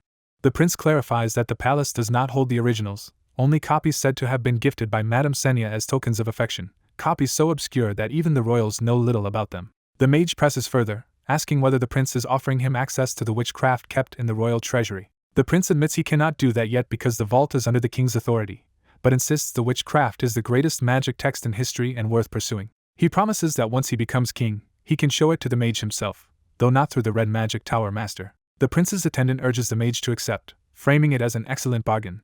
The mage remains silent, weighing the offer instead of yielding immediately. He admits the temptation is enormous, since even the first volume in Acreon transformed his understanding of witchcraft, and more volumes could change everything. He also realizes the value goes beyond magic alone, because the remaining witchcrafts might contain traces connected to Senya herself. That possibility matters even more. They might reveal clues that the kingdom of Arath has never managed to uncover. Sensing his hesitation, the prince leaves the offer open, saying that if the mage cannot decide now, they can continue the discussion after he ascends the throne. A nobleman agrees to keep the route open and promises to send word once his rise in status is secure. The arrangement is accepted with formal gratitude, closing that matter peacefully. Left alone with her thoughts, the young witch quietly reviews what she has learned. She concludes that the theories behind the core and eternal whole have finally been merged, though a few original gaps remain, and she can improve little more on the structure herself. Even so, she recognizes that his circle flame method already far exceeds ordinary circle magic, and even outclasses Senya's eternal whole. When he returns, she openly admits that his achievement is astonishing. She judges the work incomplete by normal standards, yet says his level of completion is exceptional enough that using it as it is no longer feels merely selfish. Satisfied that the thesis is effectively finished, she asks when he plans to leave Arath, and he answers that he will go the day after tomorrow. He explains that despite his usual impatience, he still needs a day to recover, and has also been invited to a farewell party by the Magic Tower. Her envy flares as she imagines him being celebrated, feasting, and receiving everyone's praise. He takes her jealousy in stride, clearly amused by it. She suddenly reminds him that months ago he said there was something important he needed to tell her before leaving. As he heads for the door, he says he has one last thing to confirm first and asks whether he can entrust that message to someone else if necessary. She immediately grows suspicious, sensing he is trying to avoid telling her directly. Chasing after him, she accuses him of hiding the truth because he fears what others would do if they learned what he had read in her thesis. She bursts out that she has already suffered enough harassment over that research, especially while he was away. She explains that even if a witch's craft is dismantled, the information and images gathered through it remain buried in the deepest layer of its storage medium. That secrecy, she says, is not about her being special but about protecting every mage and their family, unless the witchcraft is completely destroyed. Hearing that, he decides the confession he is about to make is safe from being exposed. When she impatiently asks how many times she must confirm that, he finally reveals the truth. He is a reincarnated person. The claim lands heavily, with even the magical observers around them seeming to freeze at it. She rejects the statement outright as nonsense. He calmly repeats it, and adds that he still retains the memories of his previous life. She treats it as a terrible joke and refuses to humor him. Then he gives the name he had in that former life, Hamel Dinas. The name shocks her into stunned silence. One of the spectral companions confirms the title attached to that name, Hamel the Foolish. Still reeling, she can only ask whether he is serious. He answers with quiet confidence, challenging her disbelief. As she thinks it through, she admits that if it is true, many things about him suddenly start to make sense. She recalls the impossible science. He mastered the eternal whole in only 2 years, could imitate it with his extraordinary senses, and kept changing it into something entirely his own. She reasons that if he truly remembers a former life and once fought beside Vermouth the Great, then his identity, as Hamel, would explain all of it. She reflects that Hamel the Foolish had always been an unusual figure among heroes. Unlike Senya, who was raised among elves and taught magic there, Hamel did not come from a gifted or prestigious origin. Unlike Moran, the chieftain's son famed for battle in the frozen north, Hamel had no noble lineage or celebrated tribe behind him. Unlike Anis, the saintly candidate of the Holy Empire, and Vermouth the Great, he lacked sacred standing and grandeur as well. Instead, the truth about Vermouth's companion is bluntly stated. Hamel began life as a slave. He had been among those captured to become offerings for the demon race, surviving only by stealing a demon's sword. With that sword he cut down demons and dark mages, led slaves to freedom, and carved a path of slaughter to escape Helmud. She admits she had assumed those stories were exaggerated, the way legends usually are. He answers that the reality may have been even worse, calling Vermouth a monster for what he witnessed. She emphasizes that Hamel's greatness was most striking because, unlike the others, he did not begin with exceptional talent or background. He was only a village boy whose home was destroyed by monsters, forcing him to pick up a sword simply to survive. From that ruin he became a mercenary consumed by hatred for monsters and the Demon King. Despite having the humblest beginnings in the hero party, he rose with terrifying speed until he stood beside the rest within just a few years.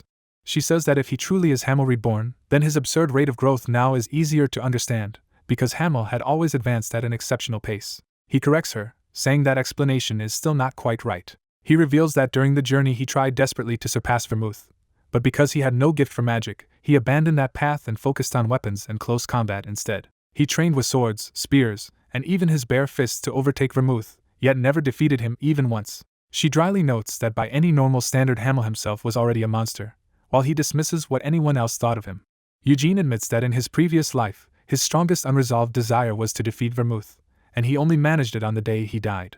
As the others tease him for once having been handsome, he brushes it off and turns the conversation toward what matters from his past. The young witch becomes wary, assuming he is trying to pry Senya's location out of her, and insists she knows nothing about where Senya is now. Eugene reassures her that he is not interrogating her, only speaking honestly about why she caught his attention. He explains that from the moment they met 2 years earlier, she reminded him strongly of Senya in both appearance and temperament. She awkwardly confirms that resemblance is no coincidence, because she was created using Senya's childhood as the model. Seeing her discomfort, Eugene gently pats her hat in an attempt to soften the moment. He immediately checks whether that familiarity made him overstep. Embarrassed but not offended, she lets it pass because Hamel had once been Senya's comrade. Eugene then asks the question driving him, whether she believes Senya is dead. She firmly rejects that idea, and Eugene agrees, convinced Senya would never disappear without leaving some kind of testament behind. From that conviction, he resolves to go after her. He broadens that vow to include the rest of his old companions as well, believing they must still exist somewhere in the world. His determination hardens into a promise that he will find every one of them. The witch is startled enough to ask if he truly means to bring Senya back. Eugene answers by appealing to her own feelings, asking whether she misses Senya too. She quietly admits that of course she does. Eugene uses that shared longing to justify his resolve, though he also vents old resentment, and calls Senya negligent for abandoning her familiar spirit for centuries. The witch defends Senya at once, while Eugene insists he has earned the right to complain about her after everything she once put him through. Then she challenges him to repeat his claims about his past life before the witchcraft itself, as a formal test of truth. He agrees, though he still objects to being called foolish. A great magical device activates before them, turning the exchange into a binding verification. Eugene formally swears under his current and former names, and on his blood and lineage, that he is telling the truth. The witchcraft accepts the oath and responds. With that assurance, the witch reveals that after Senya left, many tried to dismantle both her and the witchcraft, but they never discovered one hidden secret. She explains that their conversation is being stored in the deepest layer of the witchcraft, beyond anyone else's reach. Because of that secrecy, she can finally speak of something unknown to all of Aroth. She reveals that there were ominous signs shortly before Senya withdrew from the world. Eugene is caught off guard by the seriousness of what she is about to say. She recounts that 1 week before Senya vanished, the two of them were together in this very place. Without warning, Senya collapsed in pain and, when asked what was wrong, said her familiar spirit had died. The witch then names the source of that shock, Hamel's grave. Senya had said someone had broken into that grave, and the violation left her furious. Eugene is stunned to learn that a grave for Hamel even exists. The witch says that was also the first time she had ever heard of it, and that soon afterwards Senya disappeared, leaving the matter buried inside the witchcraft. She kept silent because Senya had never spoken of it before, and she feared exposing something Senya wanted hidden. But now that Eugene is Hamel reborn, she decides he has the right to know. The revelation leaves Eugene fixated on the mystery of his own grave. He reasons through the implications. If a lich's curse had consumed both body and soul, there should have been nothing left to bury. The witch confirms that his soul should have reincarnated while his body remained intact, making the existence of a grave deeply suspicious. Eugene immediately concludes that Senya may have been involved in whatever happened to his remains and reincarnation. Later that night, he leaves with that possibility weighing on him. Walking alone, he considers that if Senya created a grave for him and hid it, it must be somewhere deliberately chosen. He rejects the idea of an obvious burial site and searches for a place meaningful enough for Senya to conceal it. A sudden thought strikes him: the hidden grave may be in his homeland. Before he can pursue that idea, another man catches up to him from behind. Eugene reveals he had already noticed the tale and had been pointedly ignoring him. The man, Gilead, notes that Eugene always seems irritated when they meet and wonders if he is the cause. Instead, Gilead brings troubling news. He has heard Eugene plans to leave Aroth tomorrow for the northern region of Ruhr and Nahama. He admits his concern, warning that northern Ruhr lies dangerously close to Helmud. When the topic is raised, the white-haired man presses for why it matters. His companion explains that Lohar once blocked demons from entering, but the royal family changed that policy 5 years ago. He adds that among Helmud's many demon races, some still revere the demon king of incarceration as the original ruler. That makes the white-haired man wonder if the demon king of Ruin is preparing to move against another king. The answer is no. Ruin does not enjoy pointless slaughter, and because he respects incarceration, he would not act if incarceration chose to stir trouble. Even so, the warning carries weight because the demon king of Ruin is acknowledged as the strongest of them all. The white-haired man recalls seeing that being once in his past, during a journey across a broad plain. What he witnessed still unsettles him, because he cannot clearly define what he saw. All he remembers is an overwhelming moving color, something beyond ordinary perception. No one dared challenge that presence, and only prayer kept his group from collapsing in panic. His companion cautions that one demon king's restraint does not mean every demon shares the same patience. He explains that many demons have grown restless after centuries of peace and may be eager for violence again. So the danger is not a direct order from Ruin, but ambitious demons who may want to break the balance themselves. Those demons still serve the demon king of Ruin, and they may act on their own to end his long silence. He points out that several high-ranking seats under Ruin remain vacant, making those positions tempting prizes for power-hungry demons. When the white-haired man jokingly suggests demons should simply vote, the other man dryly notes that demons only respect outcomes they can seize by force. That leads the white-haired man to think specifically of the Night Witch Queen, Noirgiabella, and whether he is ready to face someone of her level. He admits to himself that he is not yet certain of victory, so he intends to postpone that confrontation. Instead, he decides to visit Nahama first and go to Lohar afterward. His companion reacts to Nahama with concern and warns him to be careful in the desert. The white-haired man assumes he means the sandstorms, but the real warning is about Amelia Merwin. He explains that Amelia was once a powerful dark mage who made a contract with the demon king of incarceration and now enjoys unusual freedom because of it. If the white-haired man meets Amelia, he is told to give her a sealed letter. He is assured that no matter what history exists between them, carrying that letter will keep her from harming him. Puzzled, he asks what it is, and after a dry answer, gets permission to open it. He breaks the seal and checks the contents. His surprise grows as he realizes something is off. The envelope is completely empty. When he points that out, the other man says the contents do not matter. What matters is that Amelia can recognize it as a letter he personally wrote. The white-haired man turns the envelope over again, now understanding it as proof of identity rather than a message. His companion says he cannot predict Nahama's dangers, but he can at least help the white-haired man survive Amelia's temper. That generosity makes the white-haired man suspicious enough to ask what he really wants. The answer is that he cannot change the man's dislike of dark mages and asks only that this favor be accepted as goodwill.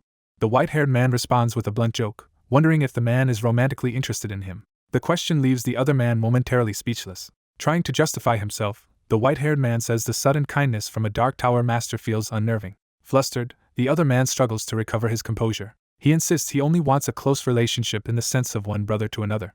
He adds that others likely feel the same because the white-haired man is still young and full of potential, and the white-haired man awkwardly accepts the explanation for now. The other man then invites him to a farewell gathering the next day, only to immediately worry that the invitation might sound burdensome. The white-haired man refuses, saying humans are strange and that he would rather never see the man again than attend. The other man accepts the rejection without protest, and the white-haired man thanks him for the help before taking his leave. Left alone in the street, the dark mage watches him go in silence.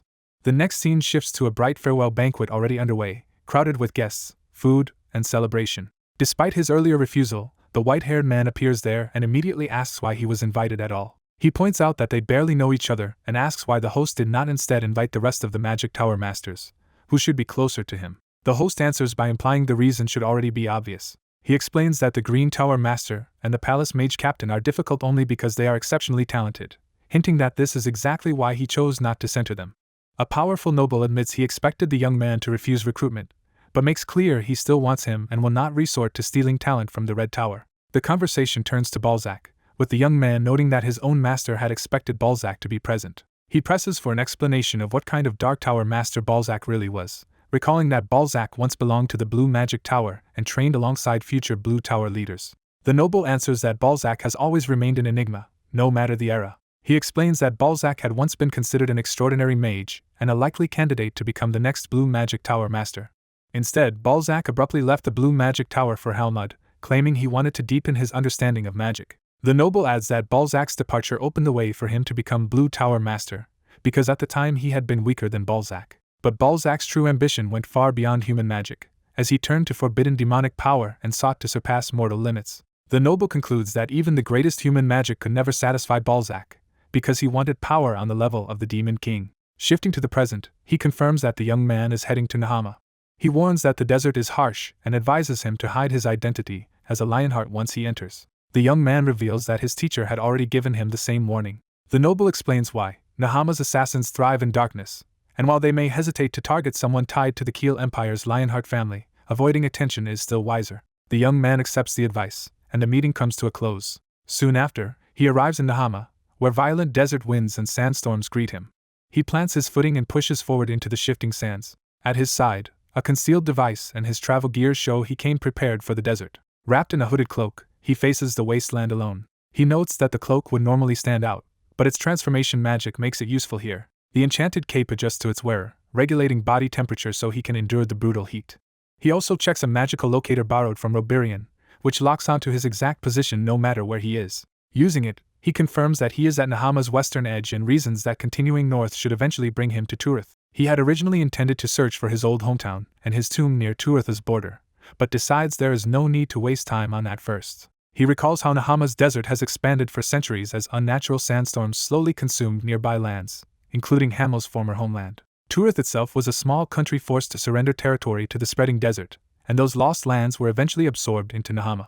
He rejects the idea that this happened naturally, convinced the sandstorm was not the work of ordinary desert change. His thoughts turn to the war 300 years earlier, when the demon front collapsed and Nahama tried to exploit the chaos against the weakened Keel Empire, only to fail. Remembering that past life still leaves him with bitter resentment toward the country. He decides to find his tomb before anything else and starts deeper into the desert. As he steps forward, he adds one more private resolve. He vows that after that, he will track down the companions he once knew, beginning with Anise and Sienna. He includes Moran among those he intends to find as well. The promise hardens into determination. He will find all of them. With that resolve, he strides on through the dunes. Unbeknownst to him, a group of desert watchers observes his solitary journey from afar. Through their spyglass, they study the cloaked traveler crossing the sands alone. They are impressed by his nerve, since most outsiders would never attempt this route by themselves. The watchers note that foreigners usually hire caravans, guards, or guides, making his lone crossing highly unusual. One of them wonders if the stranger's behavior is some kind of ritual. Another compares him to their tribe's coming-of-age custom, where boys are sent into the desert alone once they are old enough. but they cannot understand why a famous Lionheart would come all the way here for such a thing. In the end, they set aside the mystery and focus on their orders. Make sure the boy does not enter the Rajhat Desert. Their leader admits he does not know the reason, but he refuses to question the command he was given. As they keep watching, they marvel that the Lionheart is moving with uncanny speed despite supposedly being unfamiliar with desert terrain. His pace is so natural that one of them starts to say he looks as if he were born in the desert.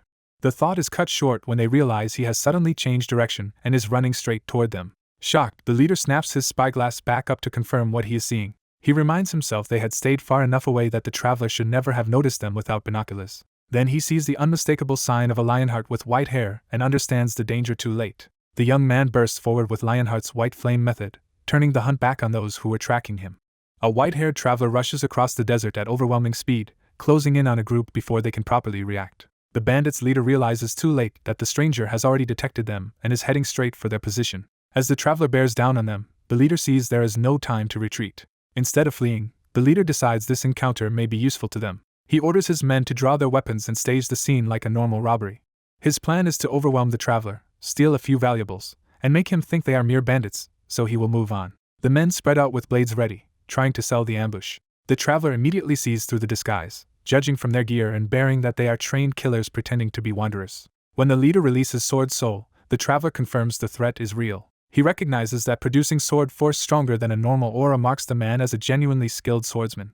Rather than worry, the traveler is pleased to have found a worthy target. He reflects that after spending 2 years focused on magic instead of combat, this is his first real chance to enjoy a fight again. As he grips his sword, he admits that although learning magic was interesting, it never suited him as much as battle does. Excited, he draws on both swordsmanship and magic with obvious relish. He meets the first attack head-on and blasts the swordsman back with a violent clash.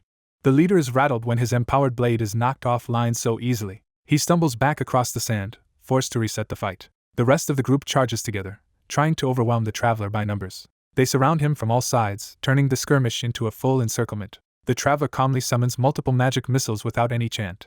Seeing that silent casting, the leader is shocked by how advanced the traveler's magic is. The spell completes around the traveler as the missiles lock onto every attacker. The barrage detonates through the circle and throws the bandits aside in an instant. When the dust settles, the leader is left standing among fallen men, suddenly alone against the stranger. The traveler casually calls out to him, treating the fight as if it has only just become interesting.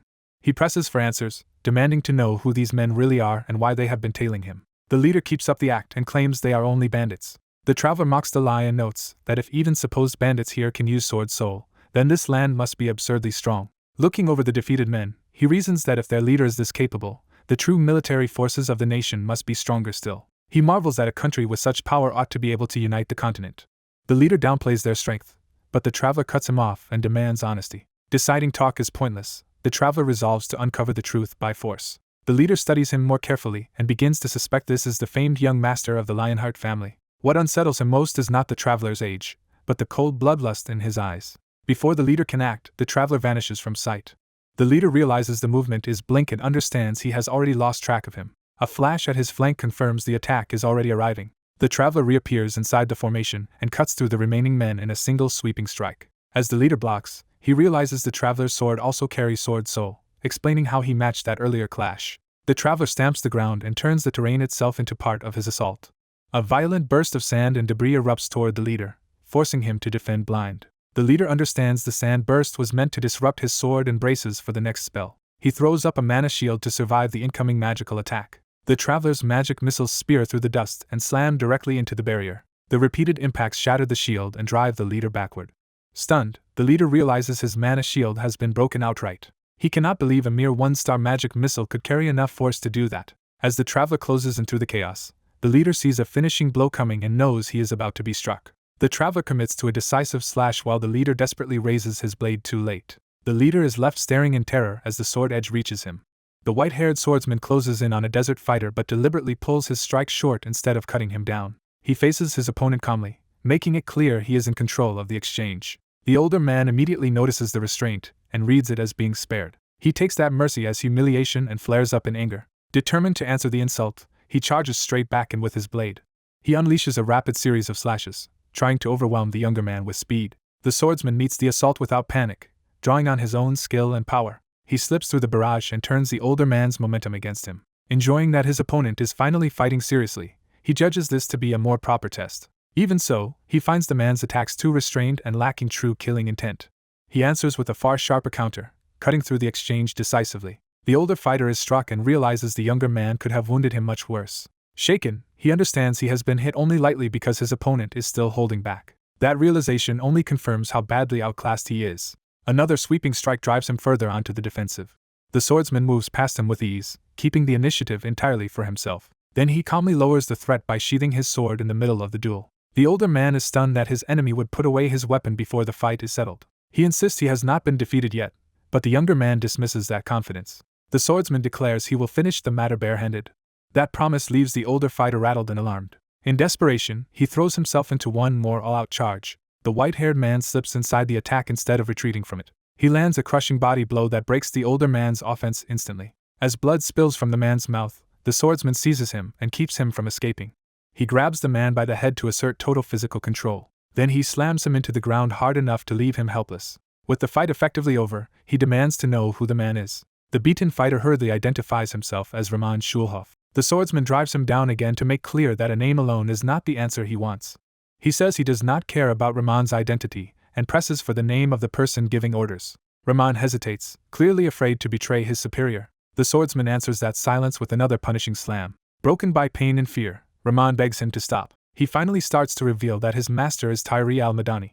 Even as he speaks, he panics at the thought of saying too much. The swordsman immediately asks who that person is. Raman explains that Tyree al-Madani is the emir of Khajitan. From that, the swordsman realizes Raman serves a ruler tied to the western gateway city he entered through. Others nearby try to interrupt and question him, but he ignores their protests and keeps following the lead.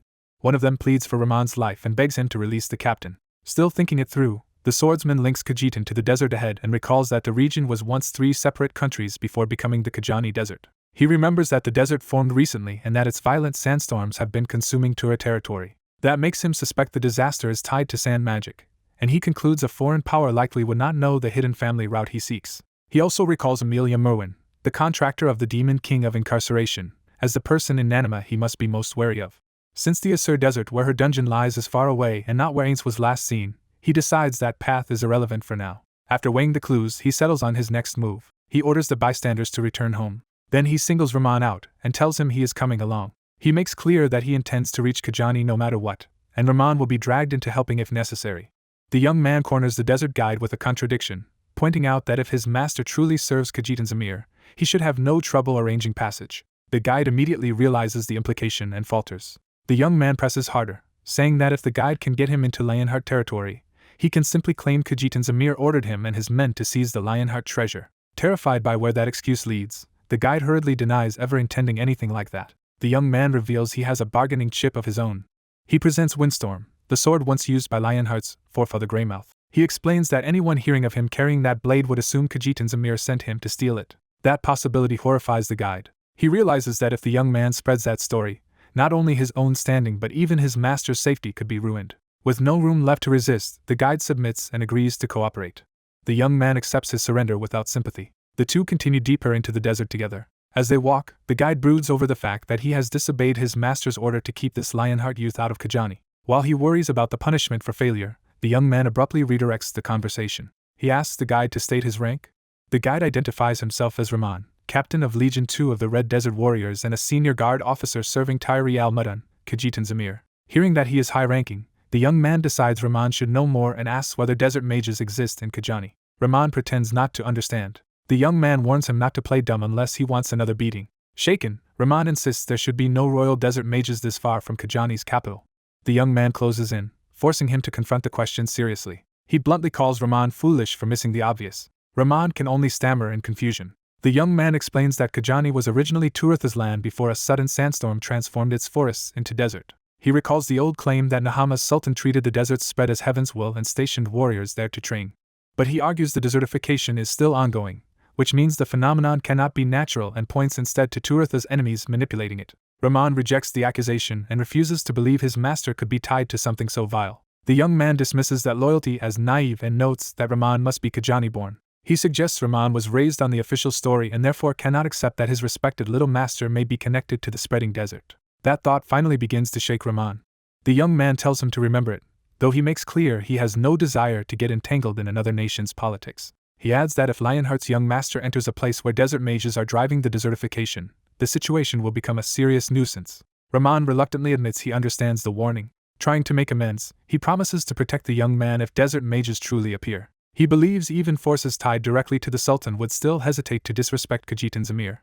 The young man answers with open doubt. When Rahman asks why he is going to the empty Khajani desert at all, the young man reveals he is searching for a grave. Rahman assumes it must be an ancestral grave and complains that he could have helped sooner if he had known. He points out there is a graveyard in Khajani and says he would have led him there directly, only for the young man to deny that this grave is in any cemetery. He clarifies that the grave he seeks lies somewhere else entirely. Their search brings them to what looks like an oasis in the middle of the dunes. Rahman is baffled, because no oasis should exist in this part of Khajani. The young man immediately identifies it as false, and Rahman wonders if it is only a mirage. He explains that a mirage would reflect a real oasis somewhere distant, but this is a magical illusion. Rahman recoils at the idea of magic creating a fake oasis and demands to know why anyone would do that, while the young man curtly tells him to stop rambling. The young man explains that because oases are precious to desert travelers, anyone who sees one will be drawn toward it. Rahman understands the trap and asks if that means people are waiting there to ambush them. The young man decides to find out for himself, and walks straight toward the illusion. As he steps forward, a hidden blade suddenly juts up from the sand in his path. Rahman lunges in panic, shouting a warning as the trap springs. The white-haired traveler evades a sudden attack in the desert before his enemies can pin him down. He coldly points out that if someone else noticed his movement, he obviously noticed it too. He immediately calls on an intermediate wind spirit named Gale to seize control of the battlefield. A violent burst of wind slams into the sand and tears the ground apart around him. The desert warrior beside him is caught in the blast and thrown helplessly by the force. The traveler remains calm, showing he expected the ambush and has no intention of being rattled. The wind opens the terrain and exposes the hidden attackers closing in on him. One wounded assassin struggles to stay upright, already losing the advantage. The traveler advances while another assassin is hurled down into the sand. The attack leaves a crater and scattered dunes, proving how decisively he has seized momentum. More masked killers reveal themselves, but they are already reacting to his power instead of controlling the fight. They spread out to surround him, trying to recover their numerical advantage. Rahman rushes in and orders the assassins to stand down before they force a larger conflict. He physically inserts himself between them and the traveler to stop the killing from escalating. Rahman identifies himself as Rahman Shulhof, a warrior serving Khajitan's Emir Tyri al-Madani, and declares the traveler to be his master's honored guest. He warns that attacking this guest is tantamount to challenging Khajitan's Emir directly. The assassins ignore the warning and keep their blades ready. Instead of backing off, they tighten the circle around Rahman and the traveler. Rahman is stunned that his authority means nothing to them. He desperately adds that the traveler is also a son of the Kiel Empire's Lionheart family, hoping noble status will deter them. The traveler dismisses the effort, telling Rahman that invoking names and titles only helps the attackers decide how to handle him. Rahman is left confused by that response. The traveler explains that because they already attacked him, they cannot safely let him return alive, though they may avoid outright killing a Lionheart, and instead silence him with poison or drugs. He makes it clear that any such plan still requires them to defeat him first. Rahman realizes there are too many enemies and worries he cannot do enough to protect the young master. The traveler openly provokes the assassins, inviting them to attack all at once if they dare. They take the bait and launch together, trying to overwhelm him with speed and numbers. As they close in, he recalls a nun once asking why Hamel always carried weapons he never used. In that memory, Hamel had answered that unused weapons would become useful someday. Another companion had brushed off Hamel's stubborn habit as typical behavior from him. But the nun argued that Hamel's hoarding of weapons was excessive and unreasonable. She pointed out that the burden included a ridiculous number of weapons that clearly belonged to Hamel. Another companion complained that Hamel had even made someone else haul them after winning a childish bet. The burdened warrior defended himself by arguing that the load also contained everyone else's supplies, including holy water and another man's massive axe. The nun inwardly fumed that if the holy water were truly hers, she would have carried it herself, and she blamed both Hamel and Senya for exploiting her. The warrior snapped at Senya for refusing to use her summoning magic to store the equipment and lighten the load. Senya fired back that he had been the one insisting they keep the weapons readily accessible instead of storing them away. The frustrated warrior tried to drag Vermouth into the argument by suggesting he should pull the wagon instead. Vermouth calmly refused on the simple grounds that none of his weapons were in it. The warrior grumbled about Vermouth's convenient pocket dimension magic, while Senya smugly used it as proof he should have learned magic from her. She even teased that she might teach him if he humbled himself enough. Back in the present, the traveler smiles as that old lesson clicks into place. Surrounded by assassins, he decides that if a cape can hide weapons, he can fight the way Hamel once did. He whips his cloak wide, turning it from decoration into concealment. Drawing on his past life as Hamel, he begins pulling weapons from hidden space with practiced ease. The cloak becomes a screen for a sudden arsenal, and his whole style shifts into something far deadlier. He bursts upward through the assassin's formation before they can adjust to the change. Now armed with a spear, he attacks from above and forces one assassin onto the defensive. He sweeps through the air and cuts across multiple attackers in a single motion. One assassin's counterattack misses as the traveler slips past and punishes the opening. He drives the spear straight through an enemy, killing him instantly. The body crashes into the sand, confirming that the fight has turned into a massacre. Another assassin tries to strike from behind, hoping to catch him mid-motion. The traveler answers with a perfectly timed draw and slash before the blade can land. He cuts through one attacker while already transitioning into the next movement. Two more assassins rush in from opposite sides, trying to trap him in close quarters. One commits to a killing swing, believing the traveler cannot react to both threats. The traveler pivots and unleashes a broad counter that interrupts their timing. His blades and summoned weapons strike from impossible angles, tearing through the attacker's coordination. One assassin is left impaled through the head, dying before he can even understand what happened. The traveler calmly shifts weapons again, using magic only to support his swordsmanship rather than replace it. He blocks one strike while simultaneously skewering another attacker from the opposite side. Without losing rhythm, he catches a second blade and keeps the pressure on. He turns through the crowd and cuts down another assassin at his flank. A sweeping slash sends yet another body flying apart. He even hurls a spinning axe into the melee to extend his reach. The thrown weapon smashes into an assassin's head and drops him instantly. Before the survivors can recover, he descends on another target from above. A summoned blade pierces one more assassin as the traveler keeps moving through them. He carves a path through the remaining killers with relentless, efficient strikes. The last few try to regroup, but they are already too slow. He cuts through the entire cluster in a blur, leaving bodies collapsing across the sand. Watching from the side, Rahman realizes the traveler is completely overpowering them, and sees no opening where help is even possible. The traveler then calls forth even more weapons overhead, expanding his control of the fight. He surrounds himself with a floating arsenal, ready to end the battle at will. When the dust settles, the assassins lie dead all around him. Rahman is shaken by the realization that the traveler never even needed the Lionheart heirloom sword and used magic only as support, while mastering every weapon he touched. Still horrified, Rahman blurts out that killing every assassin was unnecessary. The traveler answers that assassins value obedience and mission above their own lives and would never break under ordinary torture. He admits he has no reliable way to force such people to talk. Then he turns to Rahman and asks whether he intends to keep following him. He bluntly explains that he only tolerated Rahman because of Rahman's master, and since the assassins ignored that connection, he no longer has any reason to keep him around. Rahman protests that he cannot simply return in failure. He hesitates, unable to give a clear answer about what he really wants. The traveler judges him unhelpful, and Rahman hurriedly promises at least not to get in the way. The traveler accepts that indifferently and warns Rahman not to expect protection. He starts to move on, already treating the matter as settled. At that moment, the sand beneath them begins to collapse and drag everything downward. A sinister red glow spreads through the buried corpses. The bodies dissolve into a sacrificial mass beneath the sand. The traveler instantly recognizes that the assassins' corpses were used as sacrifices and that this is summoning magic. The desert itself twists into a giant vortex. He senses an enormous amount of mana beneath the ground and realizes something far larger is involved. A new threat rises before either of them can escape. The vortex widens into a massive sandstorm centered directly under them. Rahman panics and urges the young master to run. The storm condenses into towering spirals of sand. Those spirals multiply and close in from every direction. Rahman recognizes that a sandstorm appearing this suddenly, and at this scale, is unnatural. He realizes with dread that the disaster that swallowed Kajani may truly have been caused by the desert mage's magic, just as the traveler warned. Elsewhere in the storm, a hooded observer watches in fear as the phenomenon grows. Multiple sand funnels rise together, turning the area into a death trap. Rahman connects the scene to the same kind of magical sandstorm that once destroyed his own village. Refusing to freeze, he charges into the storm with his blade drawn. He hacks at the walls of sand, trying to force a path through sheer will.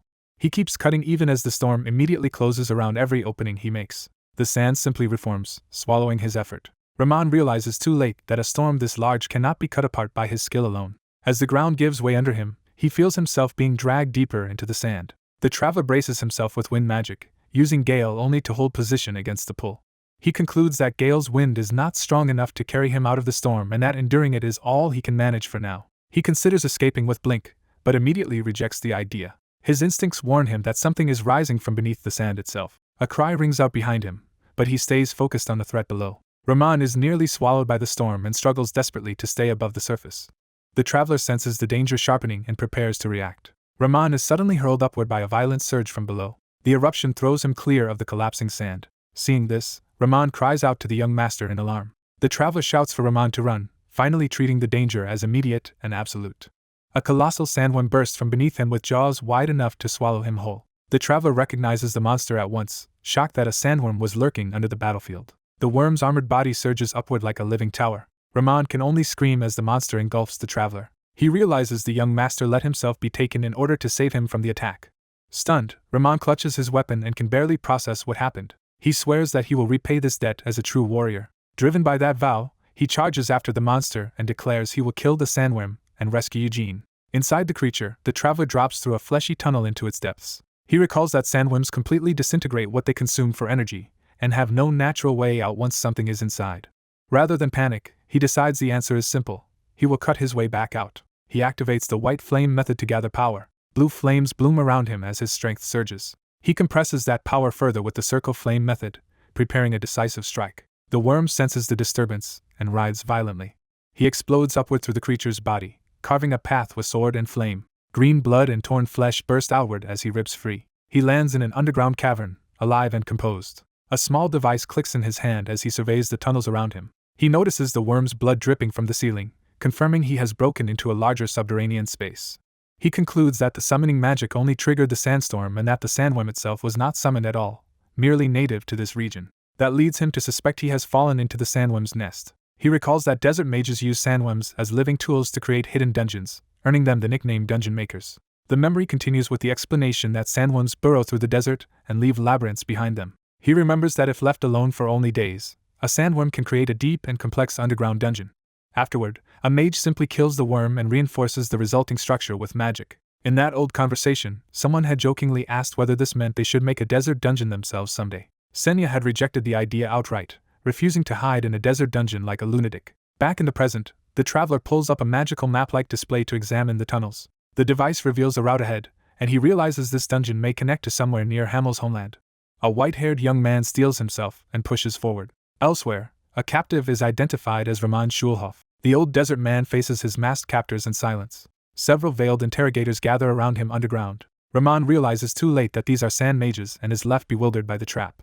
They mock his reckless attempt to attack a sandworm far beyond his ability. Dismissing that mistake, they reveal they only brought him here to extract answers. Rahman braces himself as the questioning begins. The interrogators first name Eugene Lionheart as the center of their suspicion. They demand to know why the Lionheart heir was in the Kajani desert. The accusation broadens into a formal interrogation about the Lionheart family's presence in Kajan. They press Rahman on why Kajitan's Amir, Tyree al-Madani, was guiding the Lionheart son. Rahman hesitates, measuring the danger in what they are implying. The mages openly suggest Tyree may be plotting to betray Nahama. They argue that Tyree's duty is to keep outsiders from entering Nahama, yet his actions suggest the opposite. They demand to know what Rahman and Eugene were doing so deep beneath the desert. Rahman counters that the false oasis and even the sandstorm were magical, implying the mages themselves engineered the situation. The interrogators shut that down and remind him he has no leverage here. To reinforce their control, they violently tighten the sand binding around him until he chokes. They make clear that only their questions matter and threaten his honor as well as his life. One of them coldly says resistance is pointless because Rahman is doomed regardless, so cooperation is his only chance at a gentler end. They conclude that Eugene entered Nahama with a purpose, and that Tyree's involvement can only mean treachery. Rahman is shaken into considering that Tyree al-Madani may truly have been part of a betrayal. Outraged, he condemns their methods as a petty excuse to violate another nation's territory. He demands to know why men sworn to protect the royal family are instead here, and whether the sandstorms were part of the desertification spreading further. The mages deny responsibility, insisting a true sandstorm of that scale would require hundreds of trained sand mages, far more than are present. That answer only deepens Rahman's confusion about their real purpose. They refuse to explain themselves and simply keep him restrained. The central question returns with greater urgency. Why was Eugene Lionheart in Kajan at all? Rahman snaps that the reason no longer matters because Eugene is already dead, and he blames these men for it. One mage dismisses Eugene's life as worthless, but another suddenly interrupts. The group's confidence falters as they reconsider what may have happened to Eugene. They review the report that Eugene was swallowed whole by a giant sandworm and wonder whether survival was possible. A possibility emerges that the sandworm had a hole in it, and Eugene may have escaped before being digested. They decide they cannot search openly because assassins are already sweeping the area and expect Eugene to be found soon enough.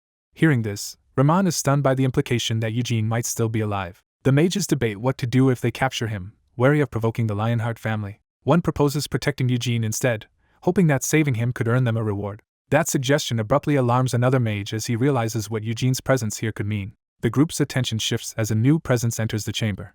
Eugene himself appears before them alive. The mages are thrown into confusion, now forced to reconcile Eugene's arrival with the assassins supposedly outside. One mage senses something is terribly wrong.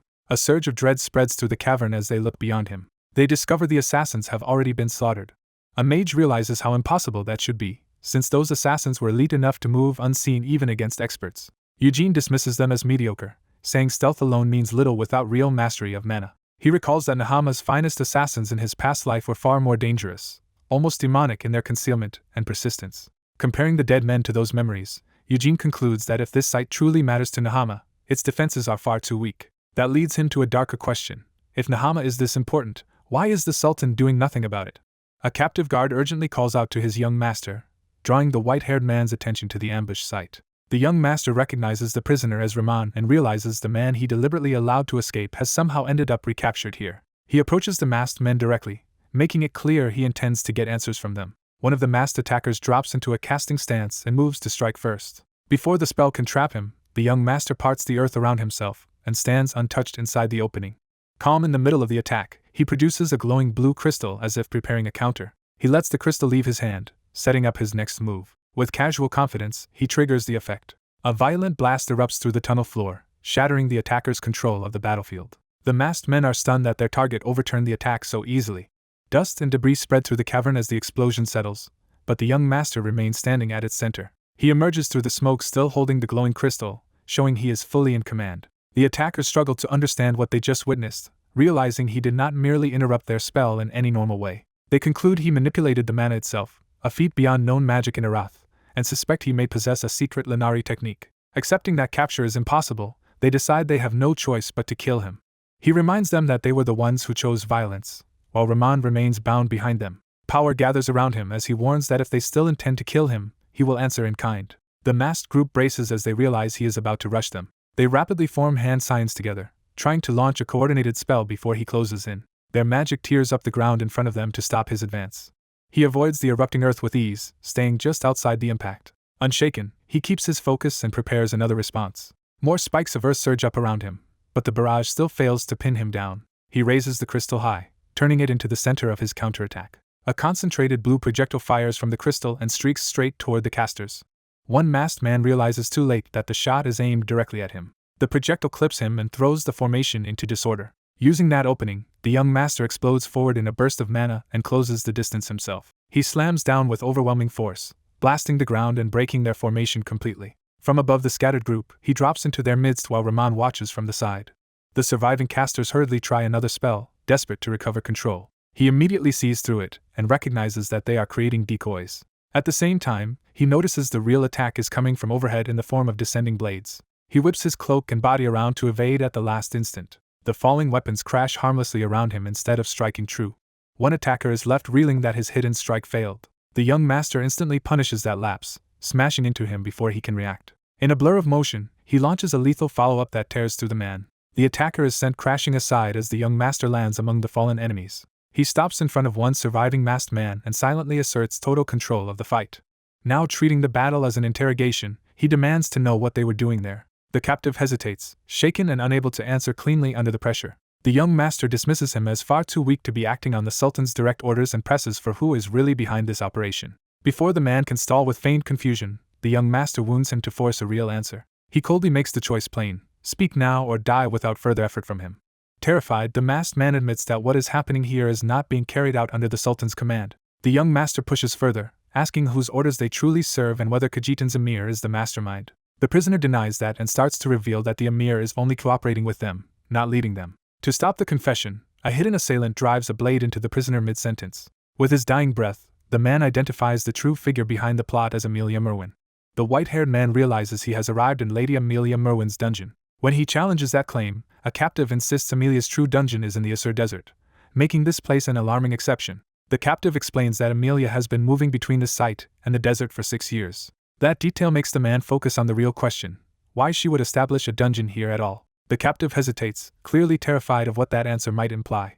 The man coldly warns that fear of Amelia will not save anyone, because he can kill the captive quickly while Amelia would not be so merciful. The threat of Amelia's presence becomes overwhelming enough to feel immediate, as if her power could descend on them at any moment. Under pressure, the captive reveals this labyrinth was built to speed up the desert's desolation, though many similar labyrinths exist in Kajani, and this one was created 10 years ago. He adds that 6 years ago the labyrinth was expanded after a giant underground gate was discovered beneath what they thought was a collapsed, unstable section. Because they could not force the gate open themselves, they sought Amelia Merwin's help.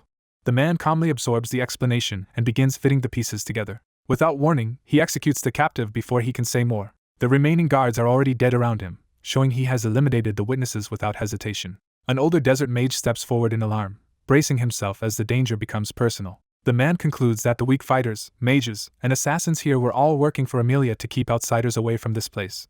The old mage urgently urges him to leave before Amelia returns. He fears that if this truly is Amelia Merwin's hidden dungeon, they are trapped inside Blackthorn's domain. The man answers with a smile, pointing out that they are already too deep inside to avoid what is coming. He reasons that Amelia herself is probably absent, since her real dungeon is in the Asura desert, and she likely only visits this place periodically. The old mage still panics, warning that she could reappear at any moment.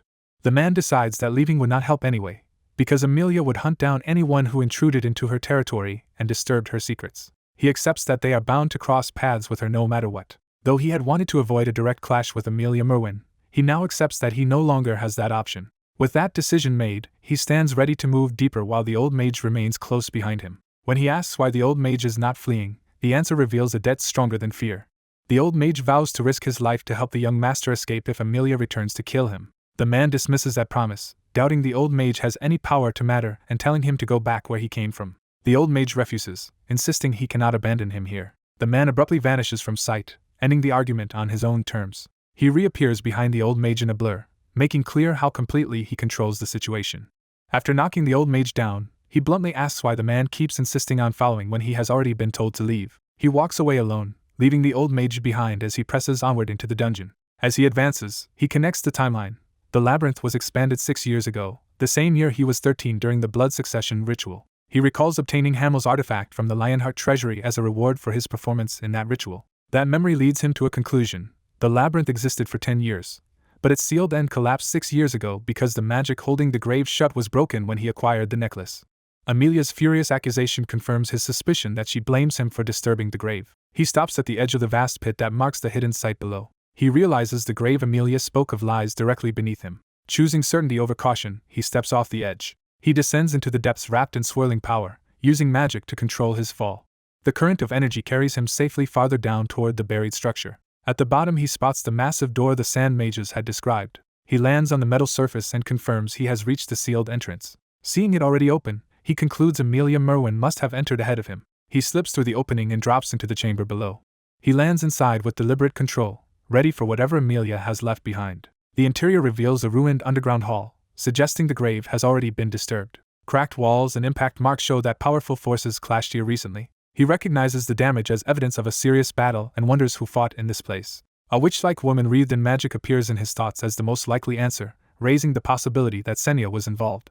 A white-haired man enters a ruined underground grave and stops alone in the silence. Seeing the place stirs an immediate, painful recognition in him. He faces the statue raised over the tomb of Hamil, the hero buried here. The statue's face makes the resemblance impossible to ignore. The realization hits him hard enough to leave him speechless.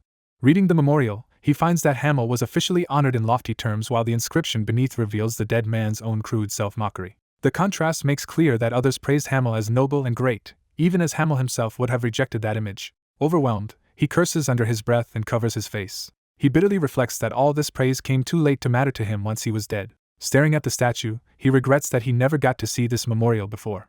He sinks onto a broken stone, weighed down by grief and memory. Looking over the wrecked chamber, he notes that a fierce battle must have happened here, yet the statue and memorial were somehow spared. He recalls that 200 years earlier, after hearing that her familiar spirit had died, Senya came to Hamil's grave and fought an unknown intruder there. He remembers Senya as an extraordinary witch whose power only grew after his death. That memory convinces him that if Senya had won, she would never have left Hamil's grave in ruins.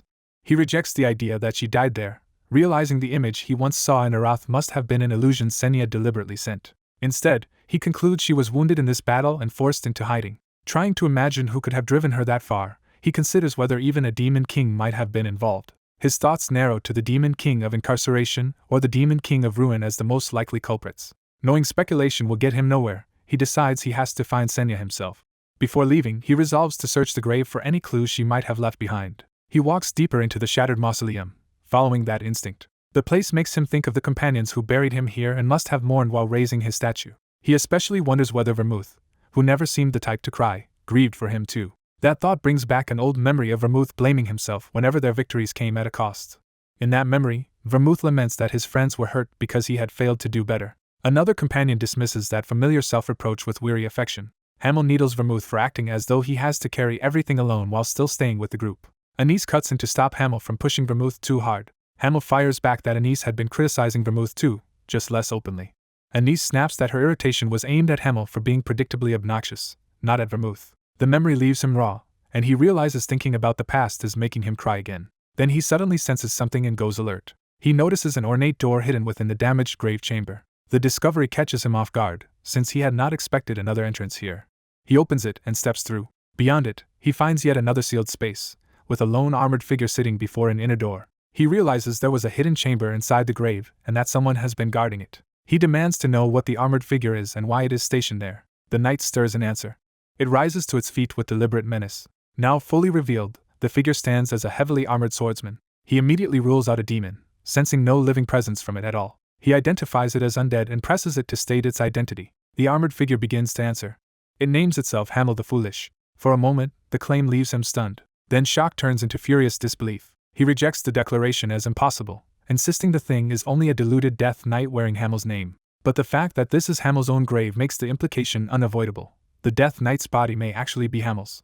The white-haired fighter confronts the armored knight and demands that the helmet come off, convinced someone is hiding inside it. Instead of answering, the knight meets him with a cold, hostile stare that confirms this is no ordinary opponent. He repeats the demand with force and launches himself forward, turning suspicion into an attack. Using the wall and ceiling to gain momentum, he dives in from above to overwhelm the knight before it can respond. His strike crashes down hard enough to blast apart the stone floor.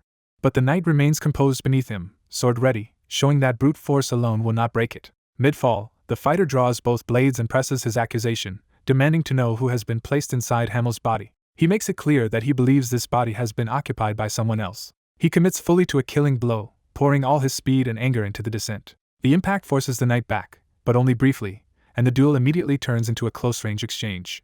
The knight answers with a sweeping counterattack powered by a sinister red force. The fighter slips under it and retaliates in one fluid motion, driving the knight off balance. Cracks of red energy spread across the armor, revealing that the knight is protected by something darker than ordinary defense. He first assumes it is a mana shield, trying to identify the mechanism keeping the knight intact. Then he corrects himself and realizes this is demonic force, meaning the enemy is a Death Knight rather than a living swordsman. The Death Knight surges back in with ruthless precision, refusing to give him time to think. The fighter catches the incoming blade between his twin swords and barely stops the thrust. Even while airborne, he uses the clash to redirect the knight's attack and create space. He lands hard and resets his stance, ready to continue despite the pressure. Feeling the strain in his arms, he admits the enemy's raw power is far beyond what he expected.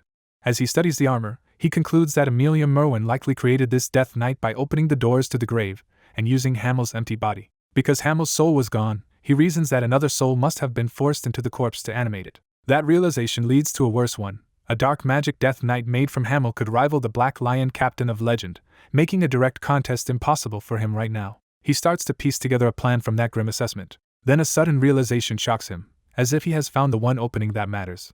He drops his swords, gathers power into his hand, and switches from straightforward swordplay to a different tactic. The Death Knight lunges again, smashing through the ground as it closes the distance. The fighter slips behind it with a burst of speed, refusing to meet its strength head-on. He draws out a spear-like weapon, adapting instantly to exploit reach and timing instead of force. With the new weapon he whips around the knight in a wide, circling assault that keeps the monster turning and defending.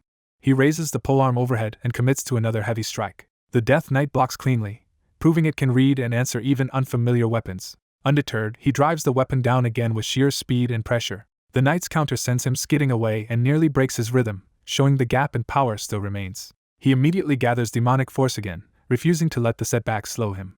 For the first time, the Death Knight shows surprise as it recognizes the danger in his next move. A violent burst of blue force detonates against the knight and blasts it backward across the chamber. The fighter dashes after it without pause, trying to turn that brief opening into a decisive finish. Both combatants reset at range in the ruined hall, each measuring the other after the exchange. Now holding only the polearm, he steadies himself and prepares to keep fighting with whatever advantage he can create.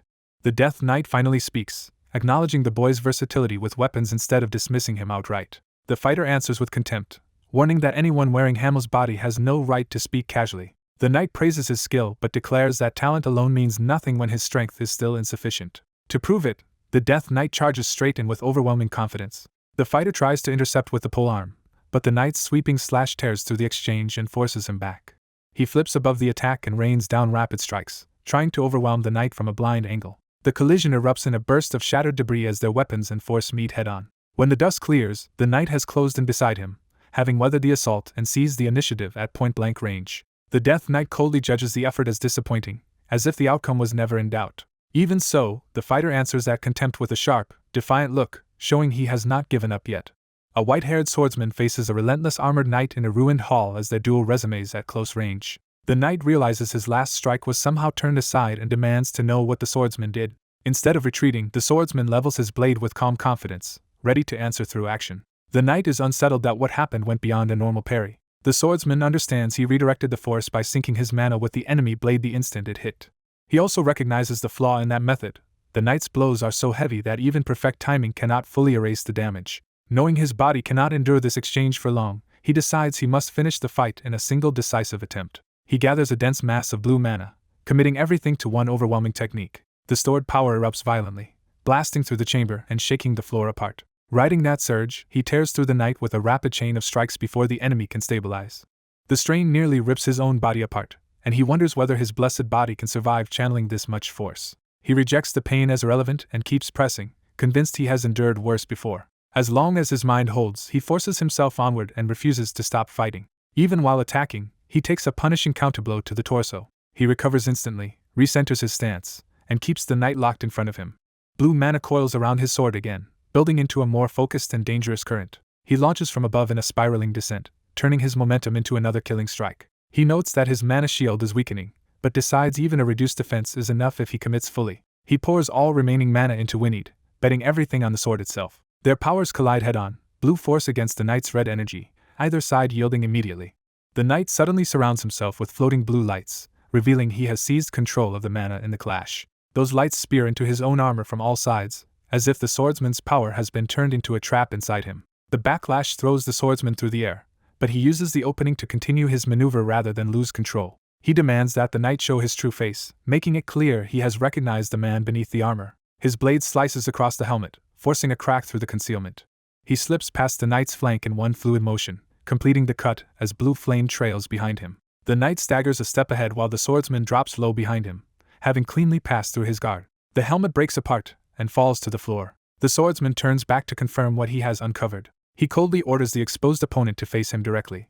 The armored figure slowly turns, no longer able to hide his identity. A red-haired man is revealed inside the armor, glaring back with murderous fury. The swordsman meets that revelation without flinching. He mocks the man's preserved appearance, noting that even after centuries he still looks vividly alive. Then he drives the insult deeper, saying the soul inside that body is hideous despite the handsome exterior. The exposed knight trembles with rage, his composure collapsing under the taunt. He erupts into a full scream, abandoning restraint. In blind fury, he hurls his weapon in a savage, red-charged attack. The thrown blade flashes past the swordsman's head, close enough to show how lethal the outburst is. The red-haired knight instantly closes the distance himself, bringing his hatred face-to-face with the swordsman. He follows with a brutal rush that blasts the swordsman backward. The swordsman is forced to evade hard, leaving only afterimages as he escapes the pressure. As he regains footing, he realizes the enemy has become much faster now that he is no longer fighting through the armor's limitations. He concludes this exposed state is the knight's real fighting ability, and that the earlier version was weaker because it used an ill-suited weapon style. That realization leads to a worse problem. A Death Knight can regenerate immediately, and killing him may require destroying his heart. He doubts he can manage that, since he has already spent most of his strength on parries, mana control, and breaking the knight's defenses. For a moment he catches himself thinking in terms of impossibility. He rejects that weakness at once and resolves to force a path to victory no matter how impossible it seems. Before he can act on that resolve, the enraged knight dives back in with another high-speed assault. The swordsman barely catches the red energy strike with both blades, stopping the blow for the moment as the fight hangs on a knife edge. Cornered, the white-haired fighter unleashes a spread of blue magic projectiles while his armored opponent closes in with feral, blood-red power consuming his limbs. The barrage tears through the charging knight's path, but it only slows the monster-like advance instead of stopping it. The knight skids low across the floor and powers through the assault, using brute force and momentum to stay on the attack. As he rises, his hands and feet have fully warped into demonic claws, confirming that his body is no longer entirely human. Seeing that savage transformation, the swordsman realizes he is facing something closer to a beast than a trained knight. The sight makes him suspect the truth is lycanthropy rather than simple demonic corruption. He pushes the idea further, and wonders if a wolf-like soul has been forced into a human body. Before he can think longer, the knight lashes out again, hurling his demonic claws forward in a wild, murderous swing. Judging the attack pattern as crude but dangerous, the white-haired fighter quickly pulls out a glowing fragment as a countermeasure. The knight leaps straight at him, roaring, while the fragment is brought into play at the last possible moment. The fragment collides with the demonic claw and disrupts the red energy coating it. That brief weakening lets the swordsman slip aside and avoid the full force of the charge. He realizes the fragment from the moonlight sword cannot purify the demonic force completely, but it can suppress it enough to create openings. With that in mind, he immediately shifts from defense to a plan built around timing and precision. He darts in under the next attack, using speed and swordplay to force the knight off balance. A clean strike lands on the corrupted arm, drawing a howl and proving the knight can still be hurt. The two exchange another violent pass, the swordsman cutting while the knight answers with sweeping red arcs. The knight gathers demonic force into a heavier blow, trying to overwhelm him with raw power. That counterattack catches the white-haired fighter and slams him hard, sending him tumbling away. Even while reeling, he keeps hold of the fragment and refuses to lose his chance. He drives the fragment directly into the knight's chest, aiming for the center of the corruption. The knight screams as the suppression hits far deeper than before. Dark red power erupts violently from inside his body, as if the corruption is being forced outward. The backlash engulfs the swordsman too, shredding past him as he endures the blast at close range. Still, he confirms the result he wanted. The demonic force has dissipated and the knight's defenses have dropped. He seizes that instant and commits to a finishing strike before the corruption can recover. His sword and the fragment's power crash into the knight's chest together in a concentrated blow. To make sure it ends there, he calls down another cluster of blue magic overhead. The knight is engulfed in a massive burst of blue force that detonates through his body. In the aftermath, the fragment is blasted free and spins away from the fight. The swordsman braces himself as the fragment skids across the floor, leaving him without his main tool against the corruption. When the smoke clears, the knight is still standing, wounded but not finished. Catching his breath, the white-haired fighter notices something exposed in the knight's chest and mocks him for it. What he sees is a red orb embedded where a heart should be, surrounded by warped flesh inside the armor. The knight panics and tries to hide it, revealing that the exposed core is both real and important. The swordsman presses the point, openly asking whether that orb is the knight's heart. Enraged and desperate, the knight lunges to silence him before he can exploit the discovery. He crashes bodily into the swordsman and drives him backward while shielding the glowing core. The tackle carries them across the chamber and smashes them into the wall. Pinned amid the rubble, the white-haired fighter is left face to face with the knight and that exposed red core. The impact makes him cough blood, but he stays conscious and keeps reading the situation. At close range, he strips away the knight's false identity, calling him not Hamel but a death knight born from lycanthropy. The knight rejects that accusation and clings to the name Hamel as if it is all he has left. The swordsman answers with open contempt, refusing to indulge the delusion. That insult drives the knight into another surge of murderous rage as demonic power floods back into his claws. The red energy rises around the trapped swordsman, turning the space into an execution ground. The knight impales him through the torso with a clawed strike and pins him in place. For a moment the swordsman thinks he may die, then forces himself to reject that end because he cannot fail before reincarnating. He reaches for another power, but hesitates, knowing he will be unable to move for a while if he uses it, and that any mistake will kill him. Meanwhile the knight, driven by the exposed core in his chest, resolves to tear apart this death knight and erase every trace of him no matter what it costs. Realizing his current strength is still too weak and the recoil is severe, Eugene decides he cannot kill the death knight as he is now unless he uses a trump card. He resolves to activate the ultimate technique of his past life, Hamel, and bets everything on ignition. Before he can finish the fight, Rahman rushes back in and calls out to protect him. Rahman is horrified to find Eugene still locked in battle with the monster. Eugene recognizes Rahman and realizes the man followed him despite being knocked out so he could escape. Rahman denounces the Death Knight as a monster and throws himself forward to pull Eugene away. The Death Knight casually intercepts him, seizing Rahman by the throat before he can help. With a brutal swing, the Death Knight hurls Eugene away from the struggle. Rahman watches Eugene crash aside and panics that his young master is now exposed again. Desperate, Rahman charges the Death Knight with his blade, trying to force an opening. His attack shatters uselessly on the enemy's body. The Death Knight catches him mid-assault and overpowers him with ease. Even while being held helplessly, Rahman begs Eugene to run while he buys time. Eugene refuses to panic, pointing out that Rahman is already in the Death Knight's grasp. Rahman is shaken by Eugene's composure, realizing the boy can still laugh even when cornered and is far more extraordinary than he understood. The Death Knight tightens his hold and prepares to dispose of Rahman. Instead of fleeing, Eugene rises and calmly watches, forcing the Death Knight's attention back onto him. He moves in and disrupts the Death Knight's control over Rahman. Using the opening, Eugene drives Rahman clear of immediate danger and knocks him away from the fight. Rahman lands near Eugene, stunned that the boy saved him instead of escaping. Eugene helps steady him, keeping him on his feet despite his own injuries. Ramon insists on giving Eugene one more chance to run and tells him to leave the moment he distracts the enemy. Eugene calmly rejects the sacrifice, saying that will not be necessary. He reveals he has noticed a sealed door directly behind them and shifts his attention to it. The Death Knight warns that the door cannot be opened by anyone. That warning only makes Eugene more determined to open it. He decides that even if he must use ignition later, he first needs to know what lies beyond the door. Because this is Hamel's grave and he himself is Hamel reborn, he suspects the chamber was meant for the grave's true owner. He reasons that a door no one else can open may have been left specifically for Hamel. When Eugene touches it, the sealed door responds at once and opens. The Death Knight is visibly shaken by the impossible sight. Eugene drags Ramon through the opening before the Death Knight can stop them. The door closes again behind them, shutting the Death Knight out. Ramon crashes to the floor, barely keeping up with what just happened. He stares around in disbelief, unable to understand where they have entered. Eugene brusquely silences him so he can think. Ramon is left sprawled on the ground while Eugene takes control of the situation. Eugene dismisses Ramon's usefulness but acknowledges his loyalty, and decides to leave him here rather than let him die outside. With Ramon dealt with, Eugene turns to examine the hidden chamber. He immediately thinks of Vermouth and wonders why that madman left this place behind.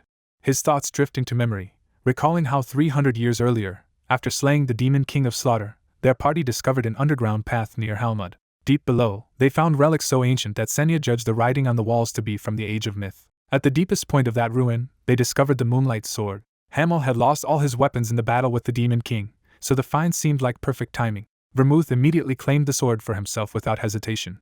Hamel could not even approach it without collapsing and coughing blood, so in the end the Moonlight Sword became Vermouth's. Back in the present, Eugene bitterly wonders whether leaving the Moonlight Sword in his grave was Vermouth's idea of condolence.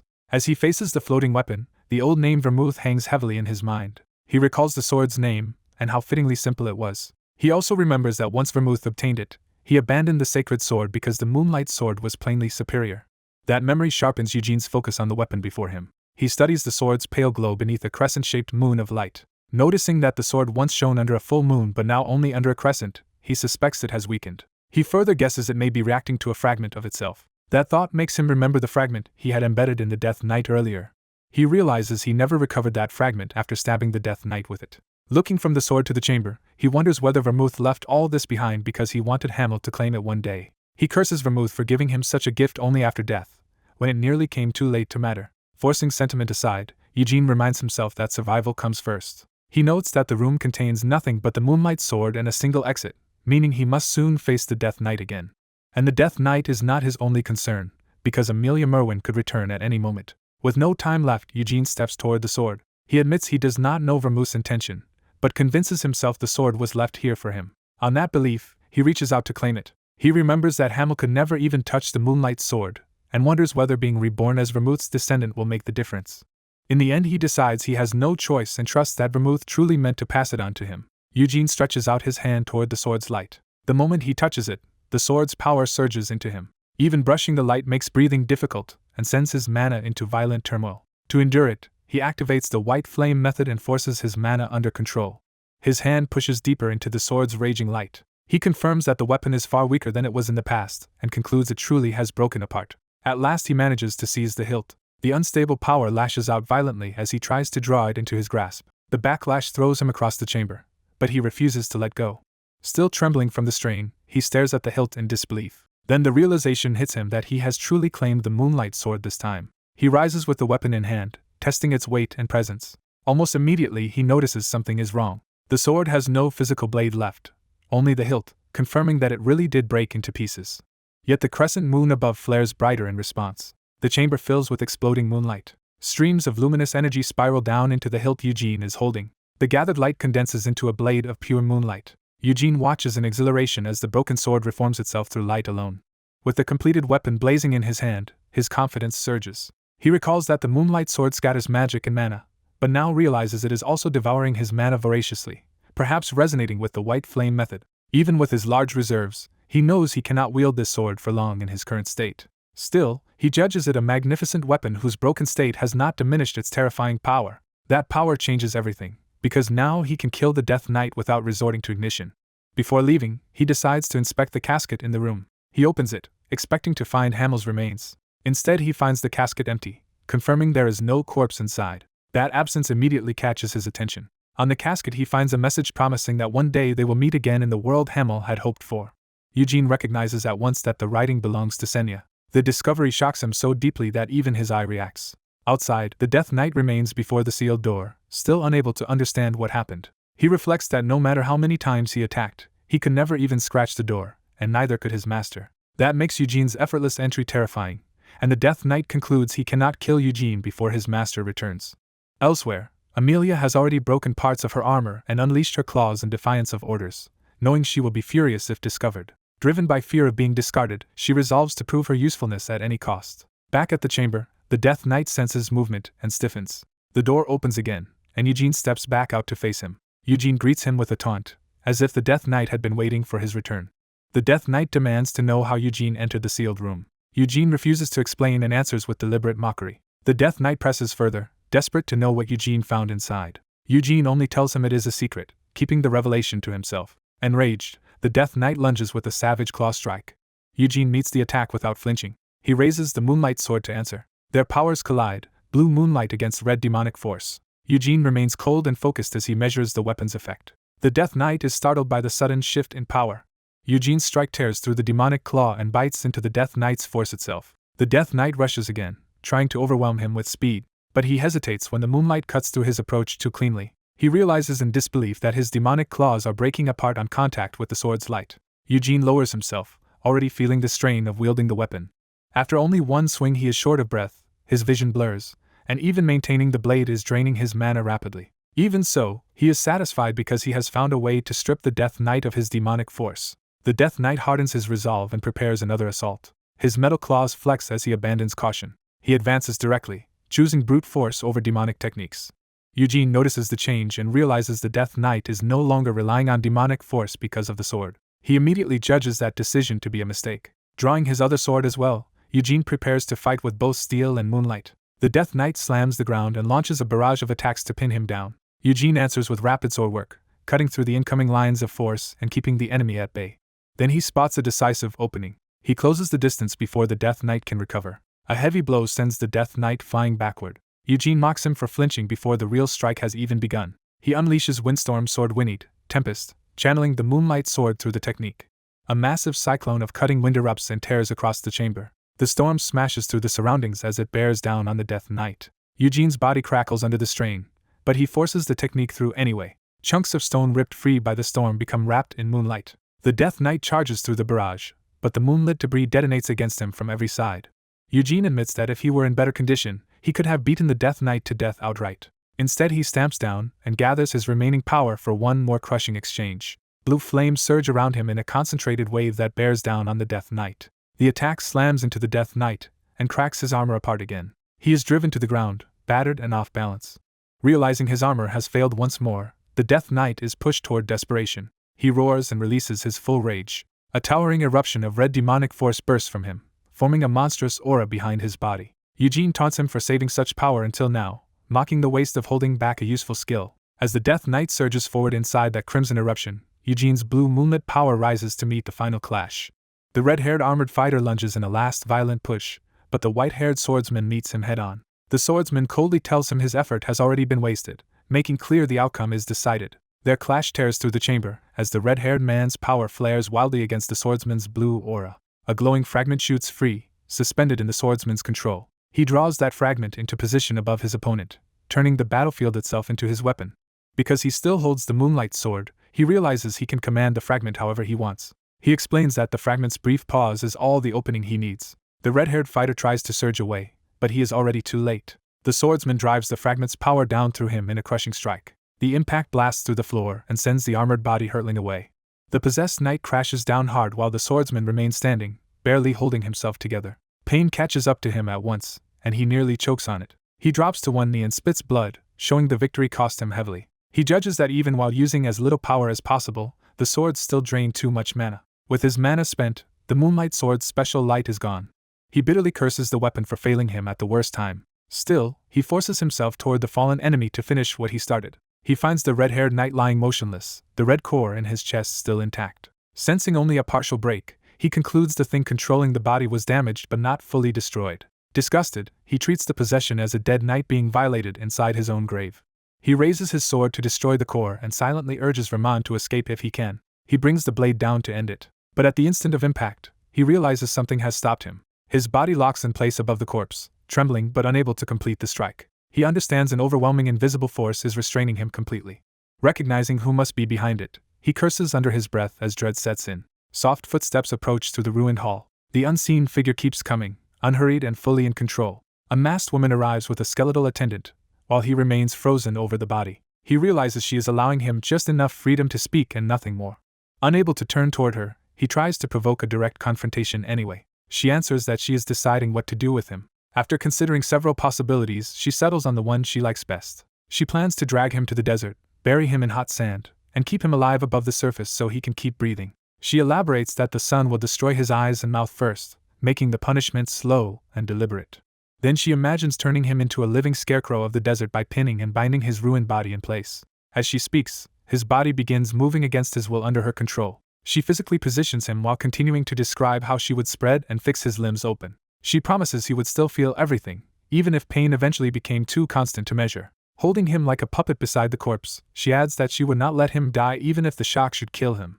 In her vision, he would remain a desert scarecrow for a very long time, until she finally grew tired of looking at him. Then she asks whether he knows who she is. He answers with her name, Amelia Merwin. She confirms it and reveals her titles, presenting herself as the desert's dungeon master, Blackthorn, and Death Answer. Her grievance is simple: he broke her pet. She claims that even if it was useless, it still belonged to her, and only she had the right to torment or kill it. He answers with mocking contempt, calling it a filthy pet and insulting her for keeping it that way. That insult finally snaps her composure, and she lashes out at him in anger. The blow sends them both sprawling as his sword flies from his hand. Recovering her pride, she insists that only the owner is allowed to speak that way about what belongs to her.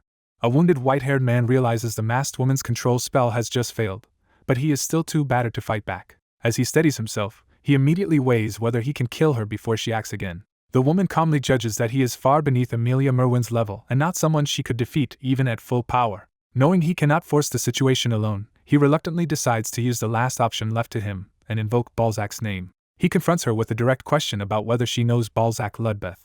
The name instantly changes her demeanor, proving it struck a sensitive point. She admits she knows the name, but makes clear she does not appreciate him bringing it up. He reveals he carries a letter from Balzac meant specifically for her, and presents it as proof. Before he can do more, she snatches the letter away with magic. She confirms the seal is genuine, so his claim is real. Recognizing Balzac's authority, she demands to know why someone like him would be entrusted with such a message, and what he understands about its meaning. He explains Balzac told him that possessing the letter guaranteed she would not kill him, no matter what he had done. She corrects him at once, making it clear the protection is not as absolute as he thinks. She explains that long ago Balzac helped her, and in return she promised him a single favor. That favor was extraordinarily valuable because it meant even Balzac could one day ask Amelia Merwin for something, yet he never used it for decades. Now that the letter has reached her, she makes him understand that Balzac's unused favor has effectively passed to him. She offers him one request in Balzac's place, as long as it is within her power to grant. He quickly grasps the opportunity, and what leverage it gives him. She warns that if he uses the favor to ask for mercy, she will spare him but still detain him until he explains who he is, why he came, and what he did there. Instead of asking for freedom, he formally addresses Amelia Merwin and prepares a far harsher request. He uses the favor to demand that she kill herself. She refuses without hesitation, reminding him her promise only applies to requests she is actually capable of fulfilling. Taking back control, she gives him two choices: stay silent and die, or cooperate. If he wants to live, he must tell her everything she wants to know. He falls silent, realizing the letter has failed to save him. She assures him she does not need to maim or torture him to get answers, because there are many other ways to force speech. Her curiosity sharpens as she presses him on how an outsider found this hidden place that only the desert mages should know about. She even wonders whether a parasite among them was secretly helping him, because his presence there should have been impossible. He realizes that if he begs for his life, she will still extract the truth from him. Worse, he understands that if she uses dark magic to interrogate him, her power will overwhelm his mental defenses and force every answer out of him. As he hesitates too long, she advances and makes clear his time to choose is running out. She asks whether his silence should be taken as his answer. He considers using ignition to escape, but knows her paralysis spell would stop him before he could act. She begins counting down, and gives him only a moment more to decide. Desperate, he wonders whether claiming to be a Lionheart would make even a dark mage hesitate. She reaches the next count, and prepares to act. He debates telling her the truth about opening the hidden door and finding the Moonlight Sword, but fears that honesty would only cost him the sword while still not saving his life. She starts to say the final count. Before she can finish, something interrupts her so abruptly that both of them are caught off guard. A red-haired armored figure suddenly appears before them, facing Amelia and the white-haired man. The white-haired man is hit by a sickening sense of recognition and realizes this arrival may be something far worse than rescue. Amelia drops to one knee under the pressure of the newcomer's presence. Struggling to comprehend what she is sensing, she asks what has brought him there. The answer becomes clear. The being before them is the Demon King of Incarceration. The room's power dynamic flips completely as both of them are reduced to spectators before the new arrival. The white-haired man recognizes the title in shock, confirming the threat is real. The Demon King addresses him by name, Eugene Lionheart, exposing the identity he had only considered using as a bluff. He then reveals the reason for his interest. Through Balzac Ludbetha's eyes, he has already seen everything that happened. Eugene is left stunned that Balzac's connection reached all the way to this monster. With cold familiarity, the Demon King asks whether Eugene came merely to pay respects to his ancestor's old friend. The armored man reveals that the grave before them belongs to Hangel Dines, Vermouth's eldest son and the original heir to the Lionheart bloodline. He explains that Hangel was meant to inherit everything Vermouth left behind, but his own descendants were erased from the family record. The white-haired youth is left trying to make sense of this sudden claim. When the name Dear Vermouth is invoked, the youth's confusion hardens into alarm. The armored speaker acknowledges that the youth has every reason to see him as an enemy. He says Vermouth and the woman beside him once shared a real bond, but that bond was built to preserve something from 3 centuries ago. Even so, he refuses to let the Lionheart line continue turning its back on Vermouth. He identifies the youth as Eugene Lionheart, making clear he knows exactly who stands before him. After watching Lionhearts for 300 years, he declares Eugene the one who most resembles Vermouth. The woman seizes on the Lionheart name, recognizing its weight immediately. The armored man confirms Eugene's silver hair and golden eyes as unmistakable Lionheart traits. The woman mocks the irony of finding him here in misery, tied to a death knight. She addresses him as the Demon King of Incarceration and demands to know how she is supposed to take this situation. The armored man leaves that judgment entirely to her. She asks whether he came here to protect the reckless Lionheart boy, and he admits Eugene is Vermouth's descendant. She presses him for why he is suppressing her freedom if that is all this is. He answers that Vermouth is dead, but the bloodline he left behind still lives on. Looking at Eugene, he says he can still see Vermouth in him. He tells Amelia Merwin that he respects her, but not as deeply as he respected Vermouth. Amelia bitterly asks why a dead man from 300 years ago matters more to him than she does while she is still alive.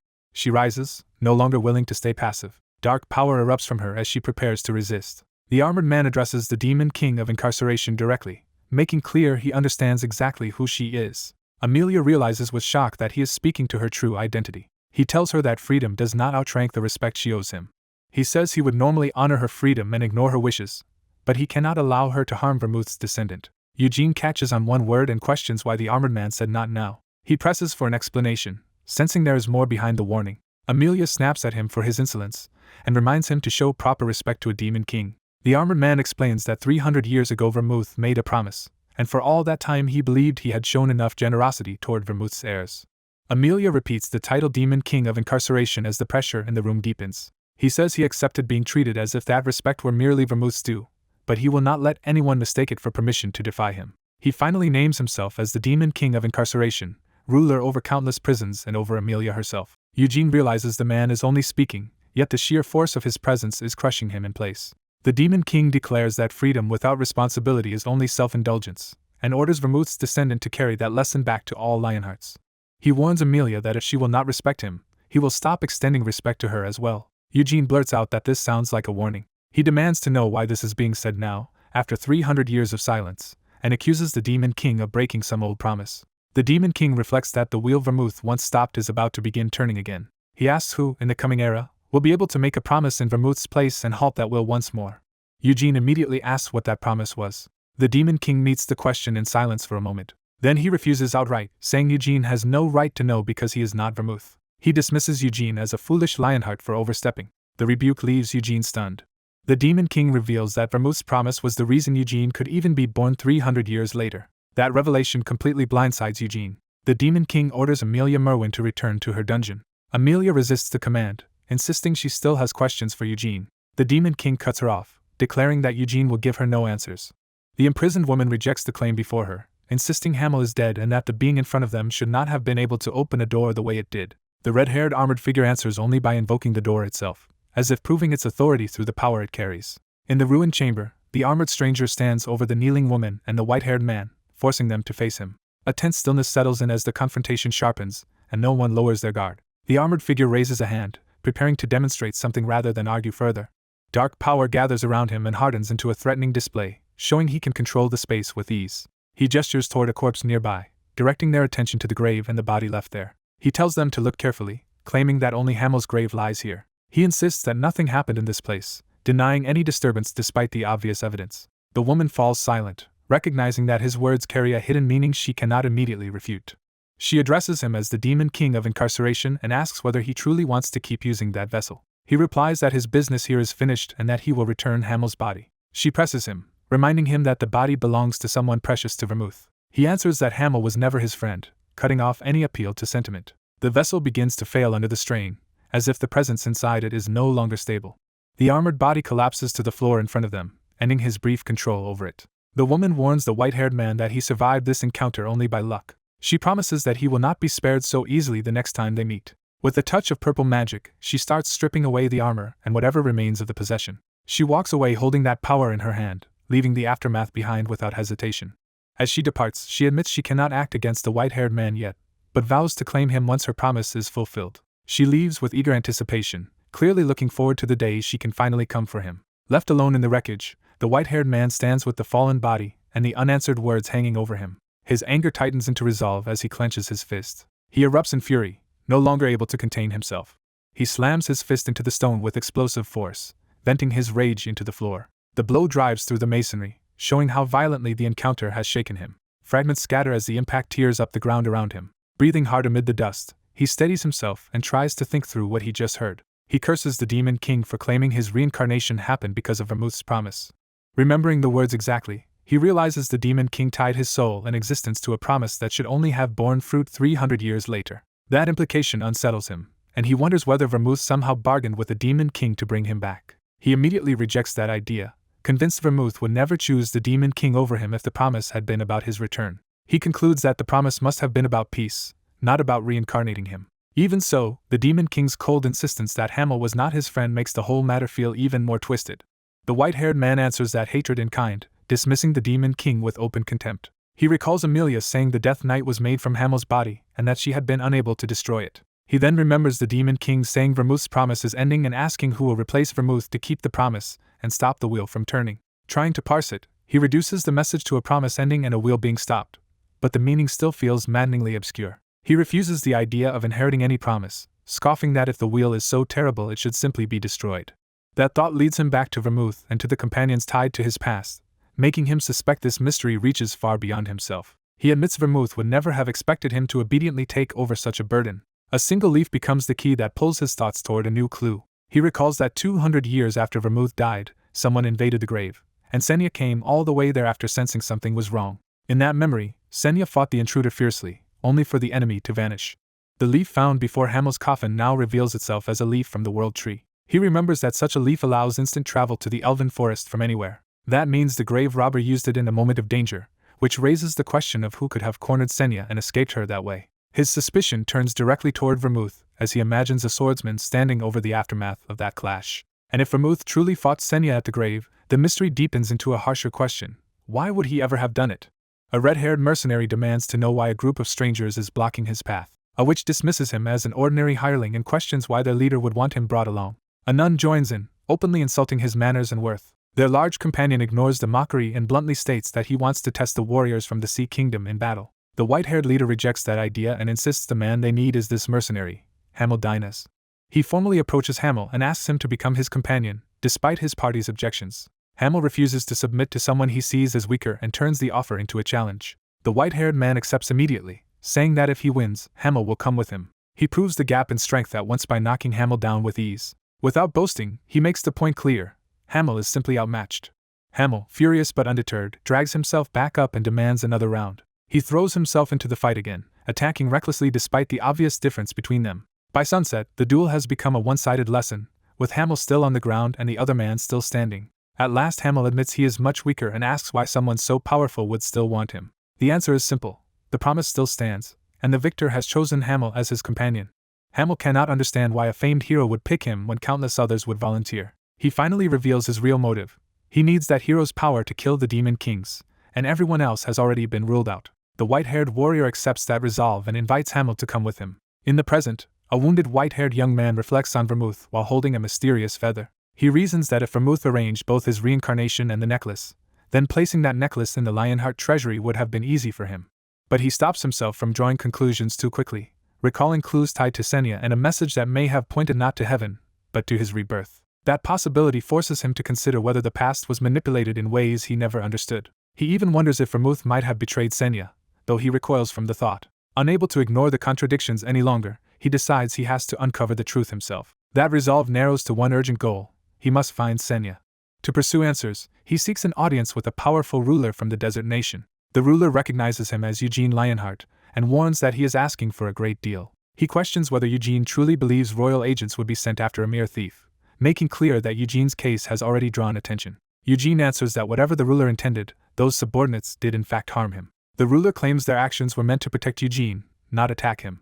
He explains that Nahama and Keel are on poor terms, and that Nahama's emperor resents Keel's growing power. With desert mages hiding at the far end of the desert and worsening the land's desolation, he says Eugene's arrival there could have triggered a major incident. From his perspective, guarding Eugene was equivalent to preventing Nahama from appearing submissive to Keel. He admits he also wanted to learn Eugene's intentions, especially why he was heading into the Khajiitan desert, where no one should live. Eugene refuses to be treated like a suspect under questioning.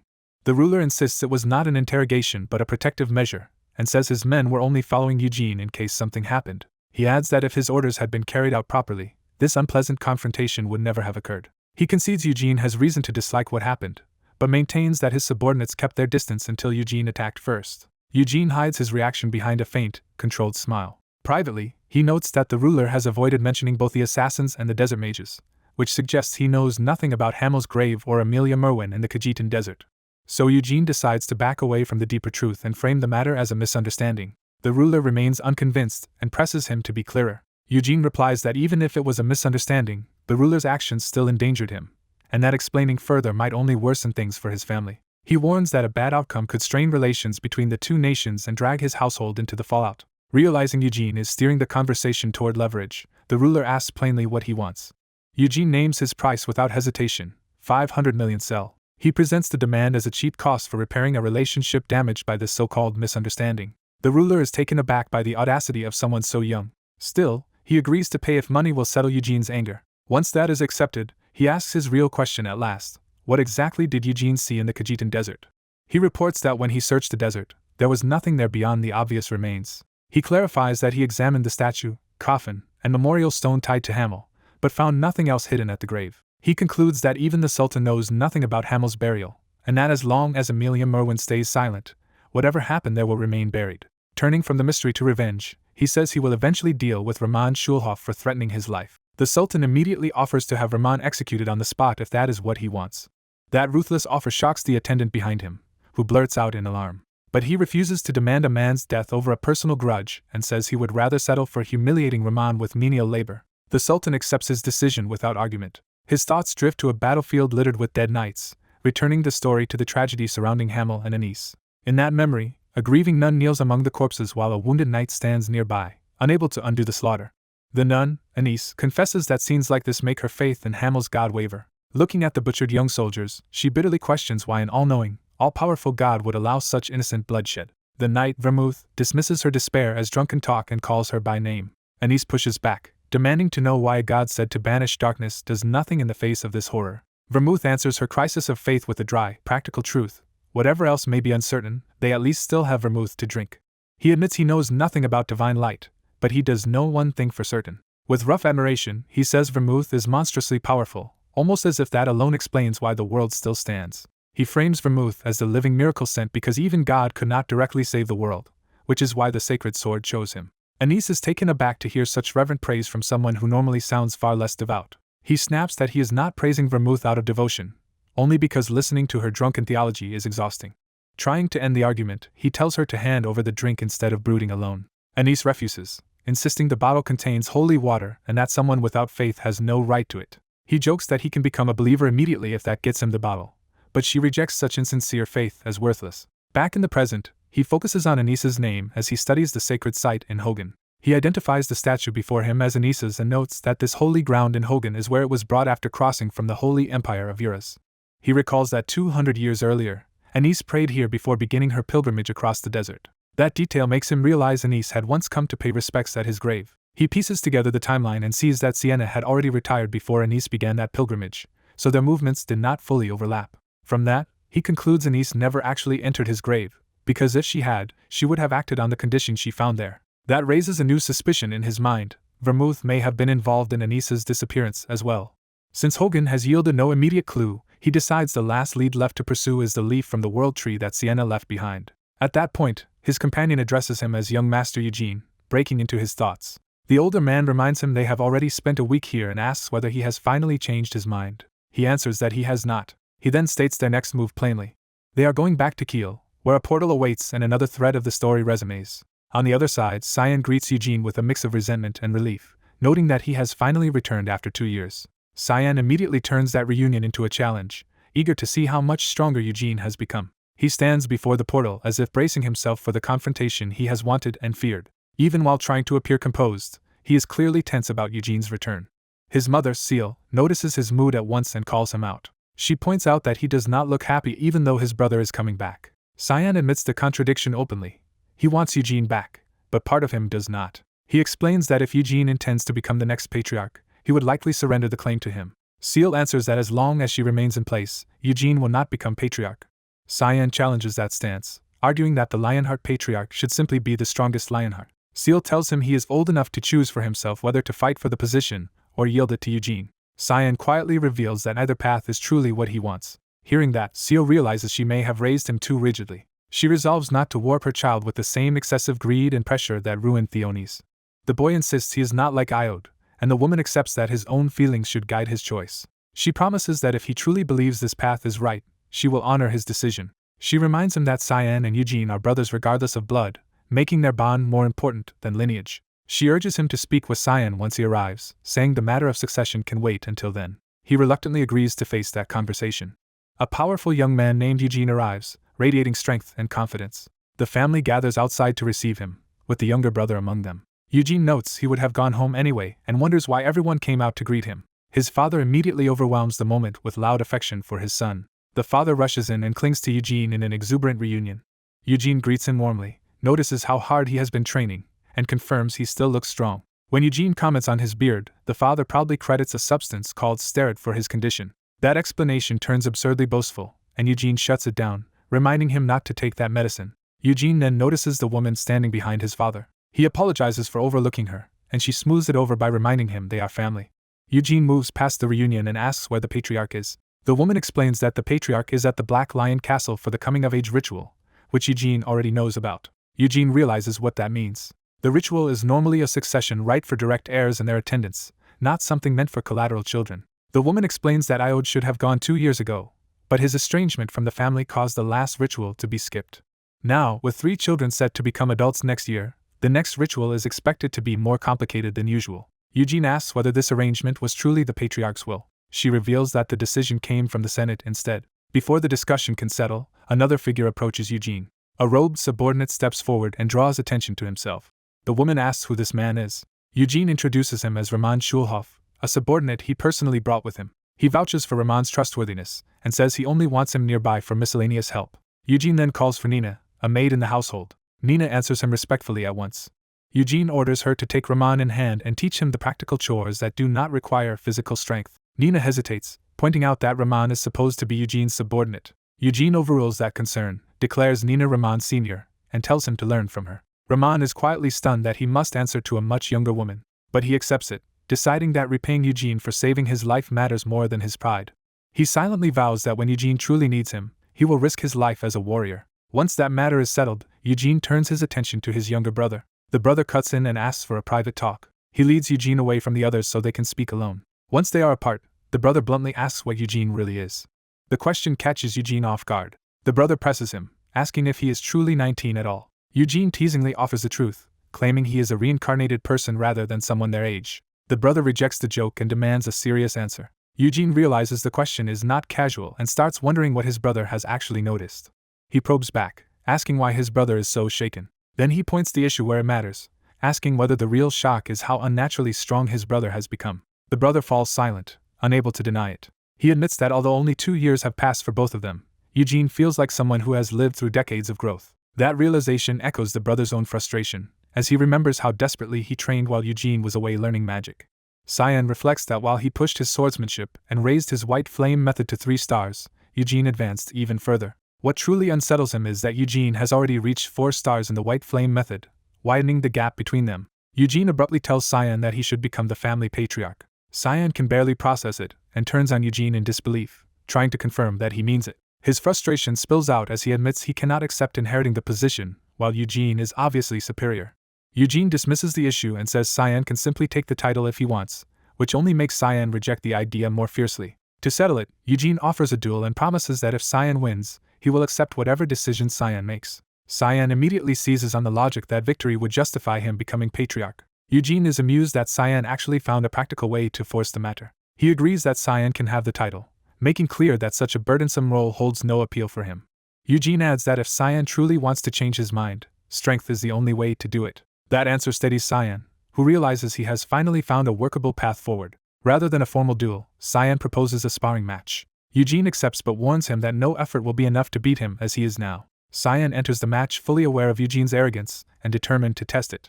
Others gather to watch, sensing that the exchange between the two heirs matters. Once the spar begins, Cyan attacks aggressively while Eugene meets him with effortless control. Observers note that Eugene handles sword aura with ease and can sustain it far longer than before, showing how much his white flame training has improved. They conclude that Cyan's level of mana is already exceptional for his age, yet Eugene's overall ability is still on another level. In the middle of the exchange, Cyan realizes something is wrong because he is tiring far faster than he should.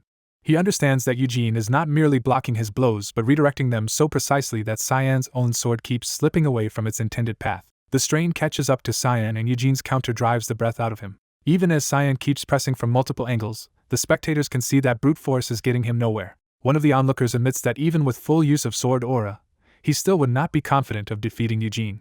Another agrees without hesitation. A senior observer adds that Eugene was already formidable 2 years earlier, but now his growth has become overwhelming. He points out that Cyan has improved as well, yet Eugene is neutralizing every attack without even needing to move from his spot. Eugene finally turns defense into offense and knocks Cyan away with a clean, decisive strike. Cyan drops to one knee while Eugene remains standing over the exchange as if it never truly threatened him. Instead of dwelling on the loss, Cyan demands to know what technique Eugene used to deflect everything. Eugene brushes it off as ordinary parrying, but Cyan refuses to believe something that refined is so simple. Cyan correctly identifies the principle. Eugene was not just blocking, but offsetting every strike and forcing Cyan to waste strength. Pleased that Cyan saw through it, Eugene invites him to ask directly for the truth. He waits to hear whether Cyan is willing to admit what he really wants. When Cyan asks to learn the technique, Eugene is openly delighted by the request. Cyan struggles to keep his pride intact, but he finally agrees to be taught. He then reveals his deeper motive. If he becomes strong enough, Eugene would no longer need to be pushed toward becoming patriarch. Eugene notices the crowd and decides this conversation should not continue in front of everyone. He tells Cyan to follow him and leads him away from the training ground. In private, Eugene points out the contradiction in Cyan's thinking. Cyan says he cannot surpass him, yet still insists Eugene should take the patriarch's seat unless Cyan grows stronger.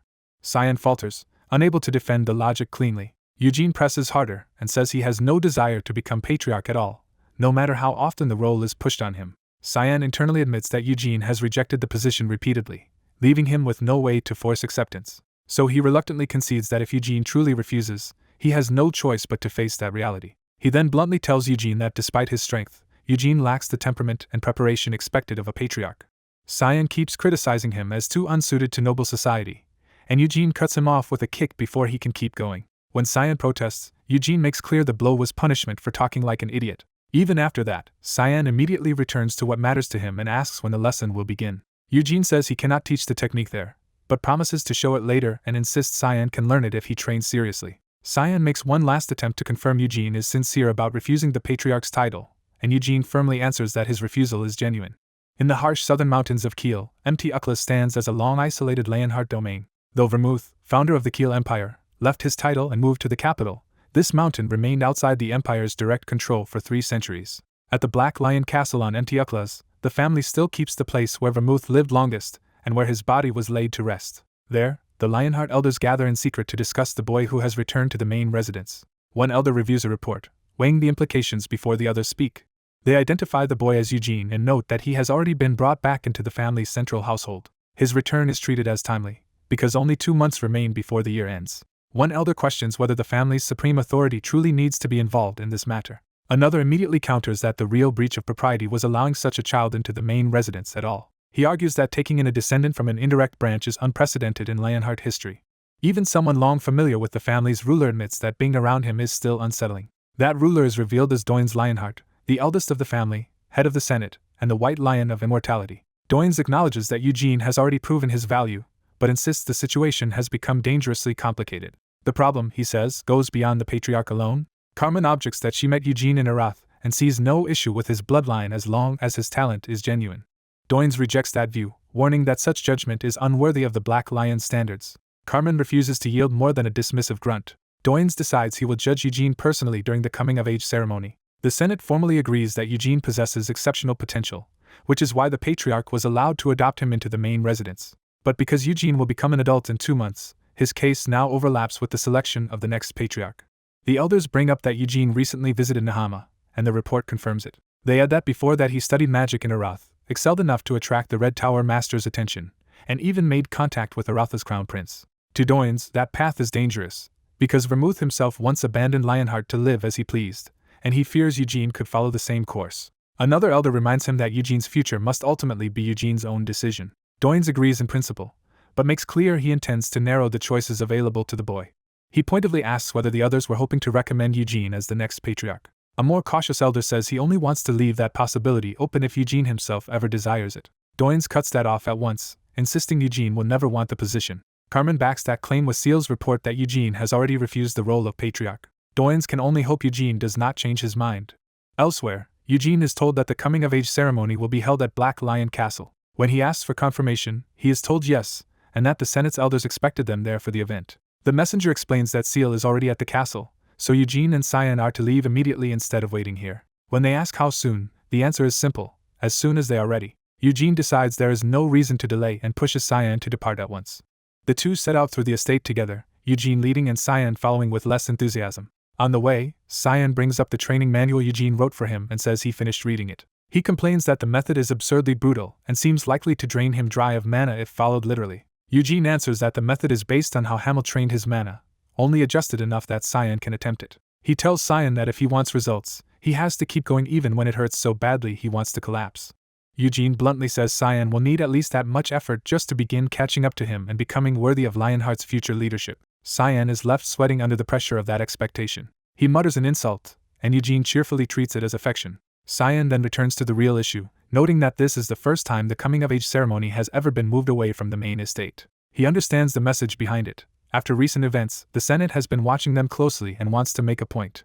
Eugene figures the elders may be trying to discipline the younger generation, but more specifically to warn him. He then asks what that means for Cyan. Cyan jokes that, as the future patriarch, perhaps they simply want to congratulate him in advance. But beneath the joke lies his real hope.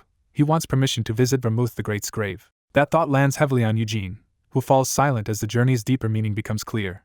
It is revealed that Vermouth's grave lies somewhere on Mount Uklas, and its exact location is hidden even from Patriarch Gilad. Suspecting Vermouth's recorded death was not peaceful, the protagonist decides he must confirm whether Vermouth's body is truly buried there. He considers borrowing either the demonic spear Ruinthos or the pulverizing flail Ziggular to help with what lies ahead. Those two weapons are identified as treasures kept by the main family of the Lionhearts in the Black Lion Castle. Ruinthos belongs to Dain's Lionheart, while Ziggular is held by his grandson Dominic, captain of the 1st Legion of the Black Lion Knights.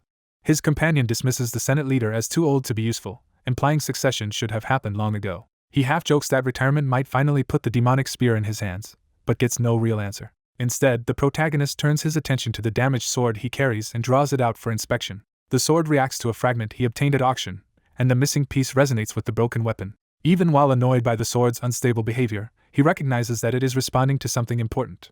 He realizes the auction fragment belongs to this sword and that the shard is being drawn back toward the broken blade. That convinces him the weapon can likely be restored if he gathers all of its scattered fragments. Still, he refuses to prioritize the sword and decides Vermouth's grave must come first. As he prepares to leave again so soon after returning to the main estate, he reflects on how quickly his plans have changed. His thoughts shift to Hamel's statue and gravestone, which are still stored inside his magical tape.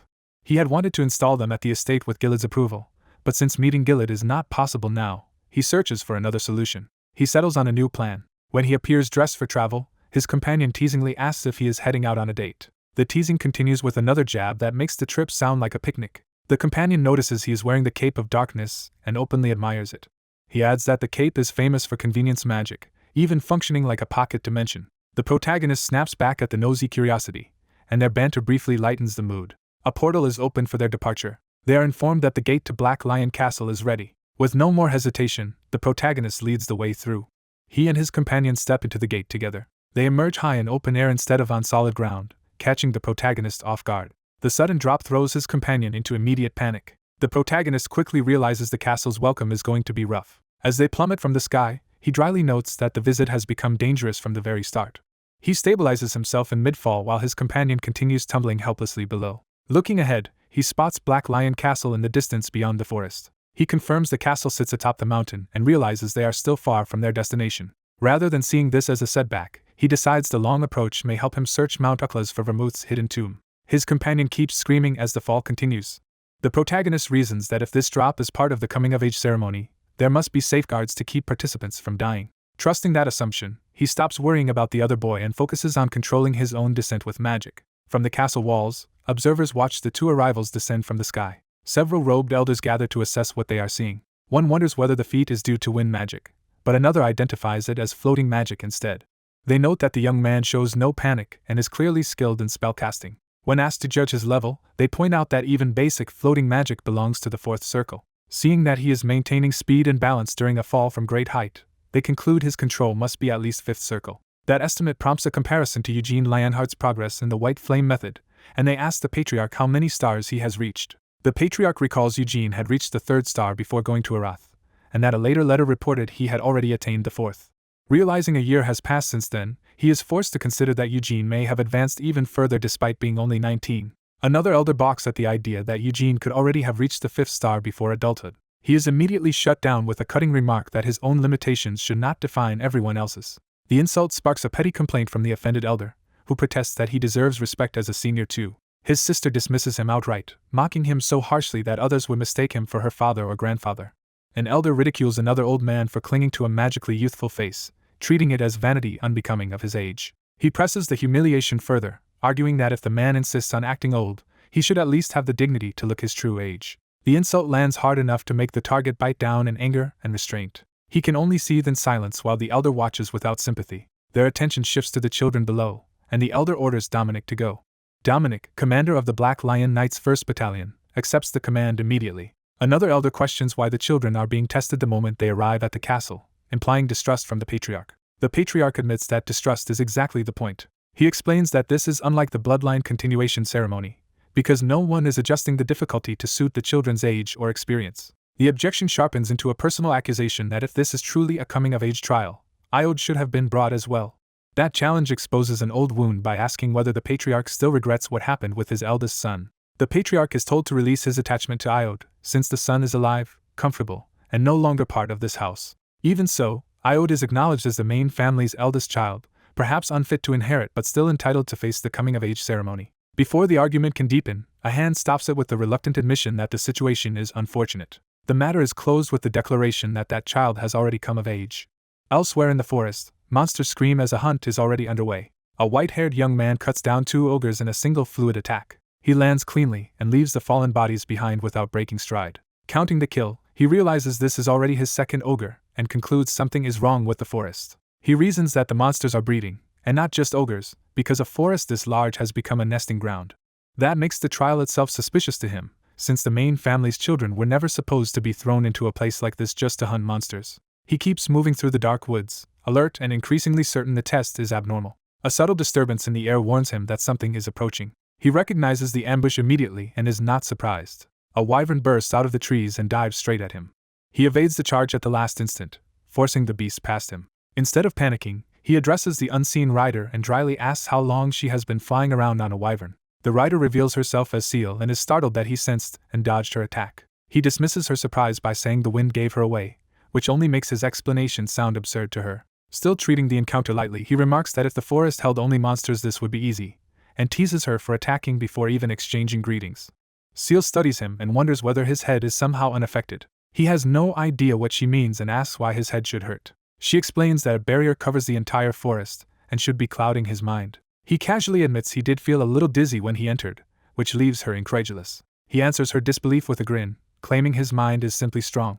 Seal reveals the barrier is meant to break a person's spirit by making their fears appear as illusions, and says her own brother was reduced to screaming by phantom terrors. He realizes that his past life gave him experience resisting exactly that kind of mental assault, and concludes the barrier was deliberately designed to crush spirit. Seal admits she had not planned to attack so quickly and only wanted to see how he handled the situation he had been dropped into. But she decides she has no choice now and prepares her weapon. He accepts that he has ended up fighting Seal, though not without regret.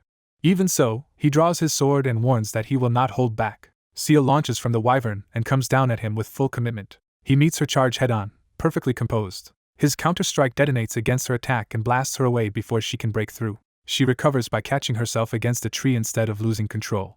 The force of the exchange tears into the trunk, showing how dangerous his sword pressure is. He keeps the offensive going with sweeping range slashes that drive her across the clearing. Seal answers by summoning multiple glowing projectiles around herself while staying mobile in midair. Seeing her suspended among her own attacks, he points out that dodging will be much harder for her now. At that moment the wyvern lunges in with its jaws wide, turning the fight into a coordinated trap. A wyvern lunges through the forest as a silver-haired swordswoman closes in at extreme speed. She drives herself even faster with a wyvern-based technique, committing to a direct aerial assault. A young man watching realizes she has accelerated herself by borrowing the wyvern's power. She streaks past the trees, angling for a killing strike before the beast can react. With complete focus, she narrows everything down to the single cut she intends to land. Her blade flashes under the wyvern, but the attack fails to finish the fight. She immediately senses the opening has turned against her and clicks her tongue in frustration. The white-haired man drops in from above and intercepts her before she can recover. He descends with calm confidence, taking control of the battle in an instant. A rope lashes around her torso and locks her arms enough to ruin her momentum. He yanks her out of the air and slams her to the ground, ending her charge. Certain he has her restrained, he declares that he has caught her. Pinned in the dirt, she refuses to concede and insists he still has not won. Before he can press the advantage, the wyvern surges in behind him with its jaws wide open. The beast dives to protect her, forcing him to abandon the easy finish. He turns to meet the threat, ready to cut the wyvern down. She urgently stops him, revealing that the wyvern is named WYWY and must not be killed. Her plea catches him off guard and breaks his rhythm. When he questions her, she doubles down and demands that he spare the creature. He lowers his guard a fraction, grumbling that she started the ambush and has no right to complain. The wyvern uses that hesitation to rush him again, and he snaps back with open contempt. He answers the charge with a brutal upward kick that smashes into the wyvern's head. Using the recoil, he vaults above it and keeps the initiative. He cocks his fist, choosing raw force over another weapon strike. His punch crashes down on the wyvern and drives it away. The beast slams into the ground, momentarily neutralized by the blow. Seeing her companion battered, the woman curses him and prepares to rejoin the fight. She channels energy into her rapier, forming a dangerous sword aura around the blade. She launches herself forward again, gambling everything on a powered thrust. Her glowing rapier comes in fast, aimed to pierce him before he can evade. Instead of retreating, he raises a bare hand to stop the aura-coated blade. She is stunned that he would try to catch a weapon enhanced with sword aura by hand. Even so, she commits to the strike, convinced his recklessness should cost him. At the last instant, his hand redirects the rapier's path rather than taking it head-on. He slips behind her, seizes her throat and body, and turns her attack into another close-range takedown.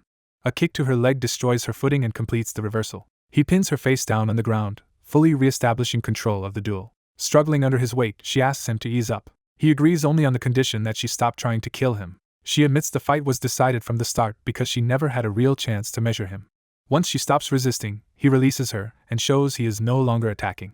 Catching her breath, she asks whether he had truly predicted she would alter her rapier's trajectory. He admits it was only partly calculation and partly luck. She counters that if she had not adjusted the strike, his hand would have been severed. He shrugs that he reached out precisely because he was sure she could not actually do that to him, earning her furious disbelief. Tired of surprises, he asks her to finally explain what is going on. Instead of answering directly, she tells him to head for Black Lion Castle. He already knows that much, but presses her on why the trip is going to be such a problem. She reveals the scale of the obstacle. There are 60 Black Lion Knights waiting there. She adds that even the captains are searching the mountain for him and her brother, turning the castle into a full military trap. A young man scoffs that the ceremony around him is absurdly extravagant for a mere coming-of-age event. An older figure's words make clear the display is really because the Senate leader holds him in unusually high regard. A woman accuses him of dragging her brother into trouble through whatever he has become involved in. When he estimates there are 60 people waiting, he realizes that is far too many for a simple ambush on just the two of them. She explains the mountain is huge, so not all of them are lying in wait, Many are stationed to keep both her and her brother from reaching somewhere important.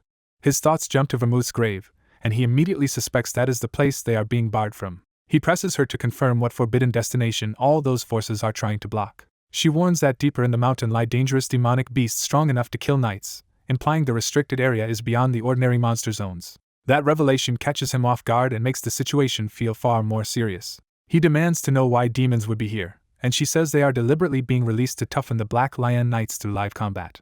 He is angered by the recklessness, arguing demons are not controllable and should be near Vermouth the Great's grave, not roaming loose nearby. When she questions why he is suddenly angry on behalf of the Lionheart family, he snaps that he is part of that family too. She pointedly challenges that claim by reminding him he has never acted especially loyal to the Lionhearts before. Still, she admits that from her own experience on demon raids, she has never heard of demons appearing near Vermouth's grave itself. Remembering that the Senate leader had taken special interest in him, he abandons his original plan to inspect the mountain first because it now seems too risky.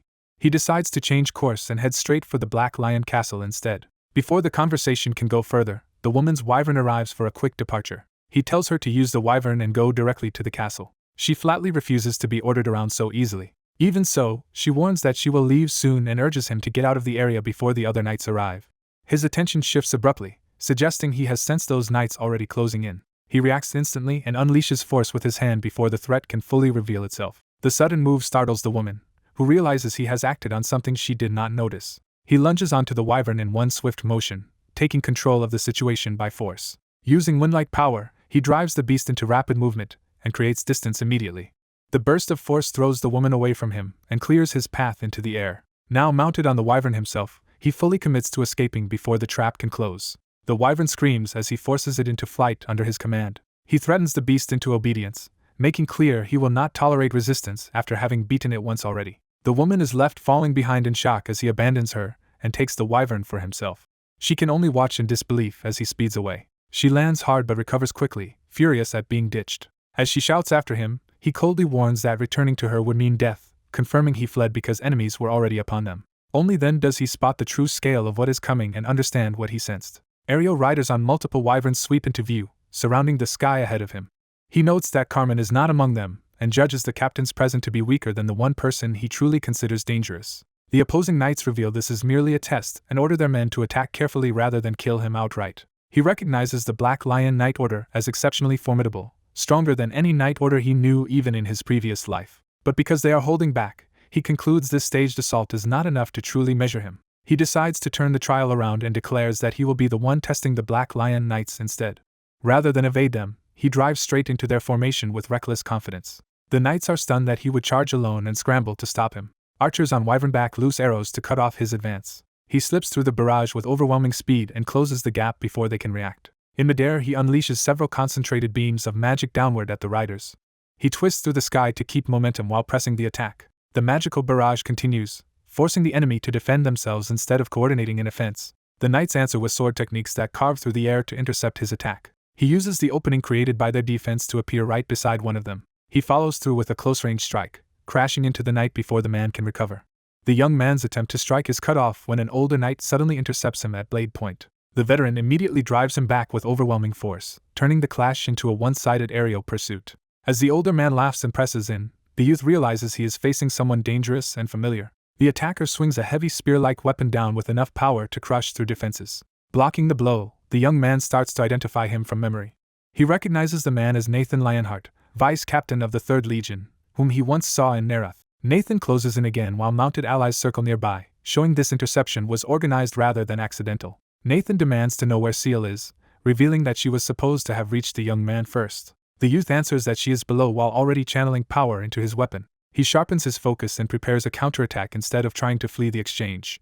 His magic erupts into a storm of spear-like strikes that explode outward around Nathan. Nathan rides through the barrage almost casually, refusing to be slowed by the attack. He is amused that mere spears could trouble him at all, treating the youth's effort as beneath him. With a sudden maneuver, Nathan knocks the young man off balance and sends him tumbling away. While falling, the youth decides there is no point wasting time in battle when his real goal is reaching Black Lion Castle. That plan is interrupted when something hurtles up from below toward him. He narrowly avoids the projectile as it tears past with enough force to split the air. Realizing it was only a stone, he understands someone on the ground deliberately interfered. A woman's casual greeting confirms that a new opponent has entered the fight on purpose. Her attack detonates upward and blasts him farther away before he can recover. She lands lightly from the strike while he is thrown back through the air. The impact sends him spinning until he crashes down into the forest clearing below. He regains his footing and faces the woman as she approaches, ready to continue what Nathan started. He pieces together that Seal had warned there were Black Lion captains among the ambushers, so her presence makes sense. The woman identifies herself as Carmen Lionheart, a Black Lion knight and captain of the 3rd Legion, and dryly asks whether her greeting was too rough. More enemy soldiers rush in behind her, making clear she has support and control of the area. The young man answers with sarcasm, refusing to be intimidated by the show of force. Carmen notes that he is performing better than expected, while elsewhere Cyan is still trapped by his own fears. She tells him not to take the attention personally, because with her here the test should end quickly. She flips open a pocket watch and sets the limit at 3 minutes. Her offer is simple. If he can endure her attacks for that long, she will personally take him to Black Lion Castle. He is openly skeptical that her challenge is meant seriously. Carmen doubles down, saying that if 3 minutes is impossible there is no reason to test him at all, and she can reduce it to 1 minute if he prefers. He laughs at the insult, understanding that she dismisses him as just a child. That condescension hardens his resolve instead of shaking it. He fires back that if she truly thinks him young and weak, then boasting about lasting 3 minutes against him only makes her look pathetic. The taunt lands, and the ticking watch underscores that the trial has begun in earnest. Her allies react in alarm, sensing that he has provoked Carmen more effectively than expected. Nathan revises the challenge on the spot to 1 minute, showing even the observers now expect a harsher fight. Carmen answers by stomping down and releasing a surge of power through the ground. Declaring that this should be enough, she cloaks herself in a fierce blue aura and prepares to overwhelm him immediately. The young man calmly draws his sword within that pressure, choosing to meet her head-on. Her first strike tears across the ground with explosive speed. She follows with a diving assault aimed to crush him before he can counter. He slips inside the attack and turns the exchange into close combat, forcing her to adjust. When she swings again, he catches the blow bare-handed, proving her power is not enough to break him outright. Using that opening, he releases a shockwave that blasts her backward and seizes the momentum for the first time. The force of the reversal sends nearby soldiers scrambling as the battlefield is torn up around them. Carmen reacts with intrigued approval, no longer treating him as a trivial opponent. The young man settles into a guarded two-sword stance, ready to continue the duel on equal terms. He moves in expecting to break one of her bones, but immediately realizes her reflexes are much faster than he anticipated. She decides to stop treating the duel lightly and commits to fighting him seriously. She launches herself at him with a direct, lethal rush. He meets her charge head-on, bringing his blades up before she can overwhelm him. She presses into close range, trying to break through his guard with raw force. Their exchange tightens into a brutal clash of fist and steel, either side giving ground. She slips inside his reach and lands a heavy body blow despite his defense. He answers with a violent counter that blasts her back and resets the distance. Before he can capitalize, she sweeps back in with a barrage from multiple angles and forces him fully onto defense. Even while enduring her assault, he judges her talent exceptional enough to have been famous in any era. He compares her to other elite fighters, then stops himself and accepts one clear fact: she attacked him with full intent to kill. That settles his resolve to fight her properly, even though he knows he still cannot use his full power yet. He abruptly catches one of her attacks barehanded, showing he has shifted the balance. From there he detonates a concentrated strike between them that halts her advance outright. When he calls time, he reveals that the promised 3 minutes have already passed. To prove the point, he casually tosses aside a sword, making it clear he never needed everything he had. She is left staring at him, shaken by what that means. She admits the time really is up, and that in all those minutes she failed to land a decisive hit. Worse, she realizes she had been restraining her own strength, and still could not overpower someone so young. When he questions the timing, she bluntly admits she was only counting in her head. He is stunned that she kept track of time while fighting him at all. Then he understands the only reason he lasted was because she had gone easy on him. As that sinks in, another presence announces itself nearby. An older commander steps in, impressed by what he has just witnessed. The grotesque hammer he carries marks him as someone dangerous and important. The young man recognizes the weapon as Ziggullard, once wielded by the Demon King of Slaughter, and realizes its bearer must be its current master. The commander introduces himself as Dominic Lionheart, 1st Legion Captain of the Black Lion Order, and identifies the youth as Eugene Lionheart. Dominic admits he had often heard Eugene was gifted, but now sees the rumors understated the truth. Eugene accepts the praise with a respectful bow. Dominic asks Dame Carmen whether Eugene needs any further testing. Carmen decides the trial is over and that she has seen enough. With that settled, she orders them to head back to the castle. Before they can leave, a furious girl arrives shouting at Eugene for abandoning her. She swoops down on a wyvern and demands to know how he could leave her behind. Eugene points out that she managed to find him anyway, and credits her wyvern for bringing her on its own. Since she is here, he immediately asks her for a ride to Black Lion Castle. Caught off guard, she realizes he wants to ride the wyvern with her. When she hesitates, he pushes back and asks why she would refuse. After a brief pause, she admits she does not actually mind. They join the stream of wyverns heading toward the distant castle. As they fly, he tells her to stay close so she does not fall, but she dismisses the warning. She instead scolds him for gripping the wyvern too hard, and their bickering turns into an argument over whether he is hurting it. She insists the wyvern is simply sensitive, not weak. He shifts his hold to her waist and asks if that arrangement is acceptable instead. Flustered but pleased, she quietly agrees. They continue through the sky with the other riders, now settled into the shared flight. When he notices she is not steering straight for the destination, he questions what she is doing. She admits she wants to circle around first because flying feels good. He complains that he would rather get to the castle quickly to eat and bathe, while she reminds him he will be buried in lectures once they arrive. So they keep flying through the bright sky a little longer before returning to the castle. The story opens over Lionheart territory, establishing the family stronghold where a political decision is about to unfold. Inside the castle, a senior Lionheart knight leads Eugene through the halls with the air of someone testing him before a formal judgment. She explains that the Black Lion Knight Order is short on people, framing the family's military weakness as a serious concern. She blames that shortage on the burden of protecting the ancient Lionheart house, saying too few true family members remain for a duty meant for blood relatives. Eugene points out that unlike the White Lion branch, the Black Lion Order can only draw from direct Lionheart descendants, so the problem has no easy fix. She answers that this restriction exists because the Black Lions handle the family's dirtiest internal matters and cannot allow outsiders into them. Then she directly invites Eugene Lionheart to join the Black Lion Knight Order. Eugene immediately reminds her that he already turned down that offer 2 years earlier. She admits she had not properly judged him then, but after seeing his ability now, she wants him considered for the vacant disciple seat under the 2nd Legion captain. Eugene wonders what happened to the previous candidate, and she reveals that one was found but his temperament was so unruly that no one could keep him in line. She adds that Eugene's talent resembles that man's so closely that she suspects the connection, perhaps even that Eugene was taught by him. Eugene denies ever meeting that person, while she keeps pressing the advantages of joining the Black Lions and serving the family. Eugene refuses to be swayed by prestige, and makes clear that his own sense of honor matters more than the family's offer. The knight shifts from recruitment to suspicion, warning that the Senate distrusts him because he visited the troubled region of Nahama without discussion. Eugene catches the accusation beneath her words and asks whether she thinks he has been plotting with Nahama. The suspicion is tied to the possibility that Eugene has somehow become involved with dark magic, an alarming idea given his recent actions. She reminds him that his bloodline and ability make him a target for every faction in the family, especially anyone hoping to shape the next patriarch. Eugene rejects that ambition outright, saying he has no desire to become patriarch. She counters that even if he does not seek power, others may still tempt or use him, and she pointedly asks whether Nahama offered him wealth and fame. When Eugene calls this an interrogation, she confirms that it is exactly that.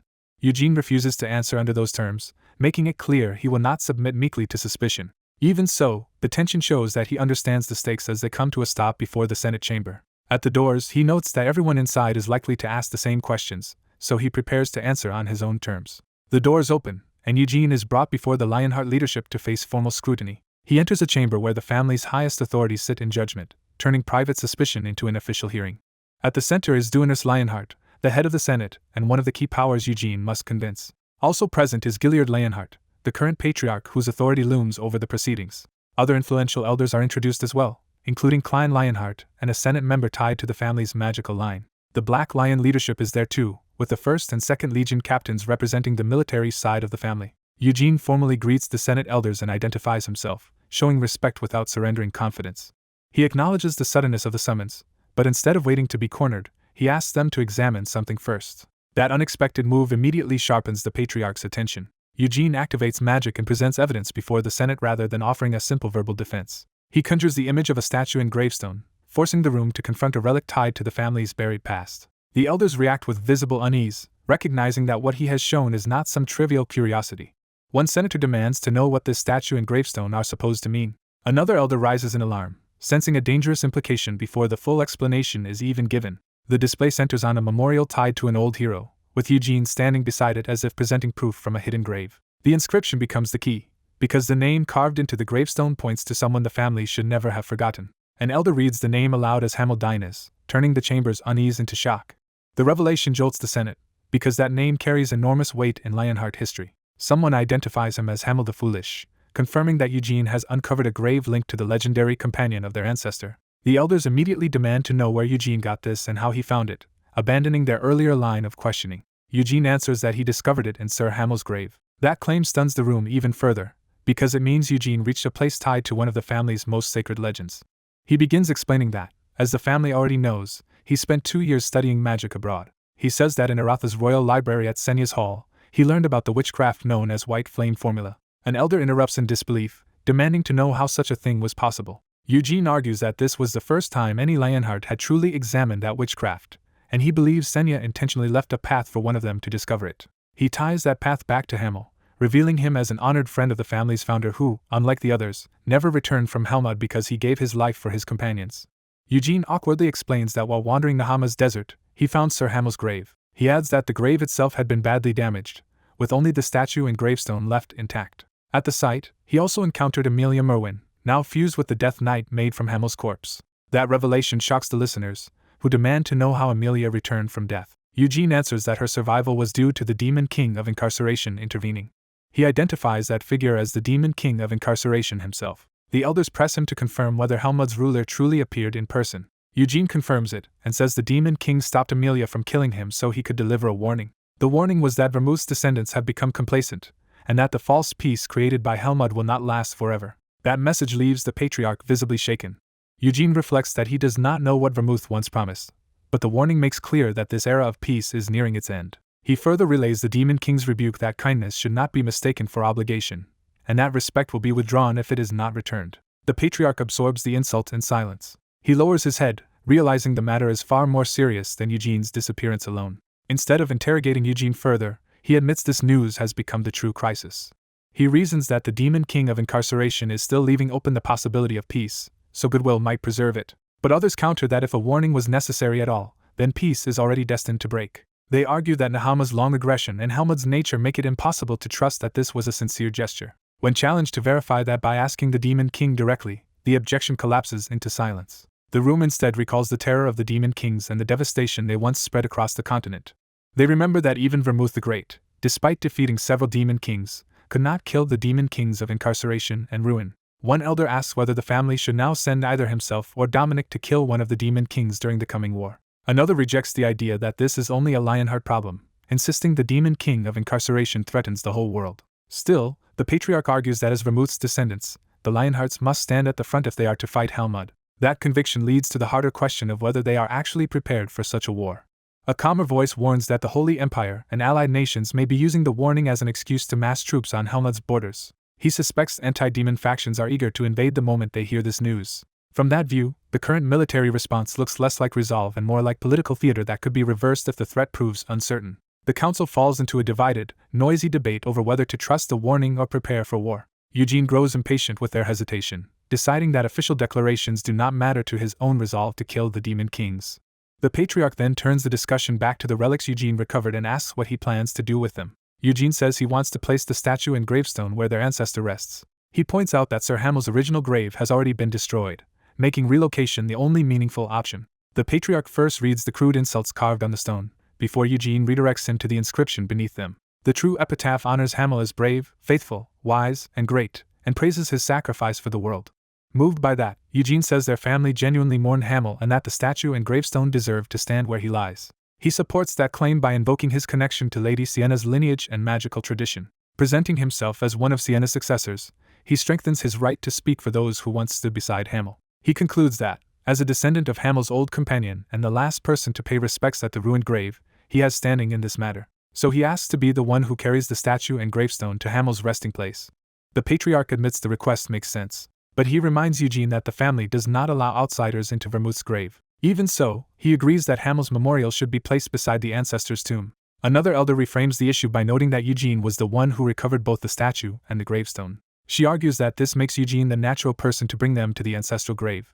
After considering it, the patriarch reluctantly accepts the logic. Eugene is pleased, realizing this gives him a direct route to Vermouth's grave without having to keep searching for it. He immediately starts planning to memorize the location, since he may not be able to open the coffin once he gets there. The patriarch says they still need time to open the path, so Eugene must leave the statue and gravestone with them for now. Eugene agrees, though the delay makes him suspect the grave is protected by some kind of seal. A superior orders Xenos to escort Eugene to his room, delaying the patriarch's family reunion because more urgent matters remain unresolved. The patriarch accepts the interruption, making it clear that Eugene's arrival has opened a discussion too important to postpone. Xenos leads Eugene through the estate while the older man follows, both heading toward a more private conversation. As they walk, Eugene learns that Xenos commands the Second Legion and has a fearsome enough reputation to drive disciples away. Instead of going straight to the room, Eugene asks to stop by a statue and grave first.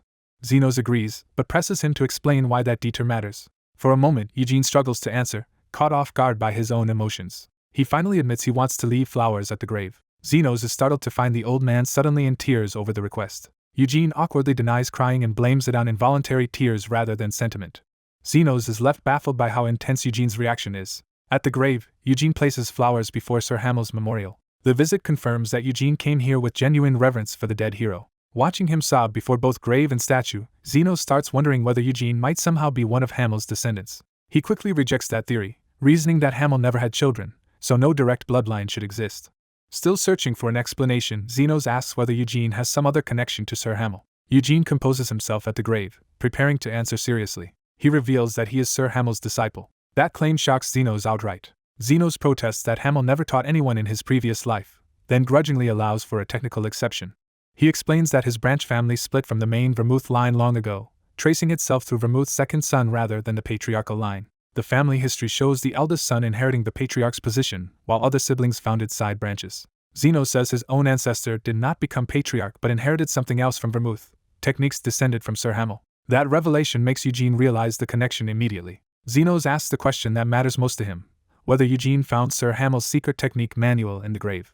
He cites Eugene's duel with Carmen as evidence that Eugene used one of Hamill's methods. The way Eugene countered her punch convinced Zenos he had seen Hamill's style in action. Zenos insists that such skill would normally be impossible to reproduce without extraordinary talent and mastery, unless Eugene had obtained Hamill's hidden text. Eugene concludes that Vermouth must have passed his own techniques to his descendants centuries ago. He then asks why Vermouth would teach Hamill's methods specifically to his second son.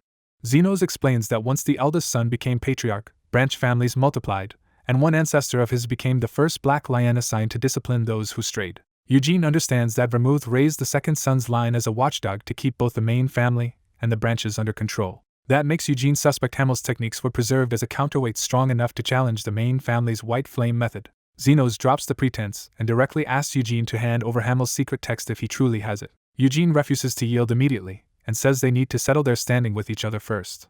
He argues that if Zenos is only technically Hamill's direct disciple through inheritance, then Eugene outranks him in seniority. Zenos is completely thrown by the sudden shift from inheritance and secrets to disciple hierarchy. Eugene presses the point, declaring that if Zenos claims Hamill's lineage, then he must acknowledge Eugene as his senior brother despite being born much later. Zenos jumps back to the practical issue and asks whether this means the secret text really was in Hamill's grave, and Eugene confirms he found it, memorized it, and destroyed the original. Eugene reminds him that he had already reported this to the elders, explaining that a death knight attacked him so he could not bring the text back intact. He offers a bargain. If Zenos accepts him as senior brother, Eugene will compare Hamill's techniques with the family's inherited versions and teach what has been lost. Having laid out the terms, Eugene demands Zenos decide what he will do. Zenos hesitates, still trying to confirm whether Eugene truly memorized Hamill's techniques. Eugene's irritation flares as Zenos keeps wavering instead of answering plainly. Zenos finally gives in partway and nervously asks whether he really has to call Eugene senior brother in front of other people too. Eugene allows a compromise, saying that would only create needless complications, so the title can remain private between them. With visible reluctance, Zenos accepts and addresses Eugene as his senior brother. Eugene immediately takes advantage of the new hierarchy, calling Zenos his junior brother and ordering him to stop stalling and lead him to his room. Once inside, the two sit down together, the confrontation shifting into a more formal exchange of knowledge. Eugene begins by stating that the techniques preserved between Vermouth and Zenos' ancestor amount to 10 family skills in total. He realizes he had far more name techniques than he remembered, because aside from ignition he used to invent names as needed. Prompted to list them, he agrees to reconstruct the system. He begins with the Hamill methods principle, but the name itself abruptly unsettles the listener. That reaction makes him wonder whether Vermouth personally coined the term Hamill method. The older man cannot confirm it, only that this is how their family has always been taught. The realization irritates him, but he forces himself to keep going. He lays out the full sequence of 9 techniques, from mana firing and thousand thunders to eternal purgatory. Reciting those names starts dragging back memories he had deliberately buried out of embarrassment. One memory is of Senya unleashing Asura rampage with theatrical intensity. In that recollection, the attack is just a reckless explosive sword swing tearing through enemies. Anise questions why such a grand name is attached to something so crude. Senya shrugs that she does the same thing by giving simple fire magic inflated names. Anise protests that she never chose those names and only has to speak them to cast her spells. Senya pushes the point further by mocking even Anise's light magic as something that could have been named more plainly. Anise tests the logic by asking whether shouting Asura rampage actually strengthens the skill. Senya proudly insists it does, because yelling the name makes him feel stronger. Their companion bluntly admits he thinks that kind of naming is cool. That only encourages the absurd idea that Senya truly becomes some demonic force when he shouts the attack name. Back in the present, he remembers he only used that embarrassing title for a short period before erasing it from memory. What horrifies him now is that Vermouth remembered every ridiculous name and passed them down to his descendants. Another memory surfaces of trainees charging while screaming Thousand Thunders at the top of their lungs. The technique itself was just a rushing strike, but the name was treated with complete seriousness. Someone in that memory calmly concludes that Thousand Thunders is now fully memorized. Over the centuries, those name techniques were preserved and inherited for 300 years. The recollection continues with a lesson where Eternal Purgatory is introduced as Sir Hamel's next technique to study. The students are made to shout the name louder and louder because the instructors insist volume is tied to power. Remembering that training leaves him in near agony from secondhand shame. The full list of the Hamel method's 9 named skills stands before him again as proof of what survived. He bitterly reflects that these humiliating names endured for centuries within the Lionheart family, and he would rather have died than witness it. Trying to understand how this happened, he asks whether those skills were recorded in the secret text he found. His brother explains that the book contained none of those names and dismisses them as immature inventions of Hamel's youth. The word embarrassing immediately catches his brother's attention. The older man warns that while he may be the elder brother, he will not tolerate contempt toward those techniques. He quickly clarifies that he respects Hamel's actual skills and was only mocking the names attached to them. To prove the point, he challenges his brother to honestly say names like Thousand Thunders, Asura Rampage, and Dead End are not embarrassing. His brother hesitates, unable to deny it outright. The thought of even grander attack names from other heroes makes the situation feel even more absurd. He cuts off the argument, creates a writing tool with magic, and decides to document the techniques so he can compare them with the secret text and correct the record. The two settle into a practical exchange, with one dictating and the other writing. While working, he abruptly asks whether his brother has ever entered Vermouth's grave. His brother says he did once upon becoming captain, as every appointed captain of the Black Lion Knights must swear there to protect the family. That answer leads to the next question: what kind of place the grave actually is? His brother says it is a deeply guarded secret and cannot be described in detail, except that it resembles a temple. That description makes him consider a disturbing possibility. Perhaps Vermouth was revered there like a god after death. He fixates on the implication that Vermouth may have become a god. He reasons through the consequences, thinking that if Vermouth had truly ascended, then his dead-end technique might make sense, but a being with real omnipotence would never have struggled in battle the way Vermouth did. He finishes copying the list and hands over the completed notes. Now standing together in the quiet room, they review what has been written. Reading it over, he concludes that generations of heirs must have altered the Hamel method heavily to patch over the parts they could not understand. He finally states that what the family preserved is very different from what he himself remembers. Someone deliberately scratches out every mention of the Hamel method from a written text. When his junior brother questions why he is erasing it, the older man immediately shuts him down. He warns that the Hamel method is an overrated name for techniques meant only to push beyond one's limits, not something to revere. He goes further and advises his brother to keep his distance from that method altogether while continuing to strike it from the page. The younger man agrees in principle but pointedly asks whether his brother has truly mastered it himself if he can revise it so confidently. Trying not to offend him, he admits he really wants to know how deeply his brother understands the Hamel method. Relieved by the honest question, the older brother decides to answer through demonstration instead of argument. He steps away from the desk, draws his sword, and tells his brother to watch carefully. Blue power surges around him as he channels mana through the blade. The sword gathers that energy into a violent spiral at its tip.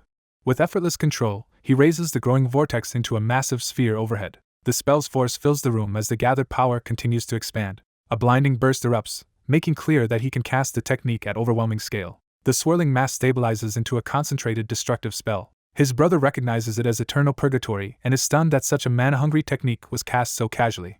Satisfied that the point has been made, the swordsman asks if that answers the question, only for his brother to eagerly ask for another divine technique as well. Instead of indulging him, he says merely carrying this around his body is enough of a lesson and hands over the revised manuscript. He also orders his junior brother to refuse any attempt by Carmen or anyone else to make him a disciple. The older man hesitates, clearly not wanting to obey that instruction. His brother presses him, reminding him that he should not be trying to command his senior if he truly means to join the Black Lion Knights.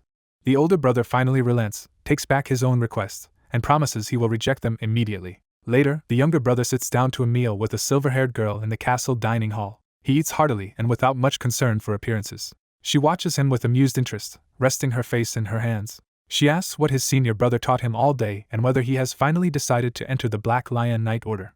He says no, explaining that he was only taught a few things. She abruptly changes the subject and asks whether, as someone close to the Prince of Arath, he has ever attended noble banquets or parties. Her real concern emerges when she asks if he has ever been introduced to a promising young mage by Mr. Roberian. He realizes she is worried about being dragged into political matchmaking, especially now that many nobles and royal families will want ties to the Lionheart heir. She lists royal marriage candidates already being discussed, including princesses from Sika and the Lohar kingdom, and fears one of the 3 siblings may be married off first.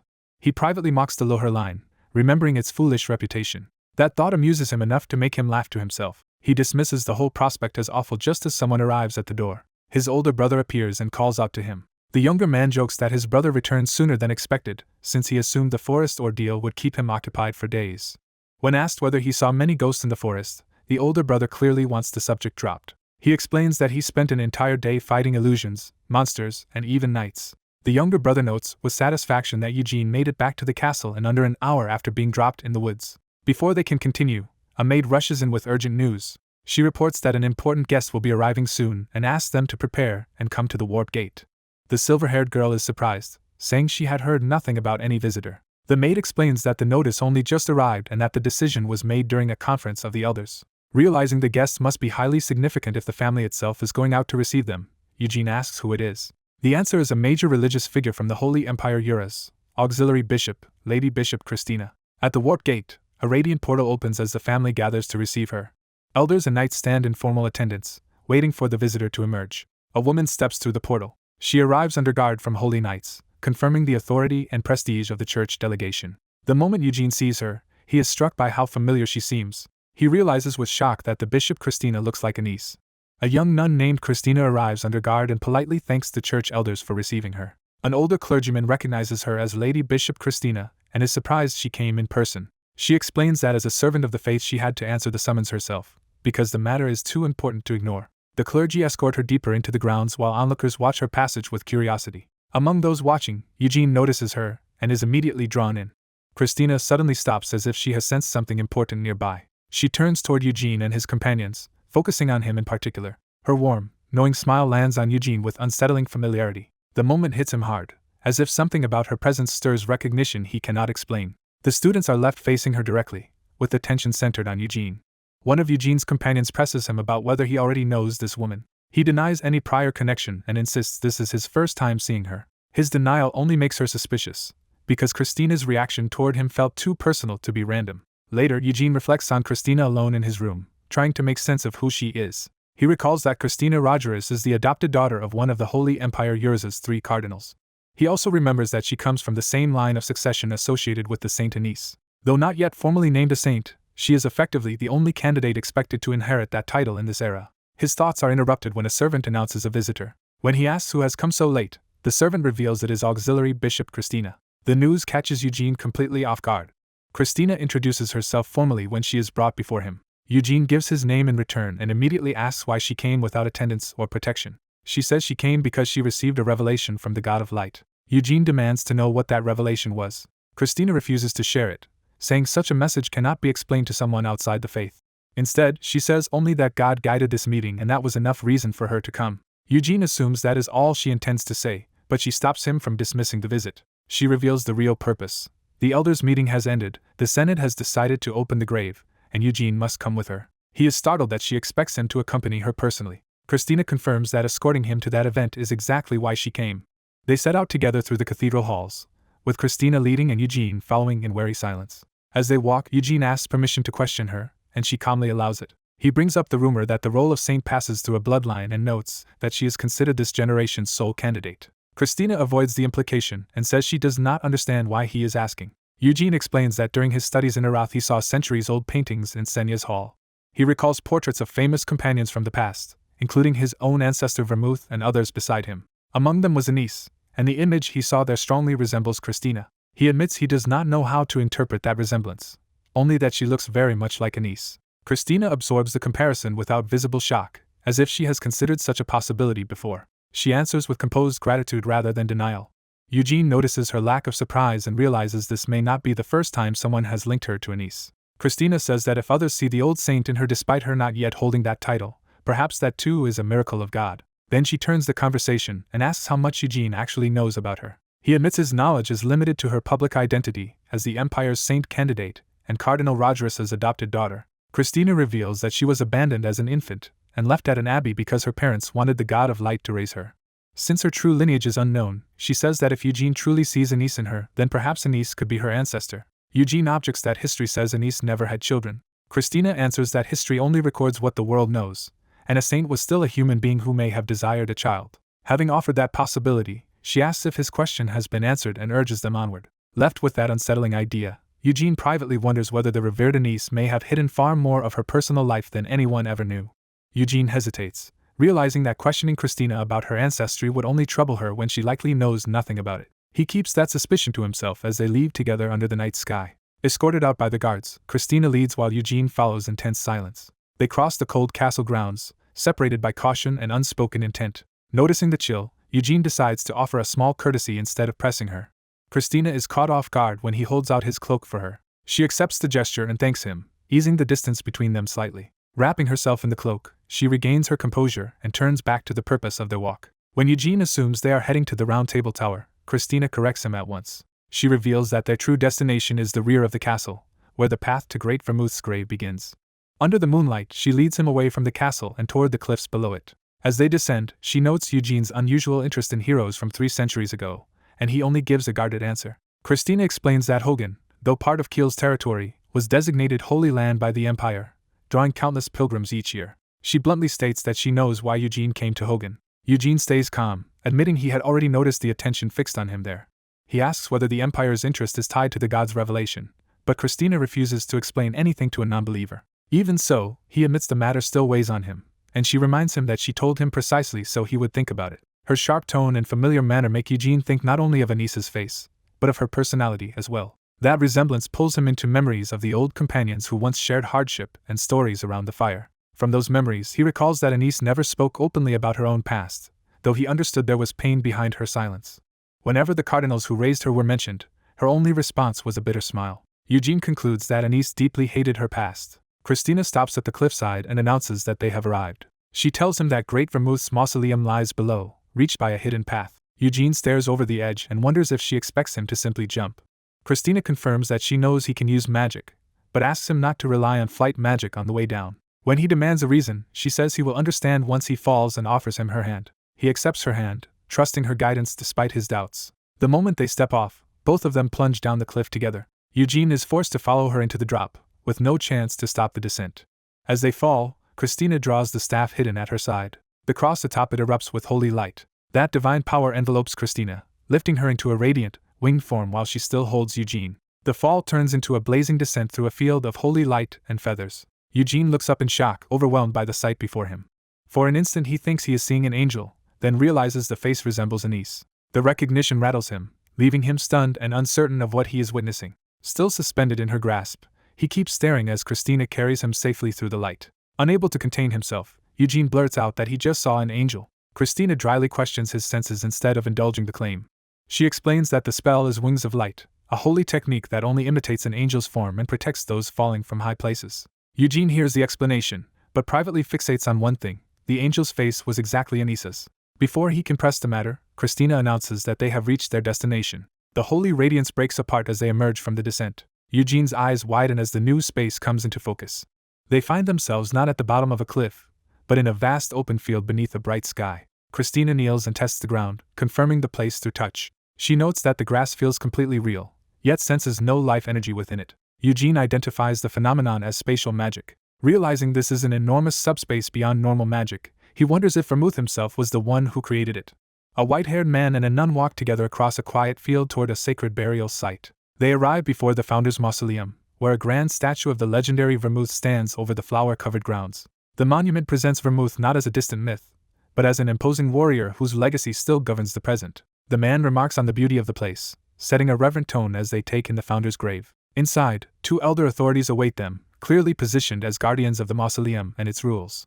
One elder explains that if this were not a protected holy site, they would have opened it to the public for worship long ago. They justify the new bronze statue as a meaningful tribute, since only a simple stone had marked the founder's resting place for 3 centuries. The nun's reaction shows she is already dissatisfied with how casually they are treating the founder's grave. The elders remind her that opening this place requires both the patriarch's approval and the Senate's consent. They add that those conditions were set by the founder himself, who entrusted the keys to the patriarch and the Senate and forbade entry to outsiders.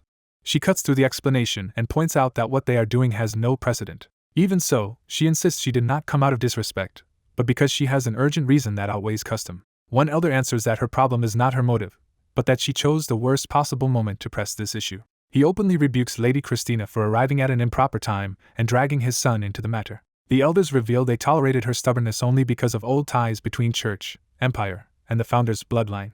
They force her to confront her own claim. She said she came because of a divine revelation, not because the Demon King's return had merely stirred fear. Since a revelation cannot be dismissed lightly, they demand that she finally state what she has been withholding. Christina steps forward and decides to speak plainly, no longer willing to soften her accusation. She draws her staff like a formal declaration, turning her conviction into an official challenge. Christina identifies herself by her church rank and lineage, establishing that she speaks with full religious authority.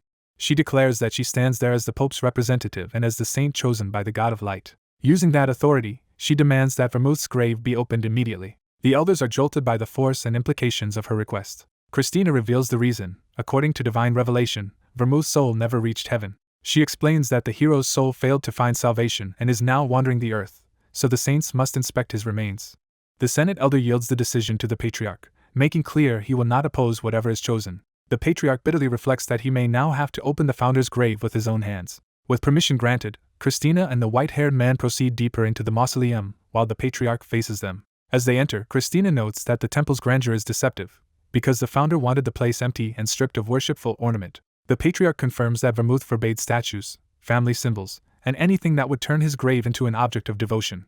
By that logic, he admits the newly placed bronze statue should never have been installed inside the sacred space. Christina praises the mausoleum's purity and sees its restraint as proof of the founder's true intent. She argues that the grave's revelation to the world and the white-haired descendant's ability to enter it must both be part of divine will. The white-haired man silently recognizes the danger in her reasoning, because she is framing any disagreement as an insult to Vermouth and to God. He watches her in uneasy silence, seeing how far she is willing to push this claim. Christina doubles down, insisting Vermouth would never reject a light source that could brighten the darkness below, twisting practicality into sacred approval. The man inwardly mocks her logic, realizing she is simply labeling her preferences as God's will. He abruptly speaks up, signaling that he is done merely observing. The atmosphere shifts as all attention turns to him inside the silent tomb. He asks to witness the opening up close, and the Patriarch agrees while Christina accepts without hesitation. Christina and the Patriarch step to the coffin, while the white-haired man follows behind, bracing himself for what they might find. He is startled by how quickly events have reached the point of opening Vermouth's coffin. Privately, he begs for the simplest outcome: a dead body, bones, anything that proves Vermouth is truly lying there. At the coffin, the Patriarch announces that he is about to open it. The white-haired man admits to himself that only a corpse will calm him, because then he can stop suspecting Vermouth of still moving behind the scenes. His fear is rooted in an old encounter, when Vermouth coldly dismissed blame for forcing someone to flee and spoke as if the Demon King's death were a trivial matter. That memory ends with Vermouth refusing to accept the Demon King's survival and declaring that the great hero should have died long ago. Shaken, the man fixates on Vermouth's name as his dread peaks. His desperate thought becomes simple and raw: Vermouth must be dead, or suspicion will never leave him. The coffin lid begins to shift, and the truth inside is finally about to be exposed. At the founder's tomb, the church elders are stunned to discover something impossible. Christina immediately realizes her suspicion was right. The coffin is empty, proving the founder's body is gone. Eugene is hit with furious disbelief as the implication sinks in. His anger hardens into open hostility. Christina concludes that if the founder's corpse is missing, Vermouth may not be dead at all and could be hiding himself. She turns to Eugene and announces that she will reveal what this means about him. From that moment on, she declares him the next hero to succeed the great Vermouth. Invoking divine will, church authority, and the founder's legacy, she formally tries to elevate Eugene as the world's destined savior. The Patriarch can barely process being told Eugene is a hero. Christina clarifies that this is not a direct revelation from her god, but her own belief that Eugene may be Vermouth reborn. She argues that if Vermouth's soul returned in a descendant, it would be to face the coming danger threatening the world. Eugene laughs at the absurdity, and decides the church's nonsense has gone too far. Inwardly, he rejects the entire idea and refuses to let them turn him into some chosen savior. His sudden shift shocks both Christina and the Patriarch. Eugene openly mocks the claim that he is Vermouth reincarnated and strips Christina of the reverence she expected. He bluntly tells her to stop preaching, accusing her of harassing someone who has done nothing and forcing a title on him he never asked for. Christina retreats, insisting the reincarnation claim was only her interpretation and asking him not to blame her for what she saw as divine guidance. Eugene rejects that excuse too, saying he does not even believe in the God of Light and will act by his own will. He defines himself simply as Eugene Lionheart, and says that if they want a hero so badly, they should find someone else. The patriarch watches, caught between alarm and attention as Eugene keeps control of the exchange. Eugene apologizes only for his harsh tone, not for refusing the role, and makes clear that this refusal is final. He goes further, declaring that he will not become the next patriarch of Cyan's line and has no intention of joining the Black Lion Knights either. Even so, he insists that rejecting those paths does not mean he intends to disgrace the family or betray the patriarch's trust. The patriarch accepts that answer and promises to respect Eugene's decision. Eugene lets out a breath as the tension briefly eases. Then he turns back to Christina with one last message for her god. When she hesitantly asks what he wants conveyed, he answers with pure contempt. He tells her to deliver an obscene insult to the almighty god of light. The patriarch is horrified by Eugene's sheer audacity. Christina, however, remains outwardly composed and unreadable. With nothing more to discuss, Eugene turns and starts to leave them behind. He says he has said everything necessary, it is late, and he is going to sleep. The patriarch hurriedly stops him to ask about Hamel's bronze statue. Without turning back, Eugene answers that Hamel would rather rest somewhere that does not honor false loyalty. He leaves them with that bitter judgment, making clear his contempt for the place and the hypocrisy surrounding it.